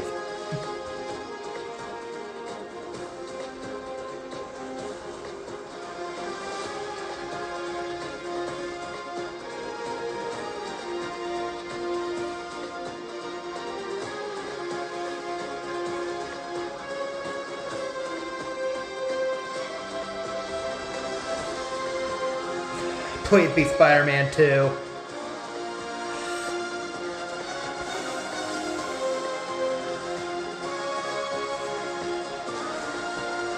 Please be Spider-Man 2. Please be Spider-Man 2.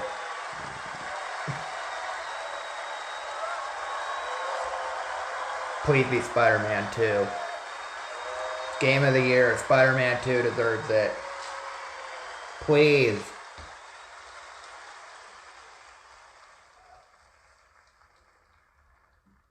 And the Game of the Year is Spider-Man 2. Baldur's Gate 3. Of course. What? What? What?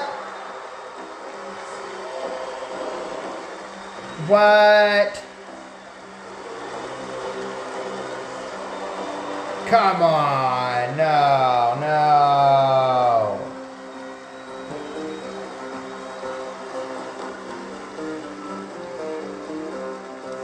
Nah, come on. Spider-Man 2. Are you serious?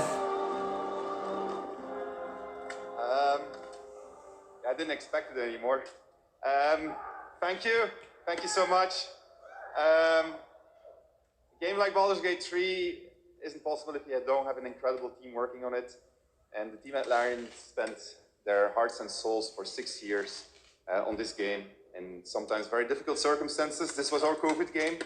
A Along the way, we lost quite a few people also, so we want to dedicate this to all the people we lost, and especially to Jim, our lead cinematic artist, who passed away in the last month. I want to thank over 2,000 people, so sit back and relax. But I also want to thank everybody that supported us throughout this entire effort. Our families, our friends, our partners. Come on, let's go. You were the best, and without you, we couldn't have done it. Thank you very much. Thank you.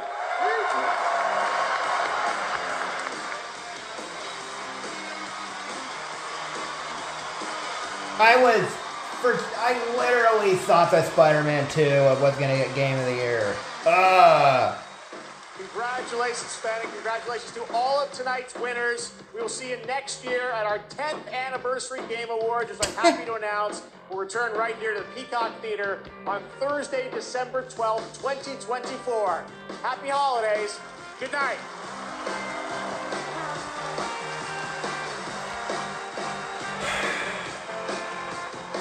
Man,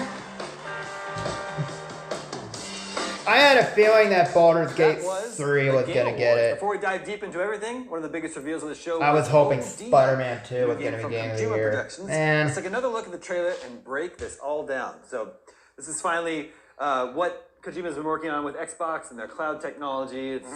We knew it was going to be something kind of horror themed.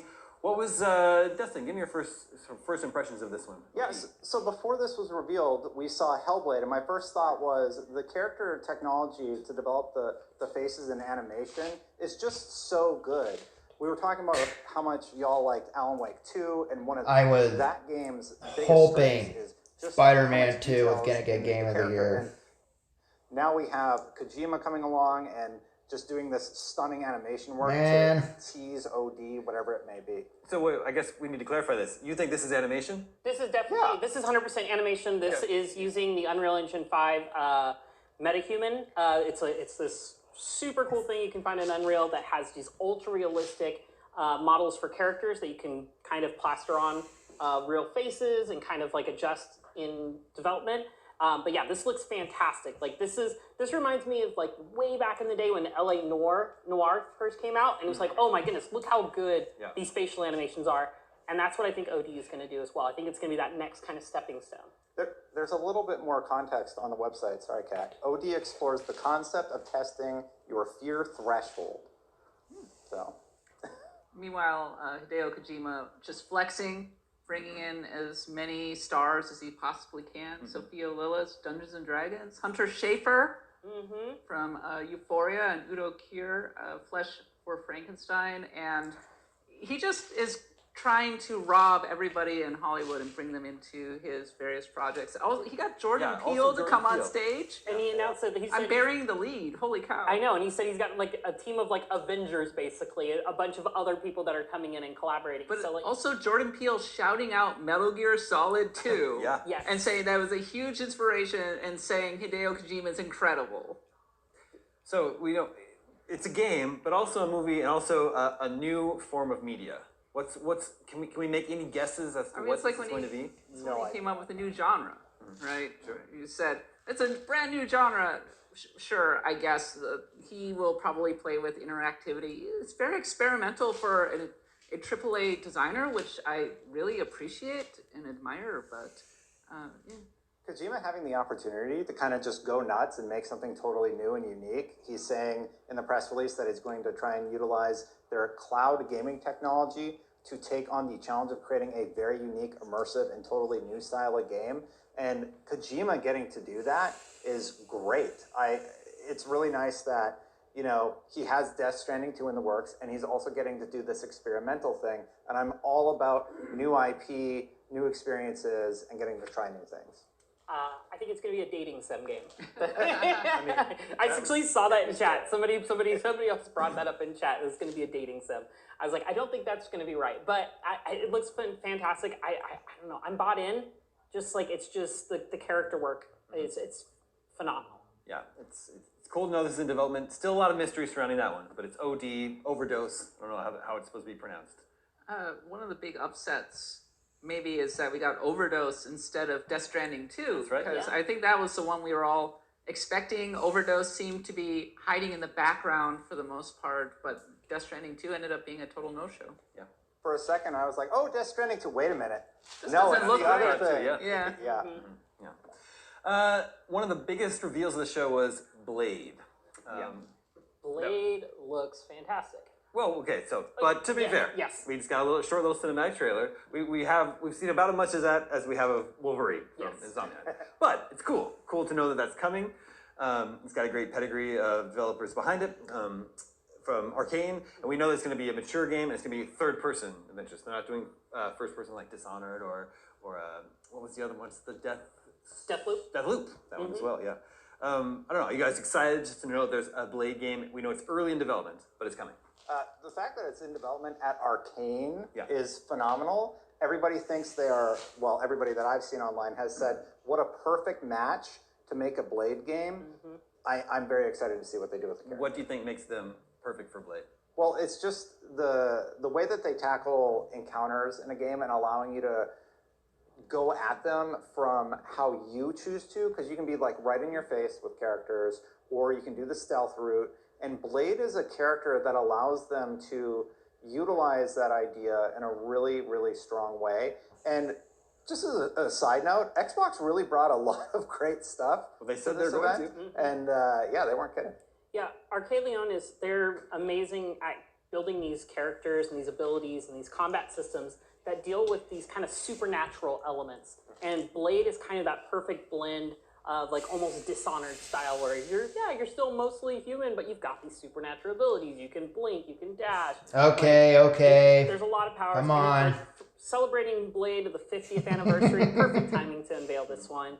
The vibe, I'm loving the vibe. Just the, whoever is voicing Blade, I think is doing a great job. Well, I'm gonna have to look up and figure out who that is. I want to know. Yeah, I don't know if that tells us it's not a well-known voice actor or not. Maybe they're just saving that for another reveal. We know from the official description that Blade will take players to a quarantined section of Paris in the middle of a supernatural emergency. Vampires have emerged, terrorizing the city of lights and forcing Parisians to shelter inside their homes at night to wait for sunrise. I think that Arcane Leon has felt both with the Dishonored series, but then also with Deathloop, has shown a real affinity for designing open-ended sort of sandbox action game experiences. And Deathloop, which came out a couple years ago, interestingly, I think maybe deserves more credit than it ultimately got for its vibes. It had some great vibes, real style. The tight design of the actual progression and the story, it's in a very confusing way, but they make it work surprisingly well for the players. And I'm really curious to see how they translate Blade into that open-ended kind of ethos that they have. I mean, there's a lot of comics to pull from Blade. He's been part of multiple teams, Midnight Suns, the Night Stalkers. I believe it's called Night Stalkers. Don't at me. But yeah, there's just a lot of stuff to pull from Blade's history. I mean, the big question is Dracula going to be the big bad here? That's kind of the obvious person to be his main antagonist, but who knows? Arcane doesn't like to give us what we expect.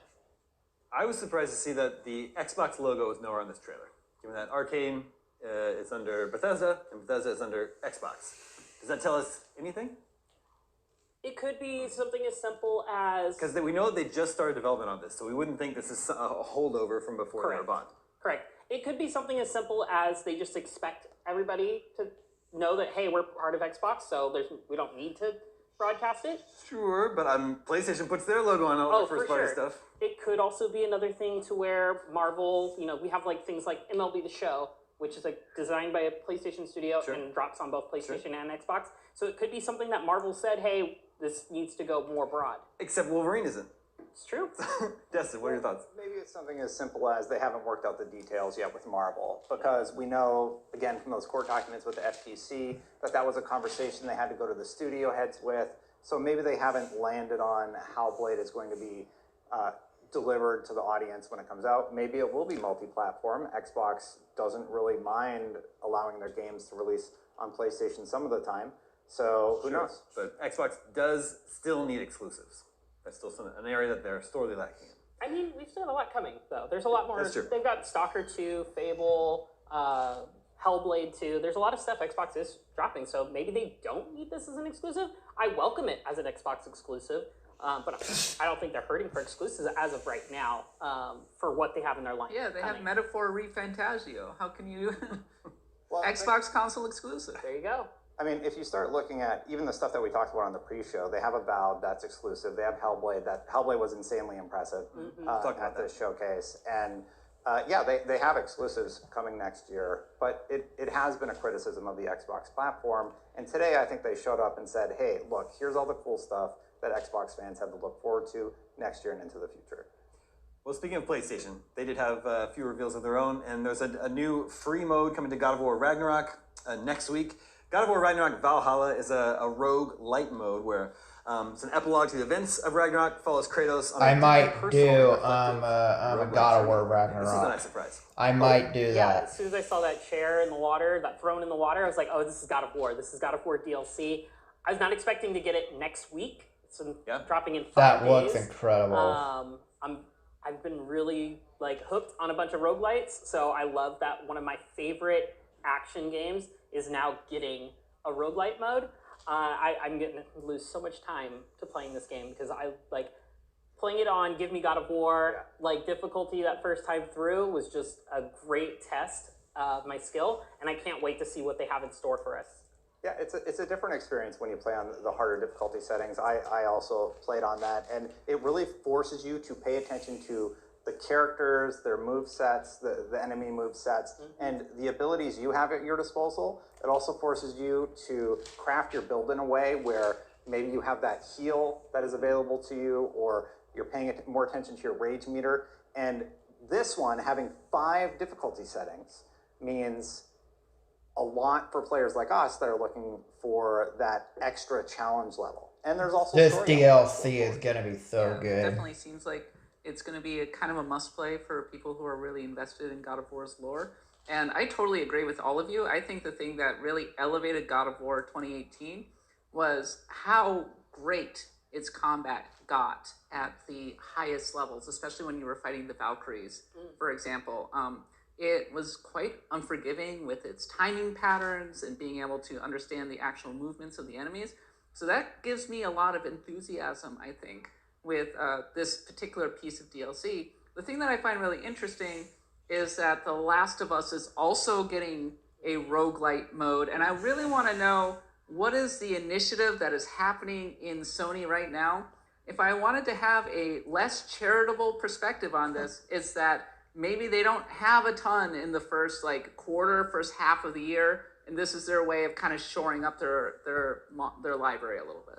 Yeah, I am a little surprised that it's coming out so soon in December. They could have, well, I guess they would worry about colliding with Last of Us Part 2, which is also going to have that element, right? So it is a little surprising. We also got the Final Fantasy announcement, DLC coming there, but I mean, I still think PlayStation needed to bring more. I agree. Yeah, the Final Fantasy 16, announcement of their 2 DLCs looked fantastic, and I'm very happy to be able to jump back into that world. Especially seeing as the first one is available tonight, which is really cool. I'm really hyped to see Leviathan, because Leviathan was one of the summons that we were missing in the game. Everybody who played through it, you get to one point and it's like, oh, Leviathan caused all this. And it's like, well, where's Leviathan? He's not in the game, but here we go. They were saving it for DLC.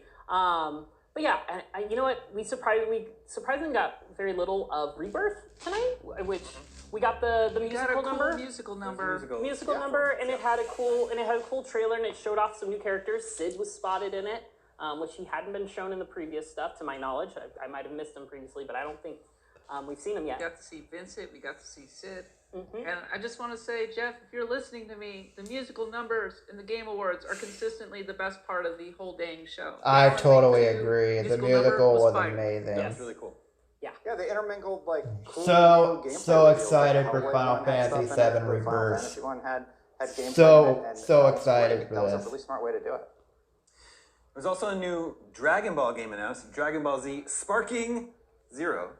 That looks fantastic. You know, going back to my time playing Dragon Ball Super, or Fighters, excuse me, and just seeing how good that game looked in their you know, Marvel versus Capcom style 3-on-3 fighting. I was like, this is as close as we're gonna get, right? This is back when it launched. But this looks even better. Like, obviously, consoles have gotten better. We've got better graphics cards. Everything's getting stronger, so we're going to get better. But man, this looks immaculate when you're looking at it compared to the anime. Like, it's just, it's unreal how, and we've got tons of characters. There's characters that's leading all the way to the super arc. We had Jiren, Bergamo, whole bunch of other people for the later things, and we also saw Piccolo's, you know, the usual suspects, Yamcha, Tien, Krillin, my boy Krillin. Shout out to all the Krillin stands out there. Krillin is the strongest human in Dragon Ball world. Yeah, and look forward to an interview conducted by Isaiah Colbert that'll be going up on IGN.com tomorrow. So it'll maybe a little more information about it. Definitely can't wait to read that. Mm-hmm. Real quick before we take a quick break, you have about 30 seconds for any Monster Hunter celebrations you would like to initiate. Man, I'm trying to remember like my favorite like taunt or emote from Monster Hunter, because that is, I'll talk more That about Monster it later. Hunter game Hunter looks so Wilds. good. Oh Yes, my let's god. go. Yes.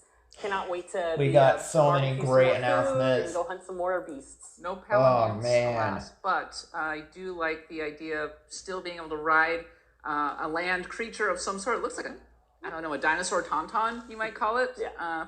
Very cool. Best co-op action game going right now. Yeah. 2025.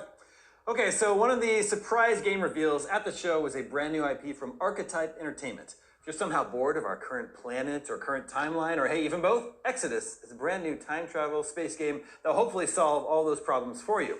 We have an exclusive look at this brand new game right now, as well as a deep dive with its developers a little bit later in the show. Take a look.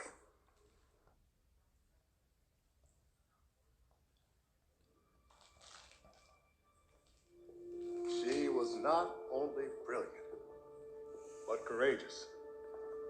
To save her planet, she was willing to sacrifice everything and travel to the stars. As a frontier world, we were barely hanging on. Desperate, we tried digging up our past to find the key to our future. Max, we need to head back. Alright. Hold on, I'm getting a reading. I can't. Max! No! What?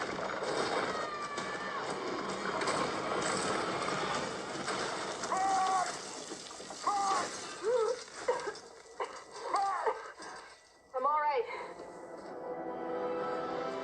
What she found that day was a miracle. It would be our salvation. And she used that ship to explore the far-flung corners of the galaxy. A traveler on the hunt for celestial treasure. Careful, Max. The data structure is incredibly dense. This is it.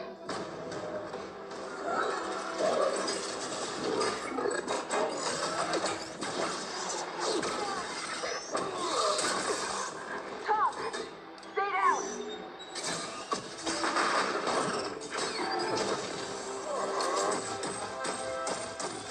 She put her life on the line to bring back artifacts to put us on the path to scientific breakthroughs.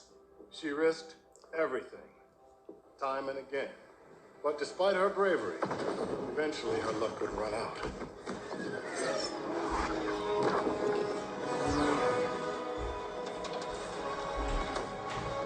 Lucky for us, she made it home safely. While she was alive, she was too humble to speak of her adventures. But at least we, her descendants, can honor her memory.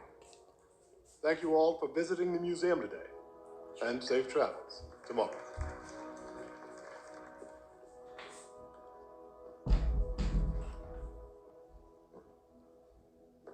Hey, that's off limits. She was always charging headfirst into the darkness. I was always one step behind, looking for the light switch. The Celestials hunted us down. I knew they'd keep chasing us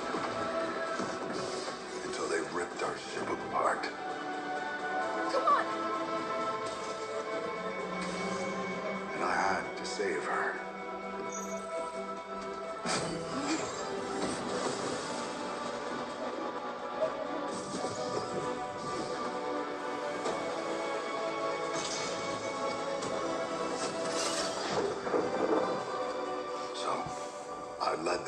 from this world.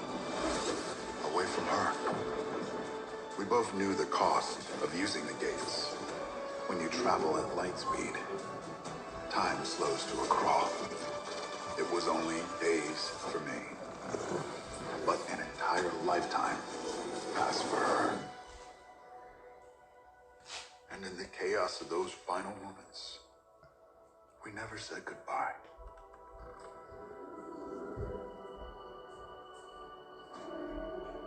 No, come with me! Wait! Please, Tom!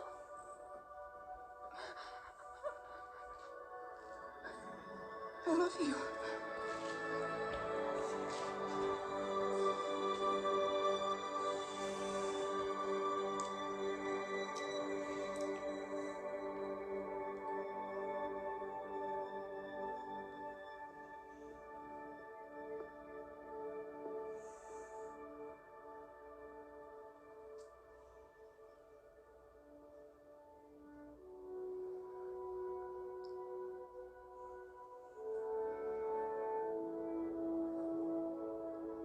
Thank you.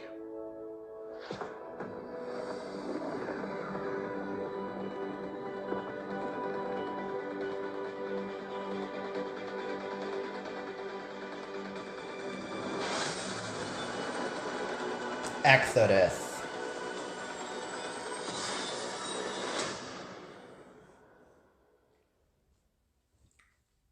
This year's Game Awards was full of surprises and special announcements, and now it's time to break them all down.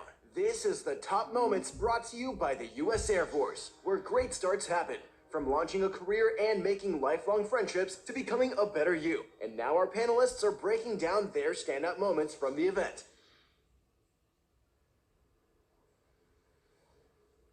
Welcome back to IGN's recap coverage of the Game Awards. The show is huge, impacted with great moments. Now I want to talk about our favorite ones. Jada, let's start with you.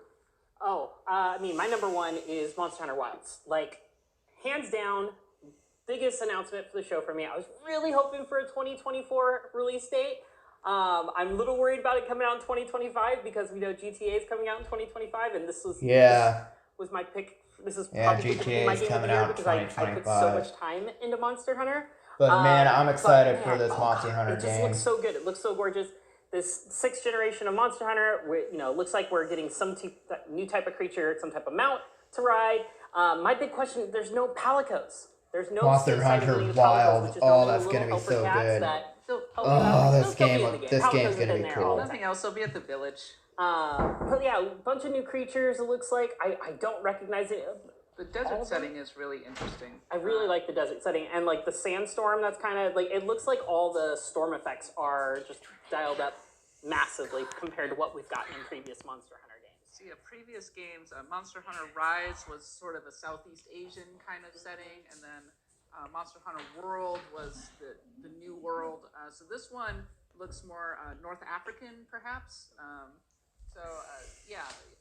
For sure. So, Monster Hunter Wild, that's gonna be good. Yes, Leviathan's look great. The creatures, the new monsters look awesome.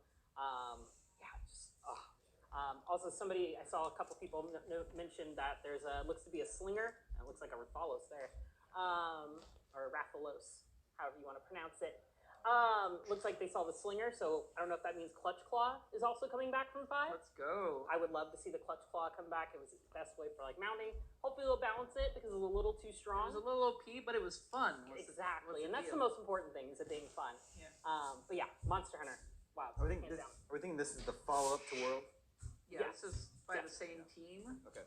And it's going to be, I think, much more of a next-gen vibe, I think, than Monster Hunter Rise, which was a very good game, no joke, but I have been really looking forward to kind of a proper follow-up to World, I think. Is it strange that they don't show any of the cooperative gameplay here? And that's such a huge part of it. It is a very big part of it, but I think they really just didn't want to like split the view or whatnot in showing. This is a very different Monster Hunter trailer than we usually get, because a lot of times they do show off the multiplayer and it's kind of showing off the weapons and kind of like there's no combat. They didn't also show really any of the star monsters. Yeah. They showed a lot of the This game's gonna be good. Monster Hunter Wild looks incredible. Apparently, they didn't really show. They I'm really really show a gonna ton like of these this. star monsters. I think they're trying to show the technology evolution and what they've managed to do with the engine. You brought up the weather effects, and I think that's a really good point to make because it's very impressive how much more vibrant they are and powerful. If I could get one wish for this game that probably will not make it in the game, I want to see underwater combat come back from Try. I know most people hated underwater combat, but man, I got so good at it and I really enjoyed it. And it would also I be don't a great think way to that's bring gonna back the happen. Legacy. Please give me underwater combat.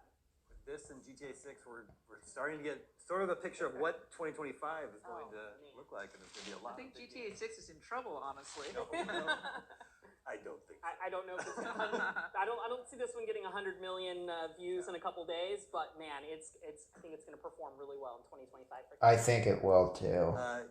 Justin, what would you pick of the show? This game looks so good. I was super excited to see just what they've managed to do with the game engine, and they actually showed combat. One of the things I've been waiting to see from Hellblade was how you push the combat forward. How have you changed it? Because one of the big criticisms about the original was it was pretty standard. You would kind of block and you would had the parries and stuff. Yeah, but it was light.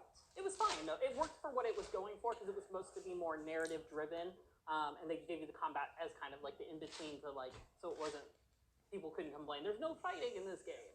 Jurgens has a blog where she actually posts some of the work that she does as the lead actress, and one of the scenes that really struck me was her practicing combat.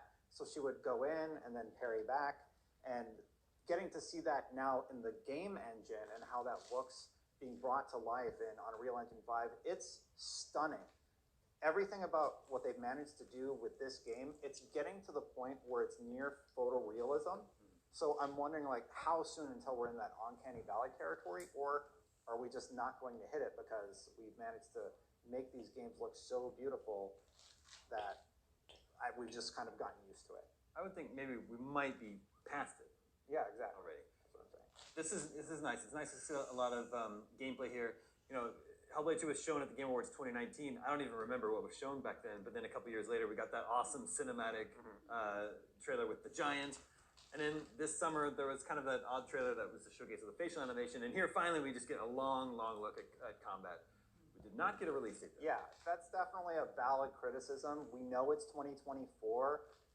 We didn't even get a window. Like, give us that next tease of when it's going to come out. I don't think there was a person who saw this and just said, oh, yeah, it doesn't look that good. Yeah. Everybody's pretty stunned by what was on display. The one thing I need to know more on is the sound design, because sound design is a major component of the original, and watching it here in the studio and stuff is a little tough to hear the sound as like through a surround or through headsets. I wasn't able to do that for the trailer, so I got to go back and rewatch this later tonight with some headphones on and see how the sound design is in the trailer. If you go back and you play the original, definitely play with headphones on. Yes. It makes such a difference, and it like gives you the vibe that they're going for. I played through the original twice, and very quickly I understood why it is regarded so highly. Wonderful game. I can't wait to see how it evolves. Kat, what was your highlight? My highlight was maybe a game that flew a little under the radar. It was by Hello Games. It's called Light No Fire, and I like No Man's Sky. Okay, guys. I'm gonna end off the stream now because I don't think there's gonna be any more stuff. I think this is just a recap on what we just saw. So I do want to thank you all so much for watching this, and overall this was an awesome live stream. I really enjoyed this a lot. So thank you for watching, and goodbye.